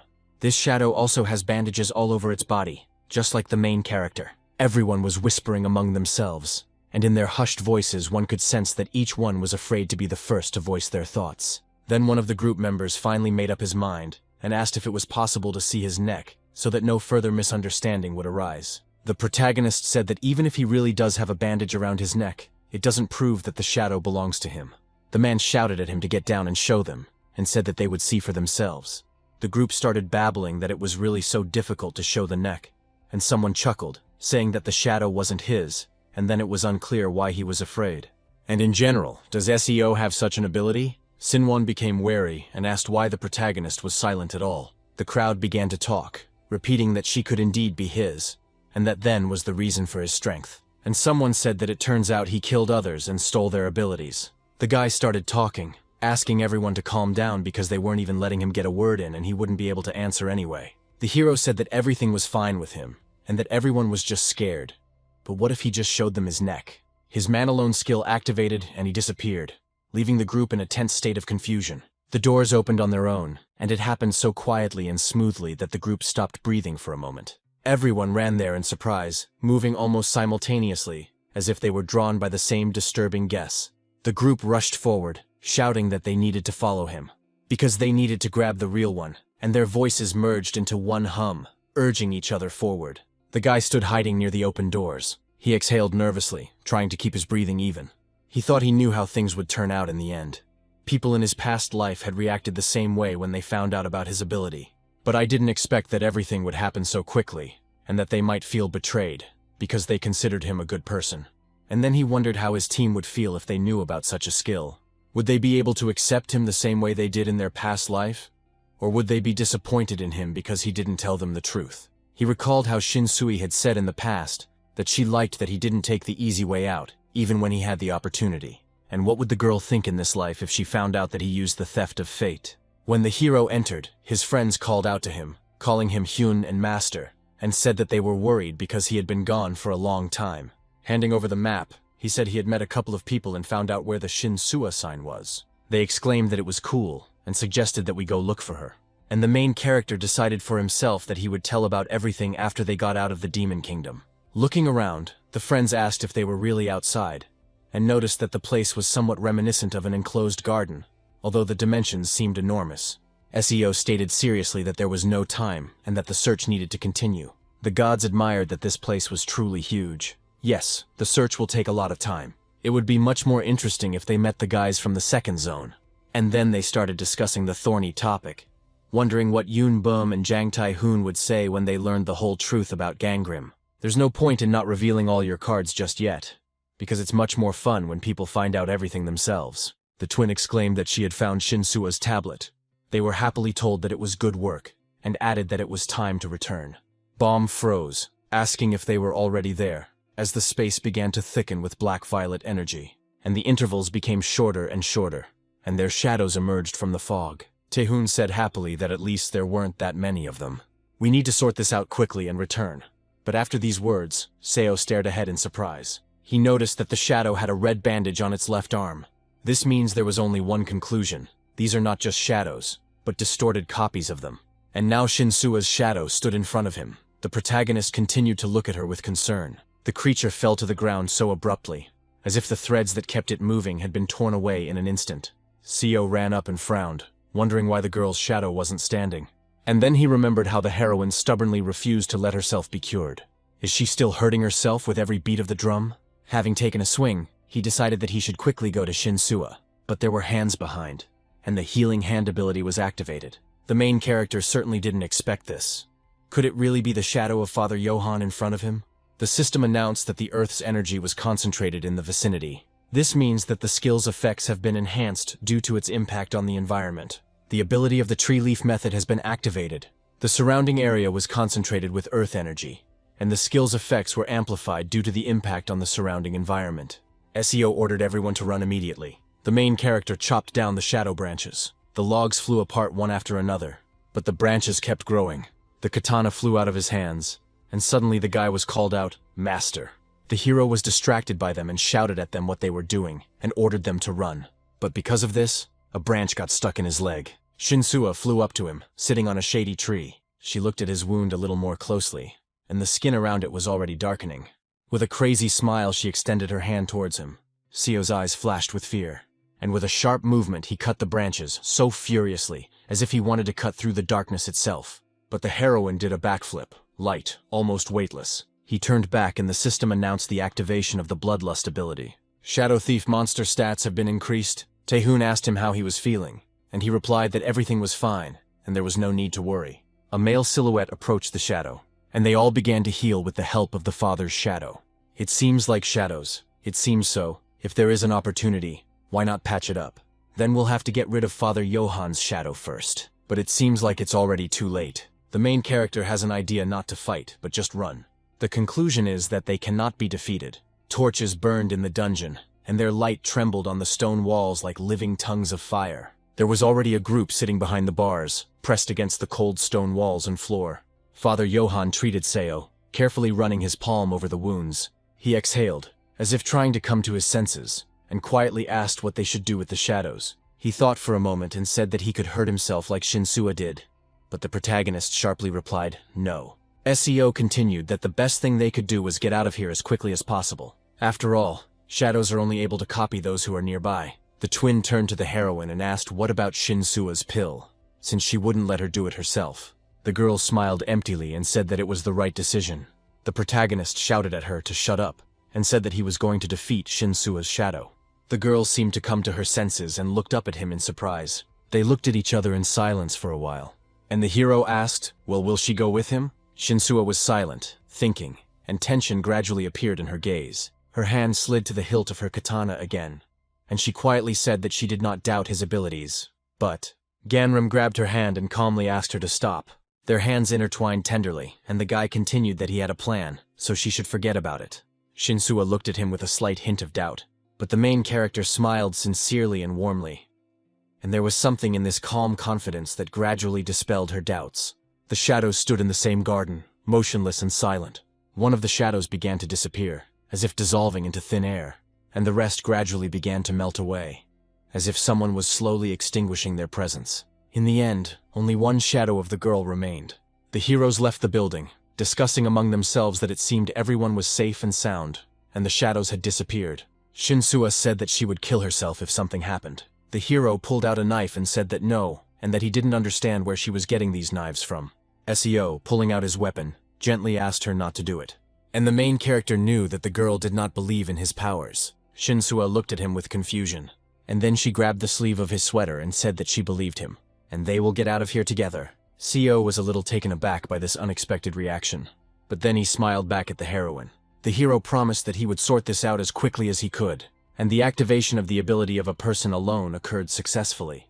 The shadow looked at the front door where the guy had just been standing, but surprisingly, he disappeared, and the ghost began to look around.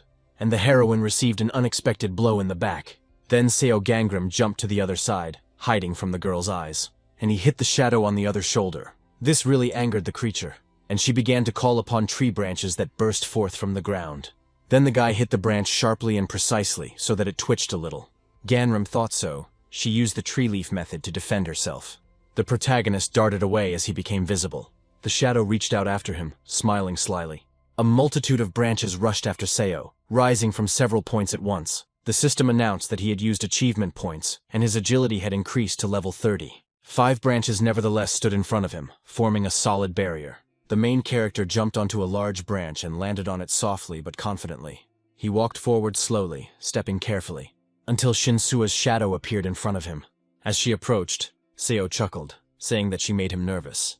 The hero grinned and cast the activation of his flame control ability, and out of nowhere a dragon flew out, with a dull roar that broke the silence. The firebomb ability that the dragon released from its mouth was activated, and all the flames flew into the creature, spreading through the air in a wide, fiery stream. And then the flame began to burn away the shadow, slowly eating away its outlines. The protagonist admitted that everything was going too well. The branches cracked and began to fall from the fire. Having fallen along with them, the creature hung on a branch. Enough, Ganram declared that the shadow was dealt with. Now we need to wait for her to disappear and take Shinsuo's memorial plaque. But from a bright flash in the sky, a shot came, and he realized that these were people from the second zone. A crowd approached him, saying that this is where he is. They happily announced that there was a bounty of 500 million on his head. Having exhaled, the main character asked that the reward was not bad, and inquired if they were the guys from the first zone. One of them said that Seo had better come with them, assuring that he would not want to fight here. They showed their weapons, declaring that now everything would be different from last time. The guy gritted his teeth and thought that it was about bloodthirstiness, remembering that there was no one like that in the first zone. Someone came out of the building and a familiar voice was heard. Tension hung in the air, and the protagonist suddenly froze. Doc came out to him with a katana, and calmly said that they hadn't seen each other for a long time. SEO held up the stick and asked what it was and why he needed it. The main character did not understand why he switched to the first zone.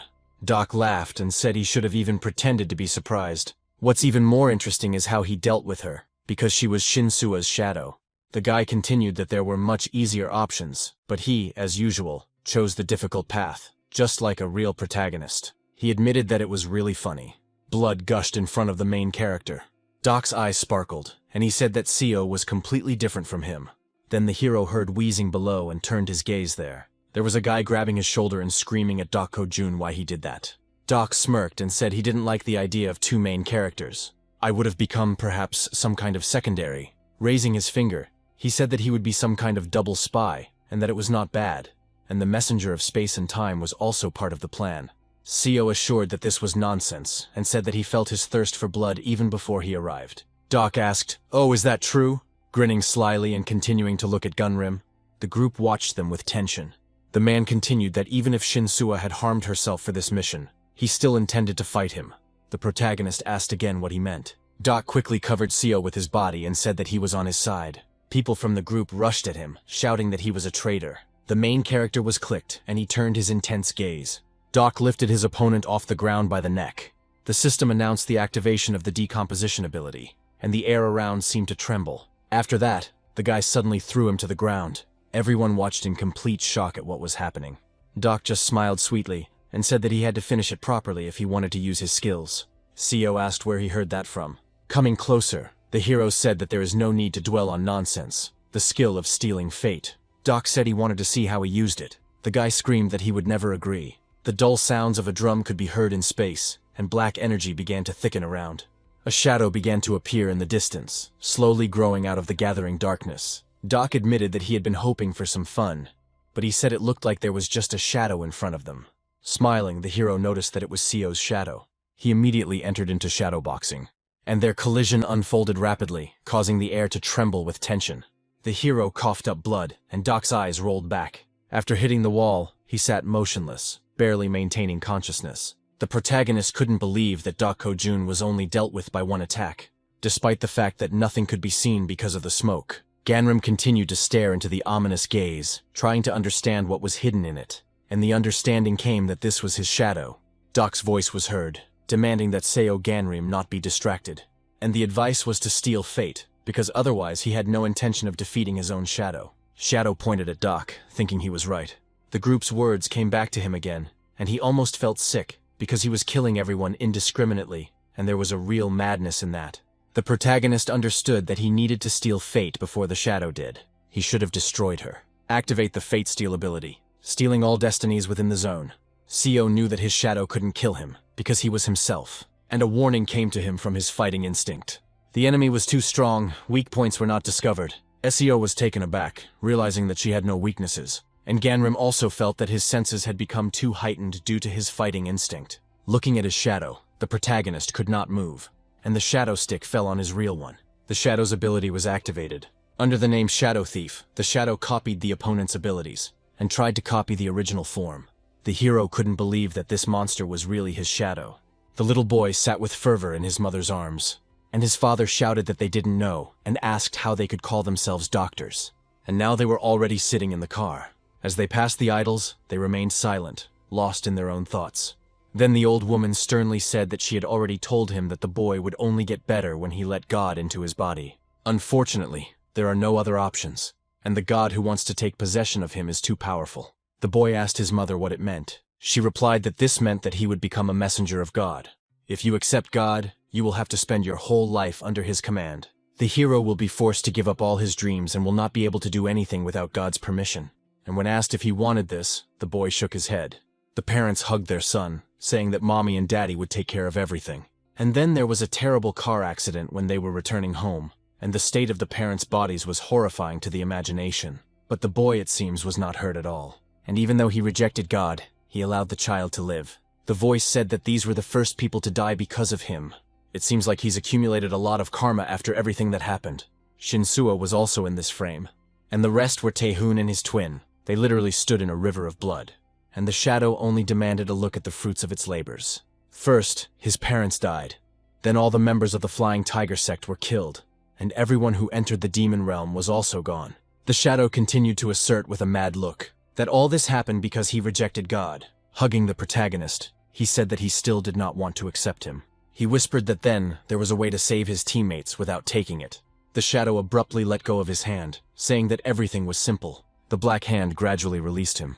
It was concluded that Seo was only meant to die here. Ganrim fell into the abyss to the sound of booming laughter. He only had to die and escape future karma, the shadow screamed.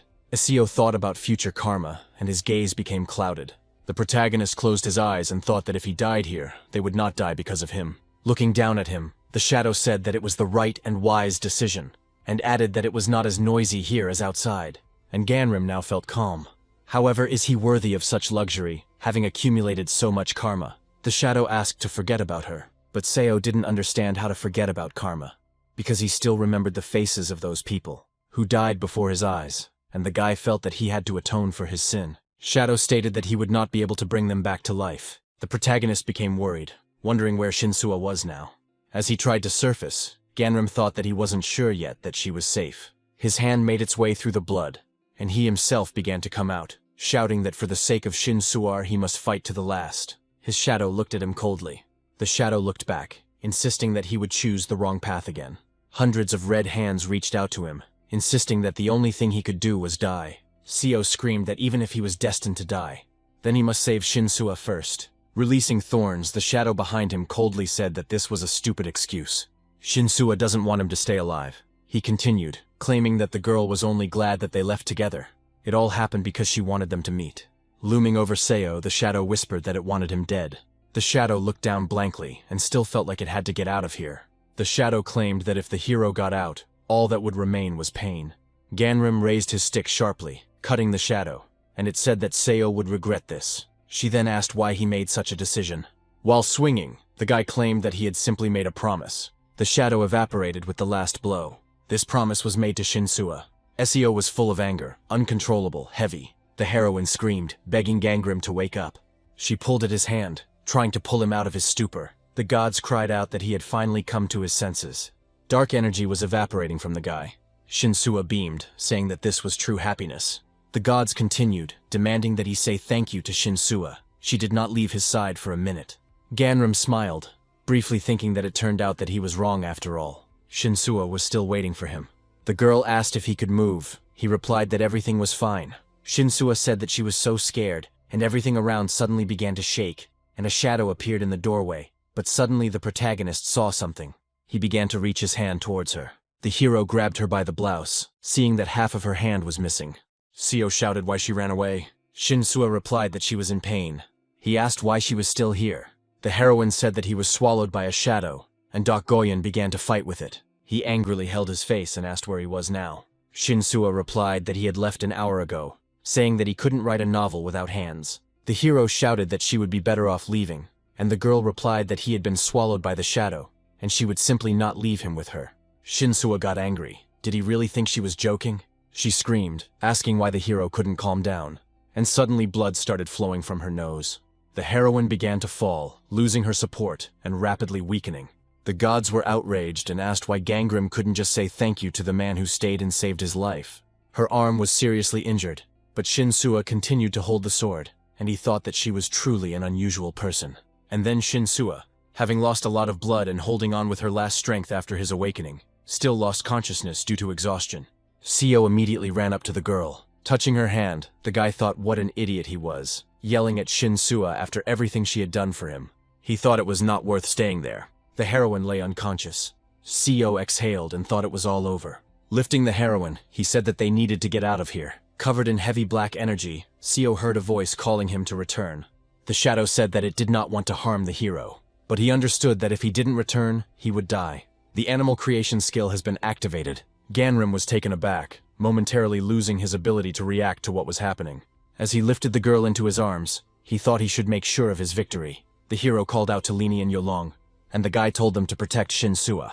Seo waved his hand and the demon creation skill activated. The shadow wolves approached, their mouths slightly open. The main character defended himself from them as best he could, and at that very moment, a shadow copy slowly approached him.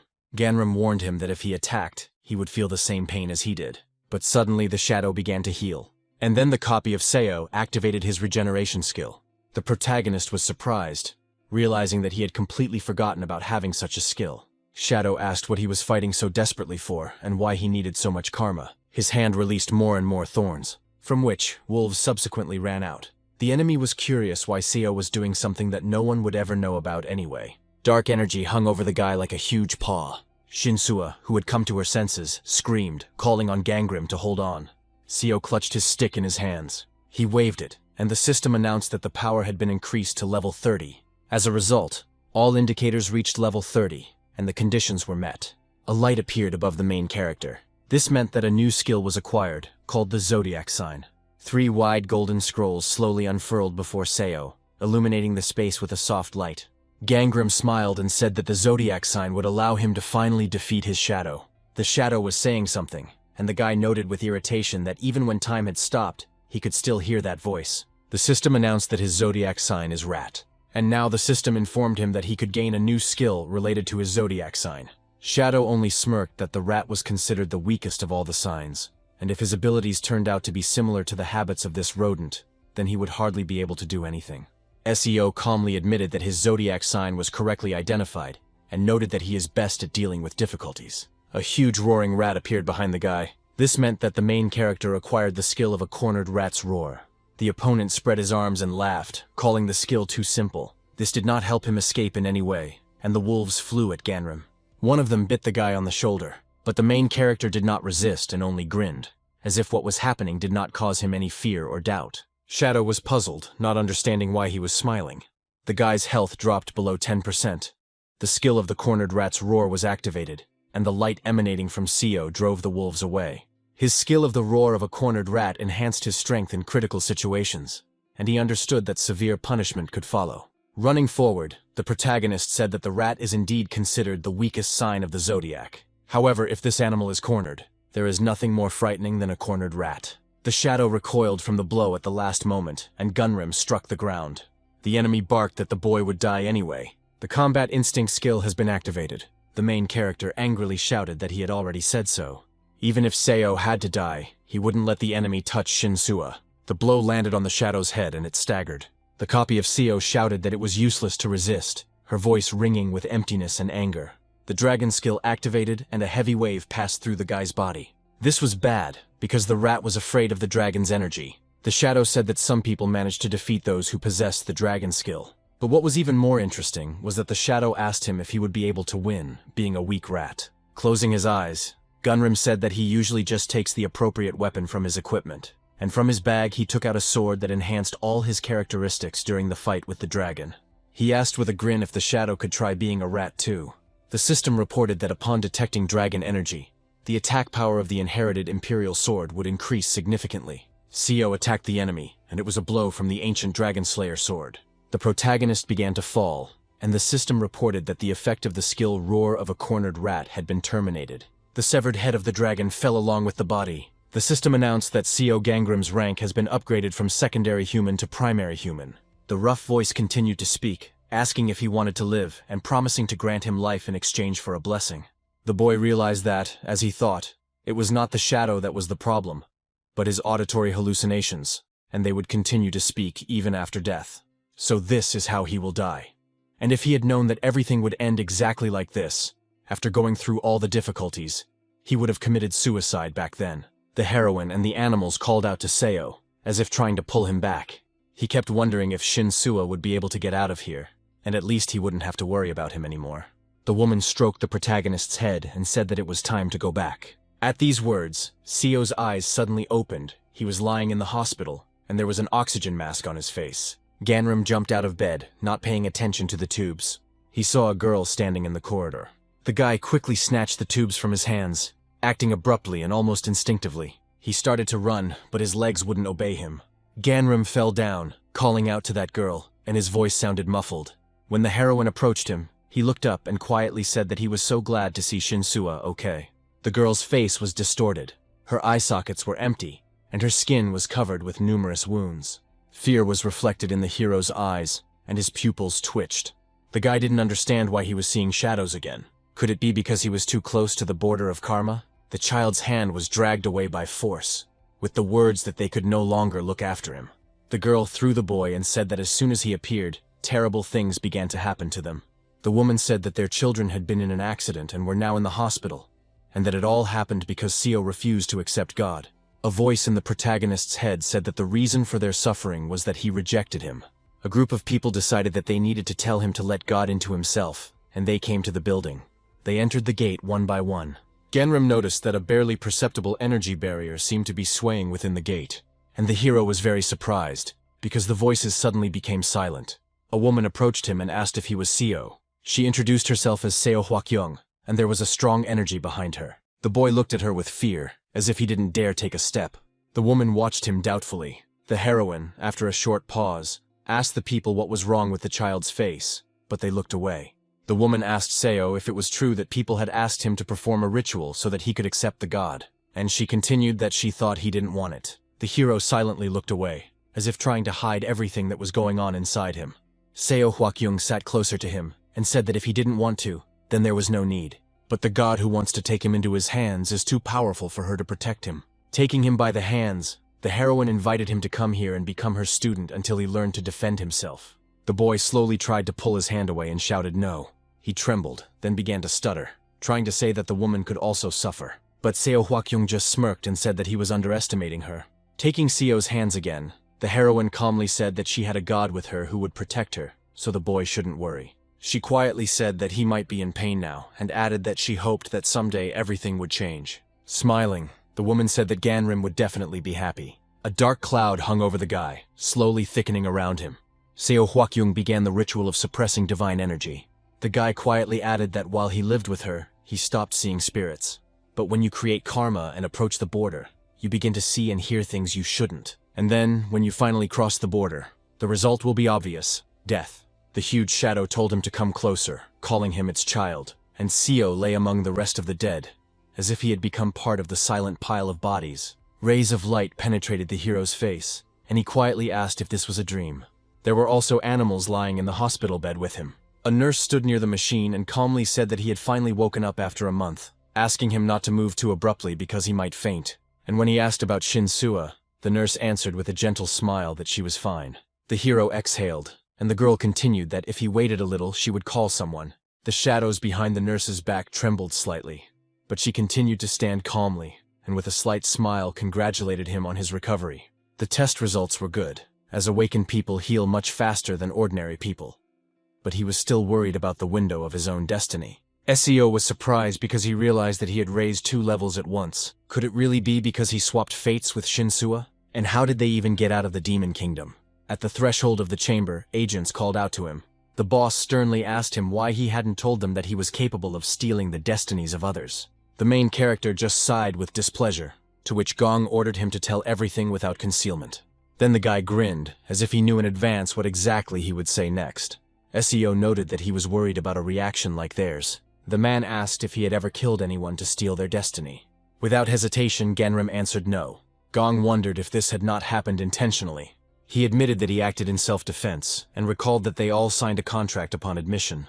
While agreeing that injuries and deaths could occur due to conflict between trainees or monsters, he emphasized that he never killed without reason. Then the agent was mentally indignant that murder remains murder, no matter how you justify the circumstances. The protagonist asked gloomily what would happen to him now, and he is really interested in whether he will be punished. Gong stated that he congratulated him, and that Seo Gangrim received the highest grades among the trainees. The guy behind me was indignant and said, "Does the manager really want to hire such a dangerous person?" But he was told to be silent, and Gong extended his hand to Ganrim for a handshake, saying that he had a proposition for him. This statement frightened the hero, and he involuntarily tensed up, realizing that this was about an official position in the second team of the agency for the protection of fate. He suddenly clenched his hand into a fist and pulled it away, trying to hide the sudden tension. The protagonist said that he asked for forgiveness, but he had no desire to accept this offer, and the boss was taken aback when he heard such an answer. The agent barked that he had no idea what a wonderful opportunity this was, but the manager coldly told him to shut up by saying his name, Ju Sun Tai. And when he pulled away, Gong continued, saying that he understood how unexpected it was for them to make an offer to someone who had just come to his senses. Handing over his business card, the manager calmly said that he should take a few days off and then contact them. And before leaving, the man said that when he was discharged, he should go to the gym because there was something he should know before he left the training center. Winking at the protagonist, Gong said that they would see each other again. He began to think about working for the Fate Protection Agency, but considering that they were so insistent on offering, they must not know about its purpose, and if they find out, they will do everything to try to make it work for them. Seo changed his clothes and thought that he needed to find Shin-Sua first. A cautious knock was heard at the door of the ward. The main character appeared behind the door, cautiously peering into the room.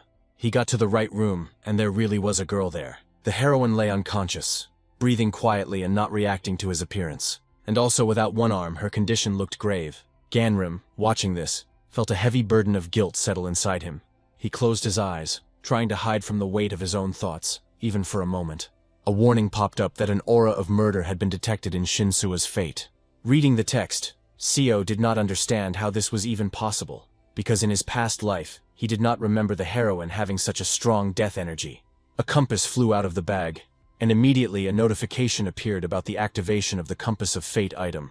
He showed their dialogue with a girl in a hospital gown, as Ganrim walked out of the hospital with a slow step. The guy approached the man standing at the entrance.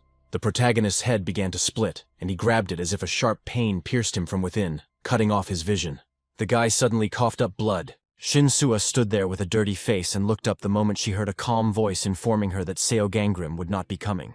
The girl in front of her smirked, and said that he didn't even know she was here. They sat down next to her and said that they didn't understand her, because Ganrim would die anyway. The main character was perplexed, and could not believe that he was seeing the future. The heroine barked that she wouldn't allow anyone to touch him even with a finger. The guy's eyes widened and he froze, not understanding what was happening.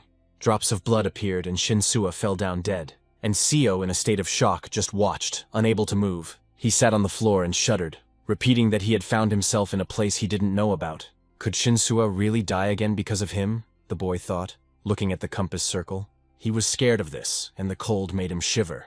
Grabbing the compass, he realized that he could not rely on it alone. And we need to figure out what's going on. The arrows suddenly darted in different directions, and the guy found himself on the road, where they shouted at him to run. A child's voice was heard, quiet and stubborn. No, no way. And Ganrim turned to it, recognizing himself. His little self, in tears, promised that he would definitely get them out of here. He pushed the car, but from it came the voice that Ganrim could not help alone, that there should be adults nearby and they needed to be called. His mother lay there covered in blood and bruises, asking if her son could do it. The hero jumped up from his place, shouting that he would find someone and only asked to wait for him.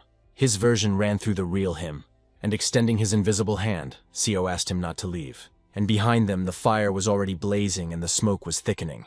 The boy had no reaction to the touch, he only called for someone to help. The protagonist looked at his shining hand. It was hard for him to hear his old broken voice begging his mom and dad for help. In the fire, the parents discussed how lucky they were that he had left, and asked each other what their son would do. The burning car was reflected in his pupil, and his parents continued to say that he would be left all alone. The parents had just managed to conclude that everything would be fine with him, after which a loud explosion occurred.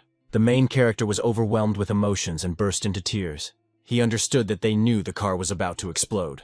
But suddenly Seo was distracted from his tears by the picture ahead. In the middle of the fire stood a female silhouette with strong energy. It turned out to be Baek Yeon, aiming her sword forward. Seo wanted to watch until the end, but the compass of fate suddenly went out, returning him to reality. He looked at the artifact in bewilderment and wondered what the hell had just happened. Wasn't it just an ordinary accident? Did Baek Young really set everything up? It turns out that she is also involved in the murder of Shinsuo in the future, which the main character just saw. Ganrim was in a constant state of tension, his eyes full of pain. But Seo was distracted from his worries by the heroine's quiet, barely audible mooing. Apparently, she had trouble sleeping, because Shinsuo was tossing and turning. The protagonist abruptly left the room, carefully closing the door behind him. The guy heard a calm but confident voice saying that she already knew he was here. The main character abruptly hid the compass in his pocket. Baekyeon stood in front of him with a bouquet, greeting Ganrim. She admitted that she came to visit him, but did not find him in the room. Looking at the door of the ward, she calmly continued that he cared about Shinsuo very much. And as soon as he woke up, he immediately went to visit her. The heroine admired and was very surprised that Shinsuo had lost her arm. It was all cut up, but she was able to pull it out. She calmly continued that she didn't want to disturb the two of them and would leave soon, but she needed to say something. And it was work in the agency for the protection of Fate in the first team, not in the second. Seo replied that he wasn't going to work for them, and Baekyeon narrowed her eyes slyly. The heroine calmly stated that if he agreed, she would return Shinsuo's hand. Handing him the bouquet, the girl continued that it was indeed possible to return his hand, but only after he joined them. Looking at his fingers, he thought that Baek could return Shinsuo's hand just like that, because there were almighty gods who could regenerate body parts in a couple of years. Seo knows a way to get her hand back using special items, but it will take a long time.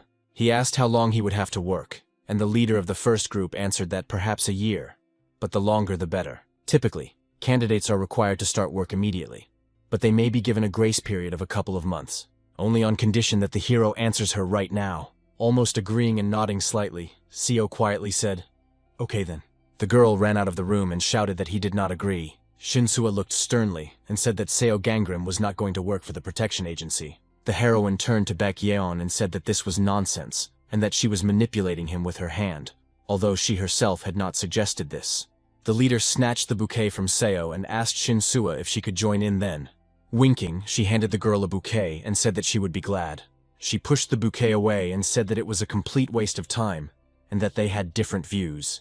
Taking out 2 business cards, Baekyeon sighed and said, "Well, what is it?" She handed them business cards and told them to call if they changed their minds. Looking after her, Shinsuo told the guy that if he was going to say yes just because of her hand, then he shouldn't even think about it. She added that these are only her problems. The guy admitted that he wanted to agree not because of her hand, but she put her only hand on his shoulder. She exhaled and said that Seo couldn't lie. Taking the girl by the wrist, the main character asked why. Ganrim just wanted to understand why she sacrificed her hand for him, since they had only known each other for a couple of months. The heroine looked at the guy in surprise, and he asked her to answer why. Looking down, Shinsuo quietly replied that she didn't know.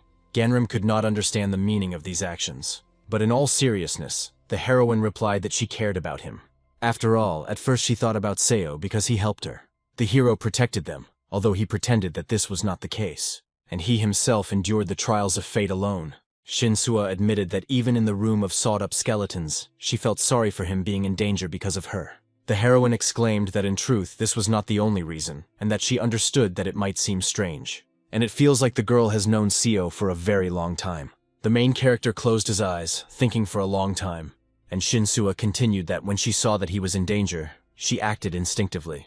She thought it was strange, and that they had only known each other for a couple of months. Does everything that happened really affect Shinsuo that much? If everyone has memories of their past lives stored in their subconscious, the heroine spoke anxiously, hoping that they could continue working together in the future. After all, can't they remain friends and keep in touch? The girl held Seo by the sleeve, and he was thinking about how to save Shinsuo. If the heroine is next to him, everything can turn out exactly the same as in their past life. Or she might even be killed by Baekyeon, just like his parents. He wondered what would happen if he left. What if this path leads to the future that the compass of fate has shown? And what if in a place unknown to him, and which he cannot yet find, the answer is hidden? Seo gritted his teeth, thinking that if Shinsuo died again because of him, he couldn't let it happen. So the guy answered okay, and the heroine was happy. The girl babbled that she had heard rumors about awakened hunters and offered to join them. Ganrim replied briefly that only if he wanted to. Shinsuo smiled and said that it was great, that she would not leave until he agreed, and that once Seo joined, he would not be able to leave whenever he wanted. It reminded him of the old days when the twin read that Seo Gangrim had asked to withdraw his application, citing his lack of ability, but Shinsuo had opposed it. The second twin continued that Seo Gangrim had asked to withdraw the application, citing health issues, but Shinsuo had then opposed it. The girl continued to speak, but the main character sharply asked her to shut up. The boy recalled with a smile how even when he said that he would leave due to remorse, Shinsuo still rejected it. The hero's father ran towards him, glad that he had woken up. Coming closer, he admitted that he was so glad to meet. Johan admitted that he came here alone because he didn't know if he was awake, but he was sure that the others would also want to see him. The girl tried to clap her hands, but, remembering her only hand, she only quietly said that everyone must be really waiting. Seo noticed this gesture. Trying to get out of the awkward situation, the heroine said that she would go into the ward, change her clothes, and come down. Smiling, she asked her father to look after the main character. Devastated, Ganrim knew he needed to find a solution as soon as possible. Approaching the elevator, Johan said that they were going this way, and added that downstairs, where they had been before, was the training center. He awkwardly continued that he was sure everyone was already tired of waiting and very worried. Father continued that it was the same when he was pulled out of the demon realm half dead, and when the question of his unique power arose, they were so excited. And then the man said that he was asking for forgiveness, because he thought that it was probably awkward for him to talk about it. But Seo replied that everything was fine. And if you think about it, his abilities were now known to others as well. Now you can't avoid frightened looks. Leaning against the wall, the protagonist asked, more importantly, if they were happy with it. He explained that he had hidden the fact that he had these abilities. But the father, without thinking, nodded and said of course, noting that he knows what a good person Ganrim is. Sitting at a table in the hall, the group discussed how they first needed to enter this demon realm and continue with the plan. But Taehun exclaimed joyfully, turning to Hyun. Seeing Johan and the main character on the threshold, everyone shouted, turning to the master, and one of the twins immediately jumped into his arms, pressing her face to his chest. With tears in her eyes, the heroine admitted that they were very worried that he might die. Seo asked in surprise why they were still here after a whole month had passed. They simultaneously answered that everything was clear, because they were waiting for him, the master. He admitted that they should have left with the others, but the twins screamed that no, and that she wouldn't even say hello to them anymore. And sighing resentfully, the girl admitted that they were so angry, even after everyone saw it. They said that it was all about these people because something happened 2 weeks ago. Everyone was discussing that as for Seo Gunrim, he was still unconscious. The man exclaimed that this was magnificent, and added that there was no point in releasing such a scoundrel into society. It would be better for him not to return. The twin became indignant and shouted for Cho Shinwon to repeat what he had said. But the hero continued, assuring that he was leading the boys everywhere, only to steal their power one fine day. The girl pushed the man to the ground, with such force that he coughed up blood. Pomrachnev, she told him not to dare talk about him like that. The man shouted that he was going to call the killer who he was, and added that they probably also heard what ability he was hiding. Taehyun asked Bom worriedly what happened. He, realizing what was happening, approached Sinwon and said that if he really was the killer, then Sinwon would already be lying dead. Taking hold of his shirt, she said that he knew how strong Gunrim was, so he would be able to easily deal with someone like him. Bom calmly stated that, first of all, if the master really was a murderer, it would have become obvious long ago. Everyone present here was supposed to die in the demon realm's room of spoken sins, and poisoning the food would be a piece of cake. The crowd silently took in her words. The guy approached, saying that he had used his powers after all. He helped Shinwon stand up, saying that Seo's whole body was covered in stripes. He added that he also doesn't consider him a bad person, but admitted that he really does send shivers down your spine. Pointing his finger at them, the man said that they too were becoming fools, and that they didn't even know what he was thinking. Nothing good will come out of them spending time with a guy like this. Bom was outraged that after all the time he had received help from them, he allowed himself to say such things. The protagonist lowered his gaze, thinking. And then the girl said that they shouldn't worry about it, and no matter what the others said, they would still follow him. The group said that Seo had better join them anyway, since they were going to practice together before the opening day. The protagonist remembered that indeed, there was still the opening day ahead. Since the Day of Awakening, people have been able to reveal their 4 pillars and 8 characteristics of destiny. After the Day of Discovery, the Awakened are able to progress many times faster. Opening Day marks the emergence of the first great demon realm, a more complex and dangerous one, causing many Awakened to perish in their quest for rewards and reputation. The heroine confessed that they were planning to raid the normal demon realm and go on a mission to destroy magical beasts. Everyone asked hopefully if the master would train with them. The protagonist smiled warmly, but then his smile suddenly disappeared, and he calmly replied that no. Seo understood that his goal was to raid the first great demon realm before anyone else, and he admitted to the group that he had completely different plans. He had to find this man without anyone knowing about it. The girl, almost with tears in her eyes, asked if he wanted to stop communicating with them. Calming them down, Ganrim said that they had misunderstood him, and that he really did have something to do. Looking at her phone, Bom quietly said that they would wait and asked when he would finish. The guy looked away from his friends. SEO received a notification and the girl said that it was their group chat and asked him not to leave it. Smiling, the protagonist quietly replied, "Okay." In Anavi's office, she anxiously asked Ganrim if he would really be okay. After all, he didn't have divine revelation, and so she thought it would be safer for him to join the Destiny Protection Agency. Sighing, the hero quietly replied that he was grateful for the concern, but did not agree. Revelation seemed to him like a task, and although shamans used the power of the gods, they could not break the divine commandment. The gods' goal was to spread their names, so they gave shamans tasks and rewards to make them more famous. SEO decided that since he didn't have God's protection, he needed to make careful preparations, and so he was going to hurry. And first he needs to get hold of a suitable weapon. The small house stood in a picturesque evening area. The even sounds of blacksmithing could be heard in it.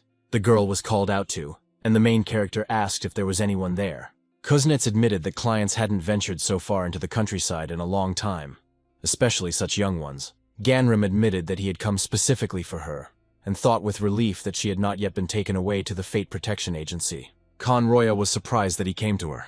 A relative of a master craftsman who was recognized as a cultural asset for his golden hands. She was the granddaughter of the late Han Chul. The Shadow was indignant, demanding that he free his granddaughter from poverty. But Seo, ignoring her, continued asking if the blacksmith had heard about Master Han Chul's successor. The heroine smiled and said that she was still far from her grandfather's skill, so there was no talk of a successor. Looking at the menu, the guy admitted that he needed her abilities. Her ability is the blacksmith's fire, which allows her to strengthen metal and imbue items with mana. She reread the terms and was surprised that it all boiled down to not getting involved with the Fate Protection Agency and working for Seo Gangrim.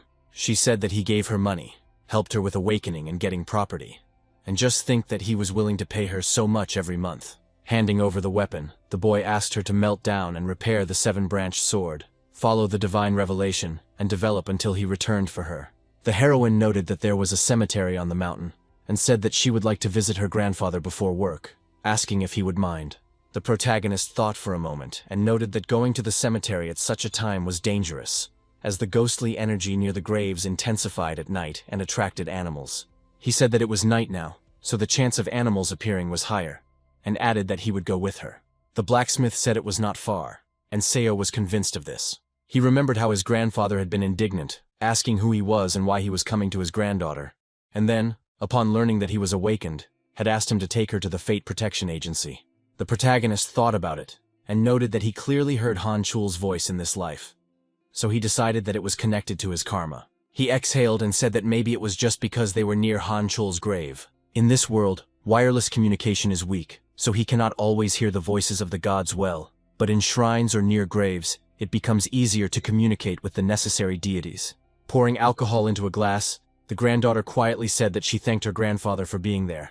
SEO asked if she couldn't communicate with him without going to his grave since she was now possessed. She replied that she felt as if she really only spoke to him here, so she often dropped by because the cemetery was nearby and came in the mornings. He asked if it was true that only a short time had passed since his death, and the blacksmith replied that not even 6 months had passed. When people die, their souls leave their bodies, but the spirit remains. Fate theft occurs by extracting information from the spirit of the deceased, and if you try to do this from a still living but weakened body, more mana will be required.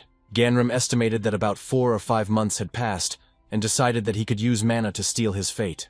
And even if it is possible, he cannot dig up the grave in front of a family member. The girl asked if they could go back, but the hero did not answer right away. He froze, staring at something ahead. Seeing the swirling dark energy, he instantly tensed up and firmly asked Han Roy to stand behind him.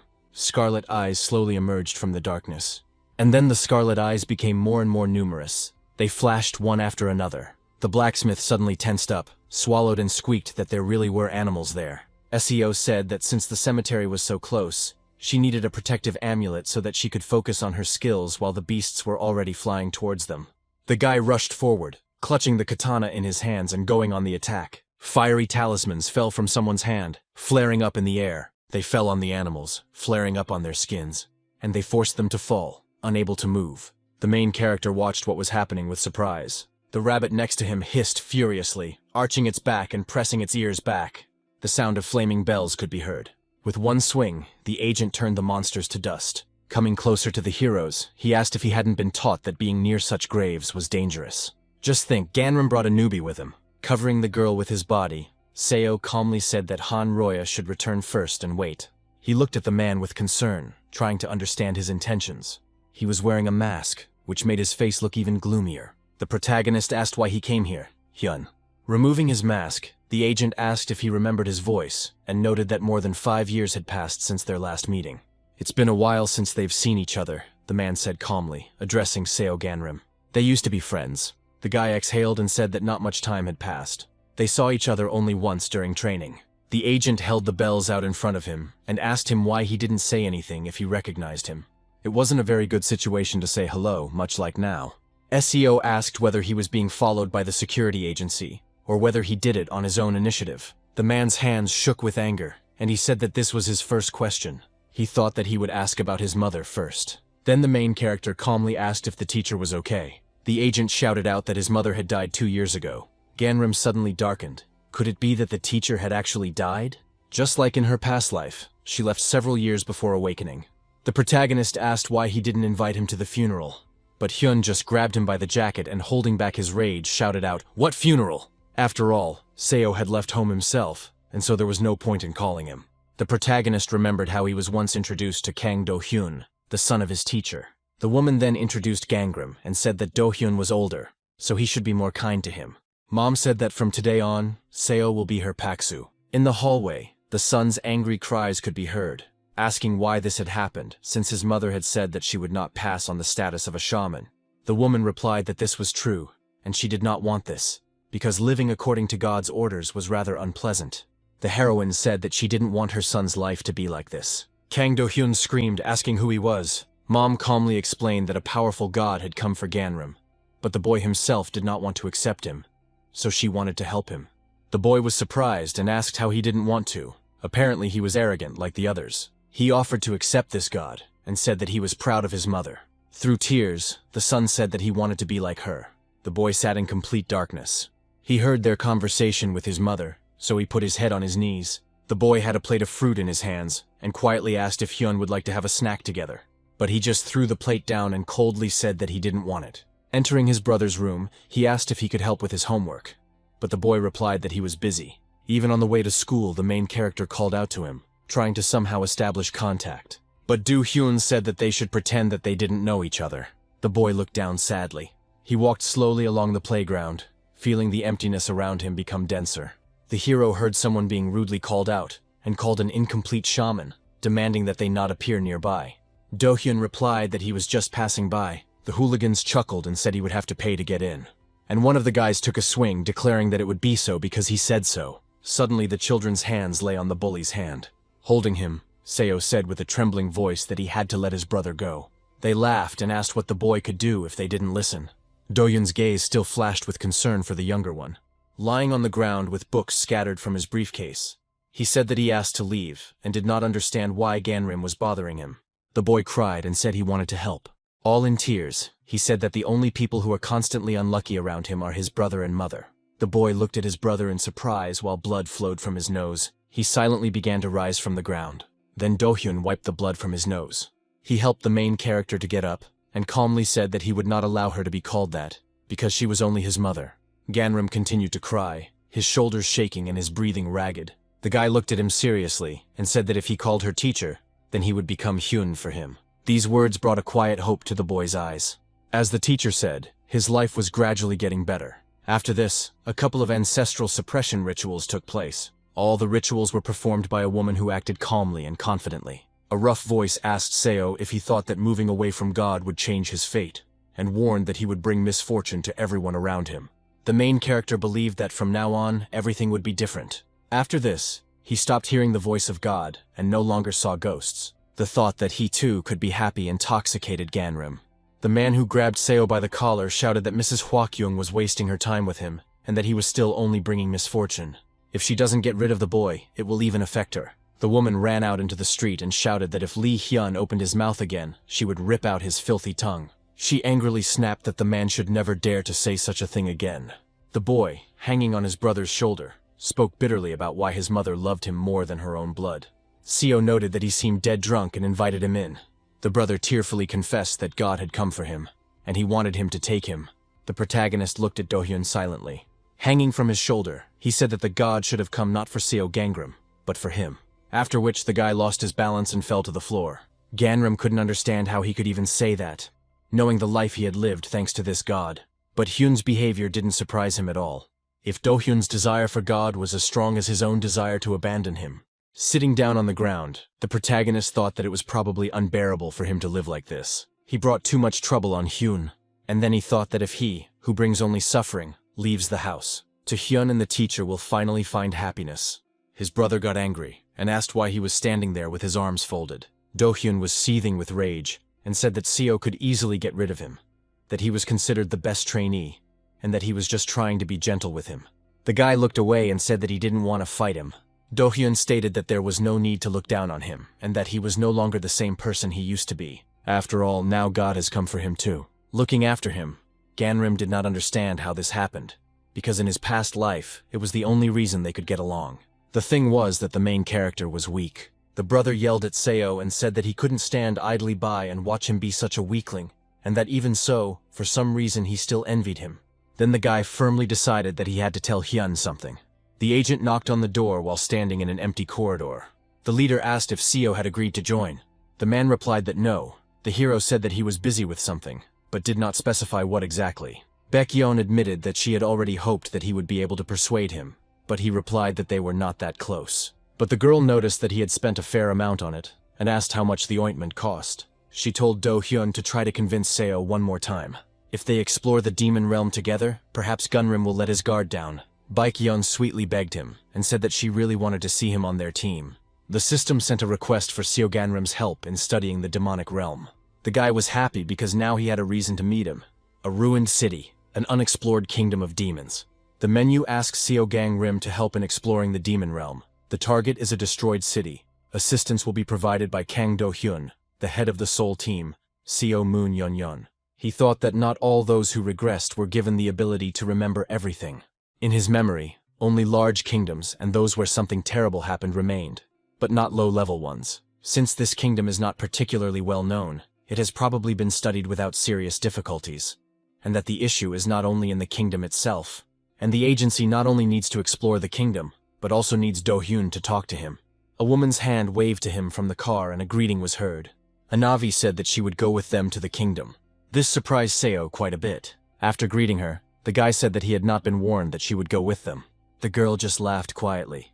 She remembered how the leader indignantly shouted that Seo Gunrim and Kang knew each other, and that they could never give Gunrim to the team alone.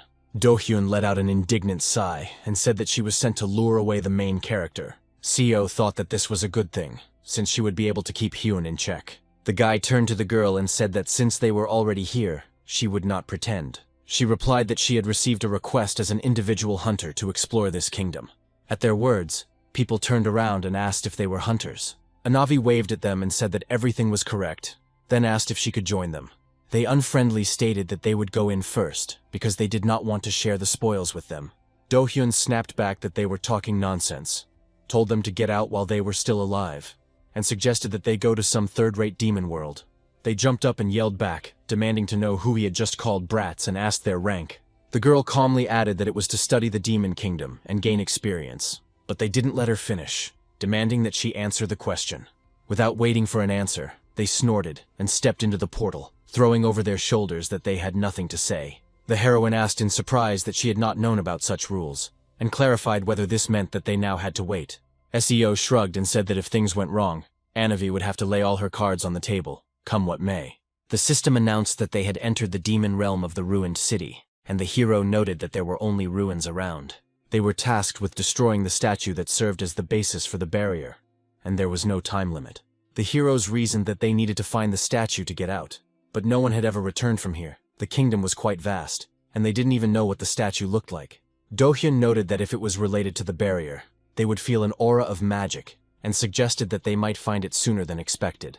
They heard cries for help.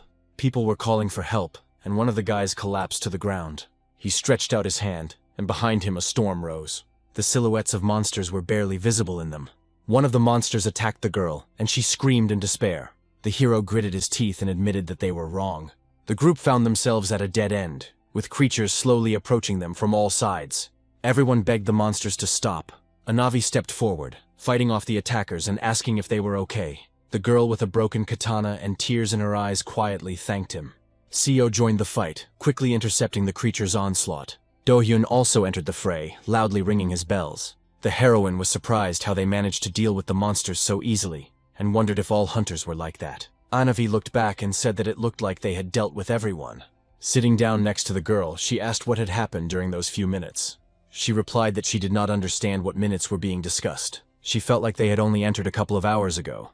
The heroes replied that they had entered immediately after them, and then the people turned pale, not believing what they heard.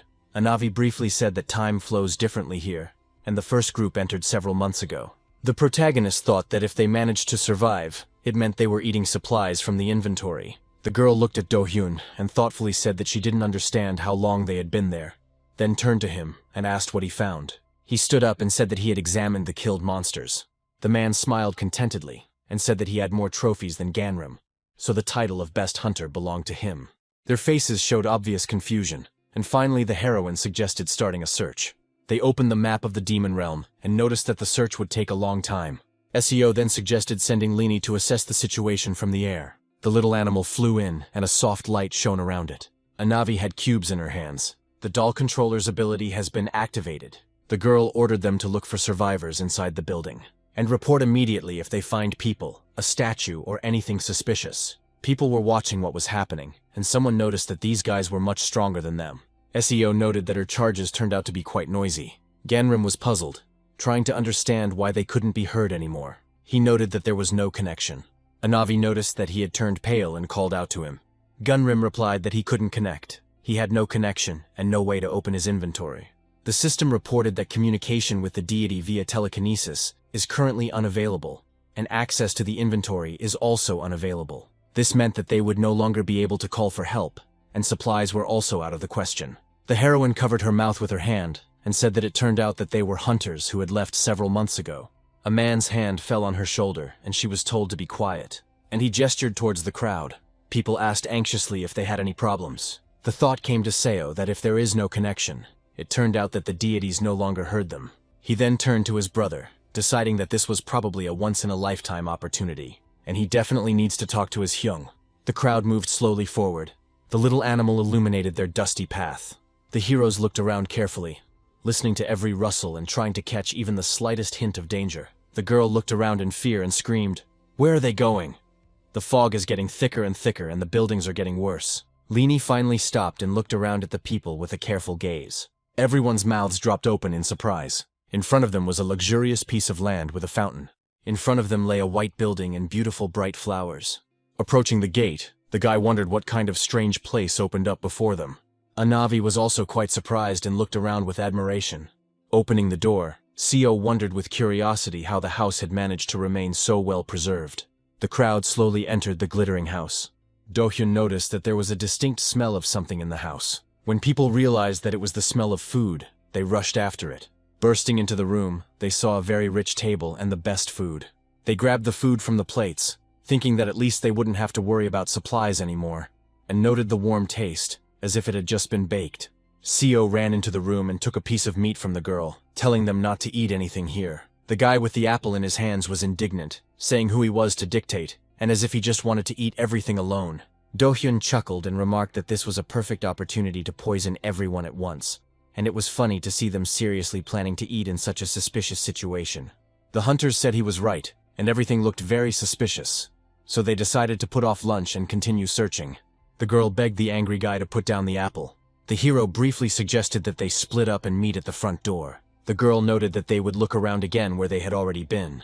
Seeing where Dohyun was heading, Gangrim decided to take advantage of the opportunity. Anavi called out to the boy.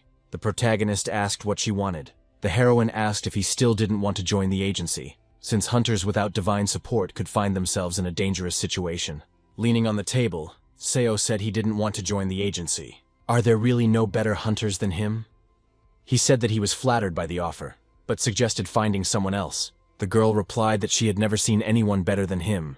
Although Seo Gangrim is ranked lower than many, he is completely dedicated to his work, acts pragmatically but with understanding. He is the first to extend a helping hand when he sees that someone needs it.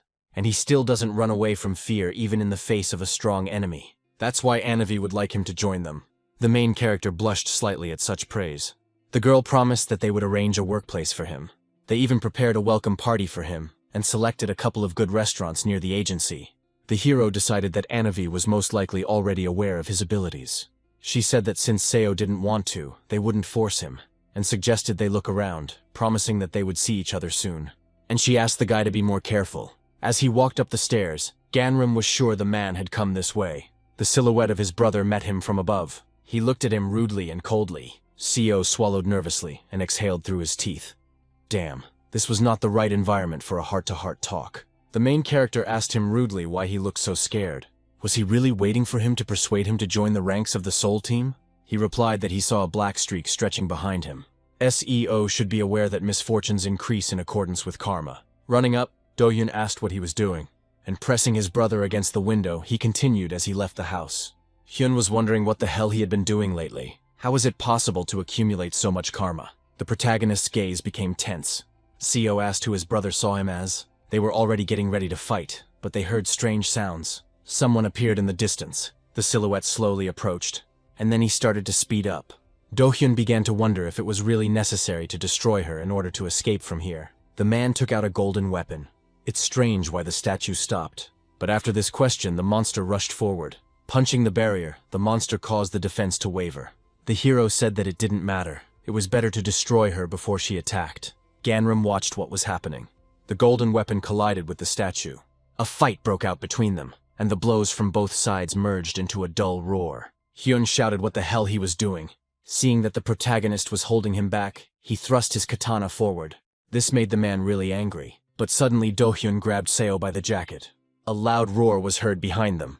The hero abruptly closed the door, and Ganrim leaned on the table, trying to maintain his balance. Grabbing his wounded shoulder, the brother shouted, "Hey, idiot!" He must have gone completely crazy. Why the hell did he interfere with him? A statue stood quietly behind the door. The man continued to yell as if he couldn't hear anyone around him, and asked if he really wanted to die that much. And Ganrim admitted that there was a man there, covering his eye with his hand. Finally, Dohyun lowered his tone and asked again what the person was. But he screamed again, as if he had forgotten that he had just calmed down, and asked if all reason had been lost, assuring that it was a monster. A loud bang was heard at the door. Preparing to attack, the man told him to take another look.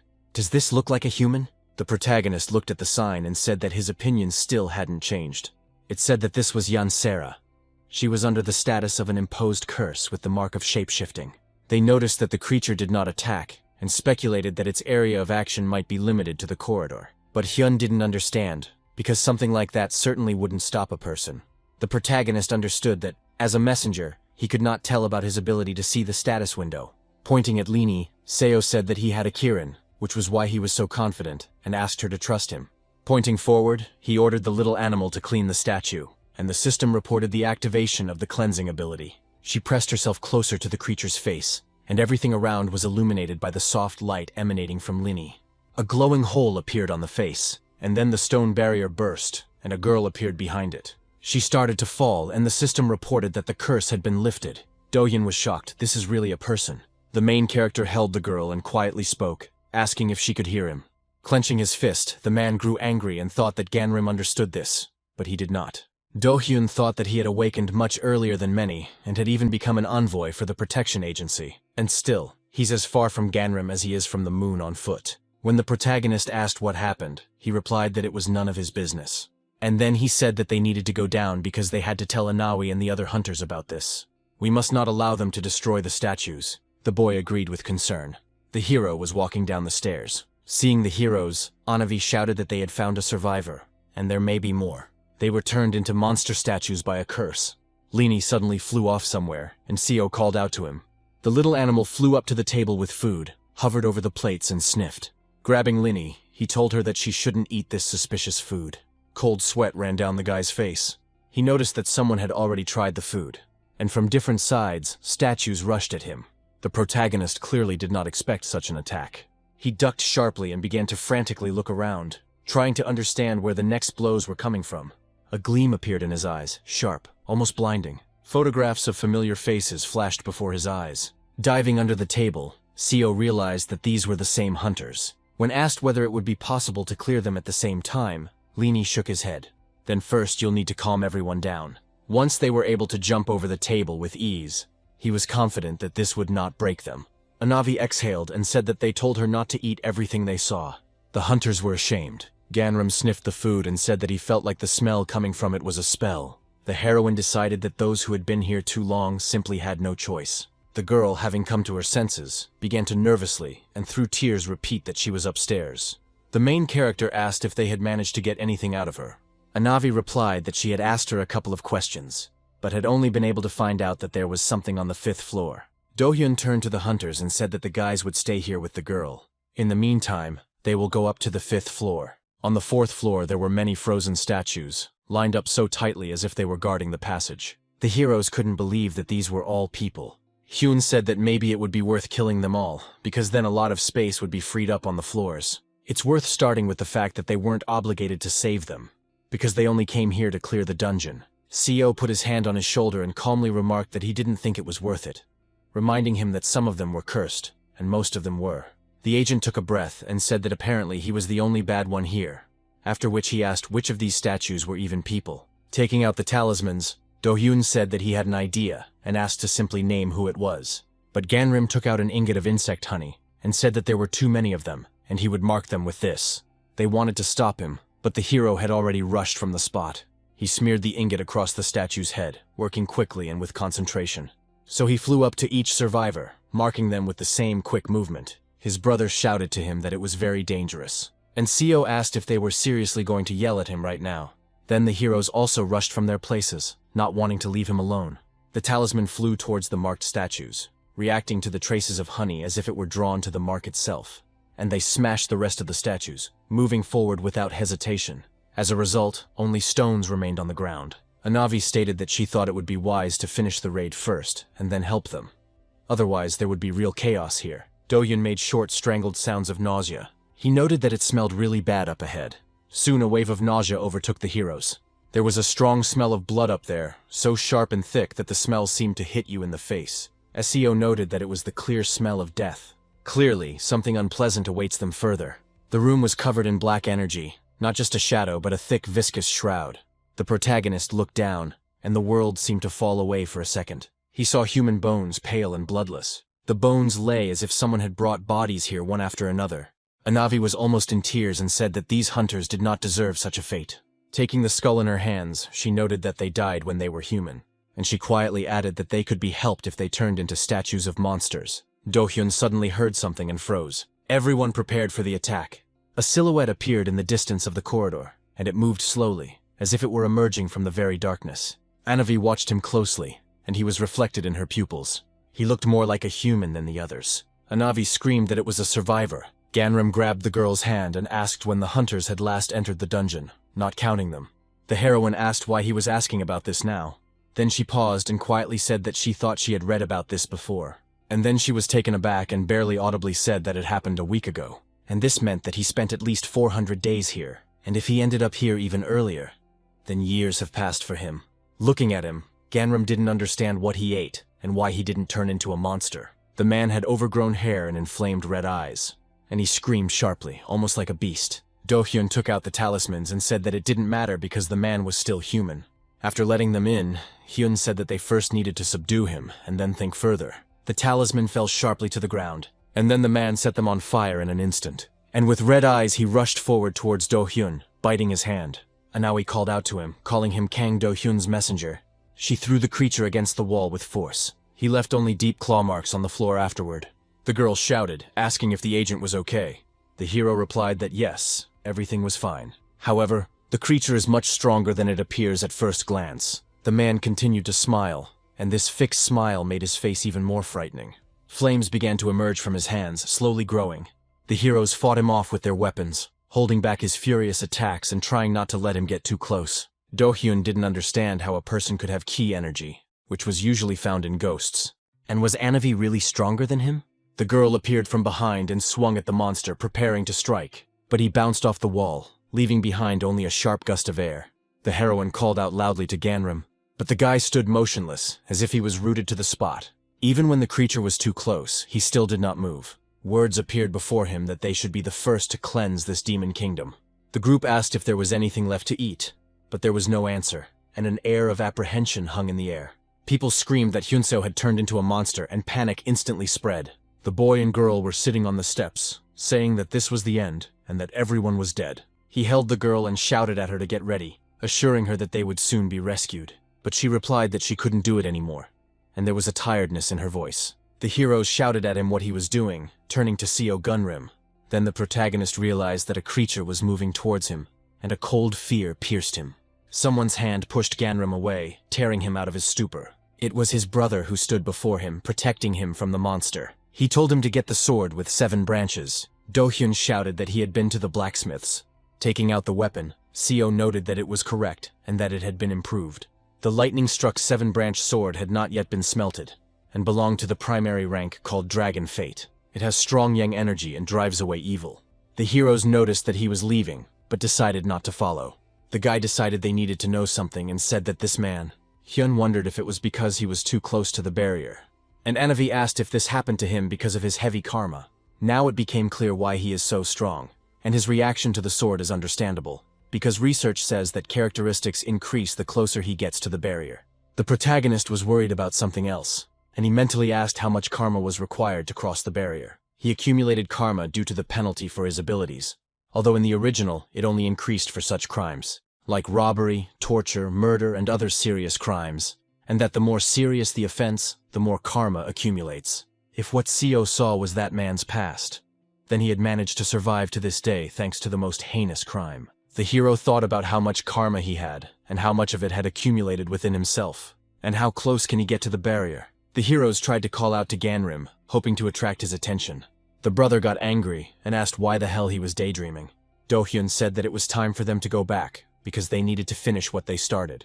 Seo became indignant and asked if he really wanted to leave the man here. He suggested that they could cleanse it the same way they had cleansed Ganshori. Hyun shouted that he was too strong, and added that they had no choice. Do-hyun asked if anyone really wanted 3 to die while trying to save one. The main character said that he had an idea. Clenching his fist, he was confident they could do it. While pasting up the talismans, Do-hyun thought gloomily that he didn't like this state of affairs at all. Both times, then and now, they ended up doing exactly what Gunrim wanted again.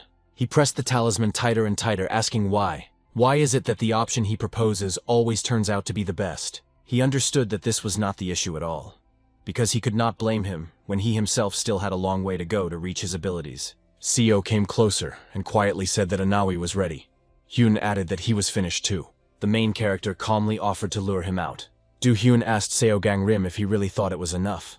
If his charms weren't enough to catch the enemy, the whole plan would fall apart, and he quietly asked if he really had that much faith in him.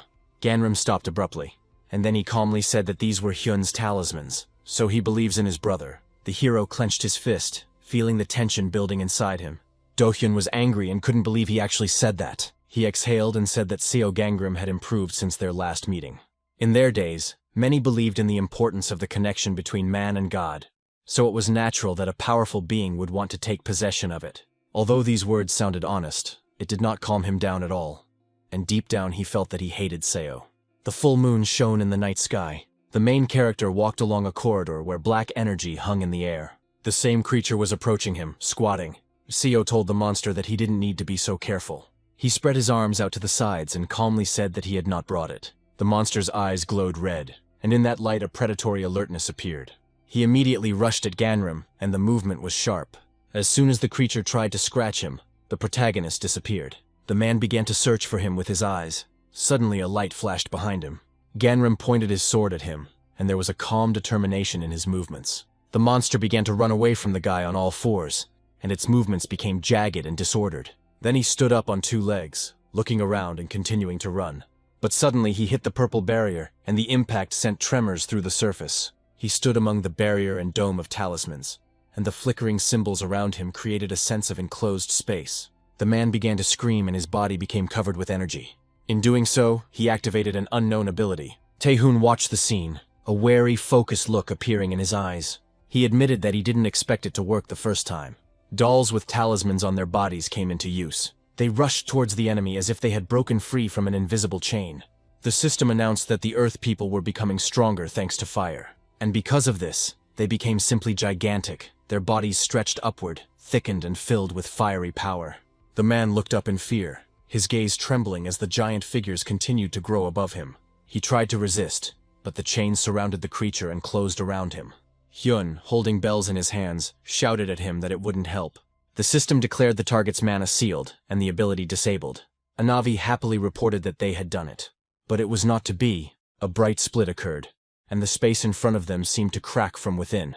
The heroes were taken aback by the notification that the statue had become stronger due to the effect the flames had. A statue of agreement appeared before them. Class Ghost Fate, primary rank. This statue protects a certain area. It punishes invaders, and until they deal with it, they will not be able to leave this place. Its abilities depend on the number of invaders. The heroes realized that this was the statue they were looking for. The system suggested that it was necessary to destroy the statue, the vessel of the barrier, which was now swinging a huge sword. One movement of this sword, and the little men's heads were blown off. Their clay bodies fell to the ground. While everyone was preparing to attack, the man turned in the opposite direction. Hyun turned around and shouted at him to catch him so he wouldn't escape. The sword sank into the floor, and the blow echoed with a dull ringing sound. It was the main character. He stood by the sword, not allowing the creature to escape. Anavi summoned the wall, shouting that it would delay the boss, and a dense barrier instantly rose up around her. And with one swing, the statue gradually destroyed the wall. It was clear that the heroine was tense. Behind her, Do-hyun was fighting the creature. The protagonist realized that everything was going wrong, and that he shouldn't have been here. Placing his hand on the girl's shoulder, he said that he would take care of the statue. Climbing the wall, he shouted that he would try to take the statue away from here, and that Anavi should first take care of the survivors. And she activated the doll controller ability, and she ordered the boys to grab them, and those who were smaller to grow larger. The dolls surrounded the creature, moving in unison, and then they began to shine with the energy of the dome, and the light gradually enveloped their figures. Do-hyun took out the bells, and the binding ability was activated. The energy gradually consumed the man, enveloping him in a dense glow. Cracked orange walls appeared around him. Gradually they approached the creature's head, squeezing ever tighter. A talisman flew into his face, and the bound target fell into sleep. Hyun reported that they were done here, and that they needed to quickly go after Ganrim. But before they could move, a huge explosion thundered in the place where the main character was, covering the entire space.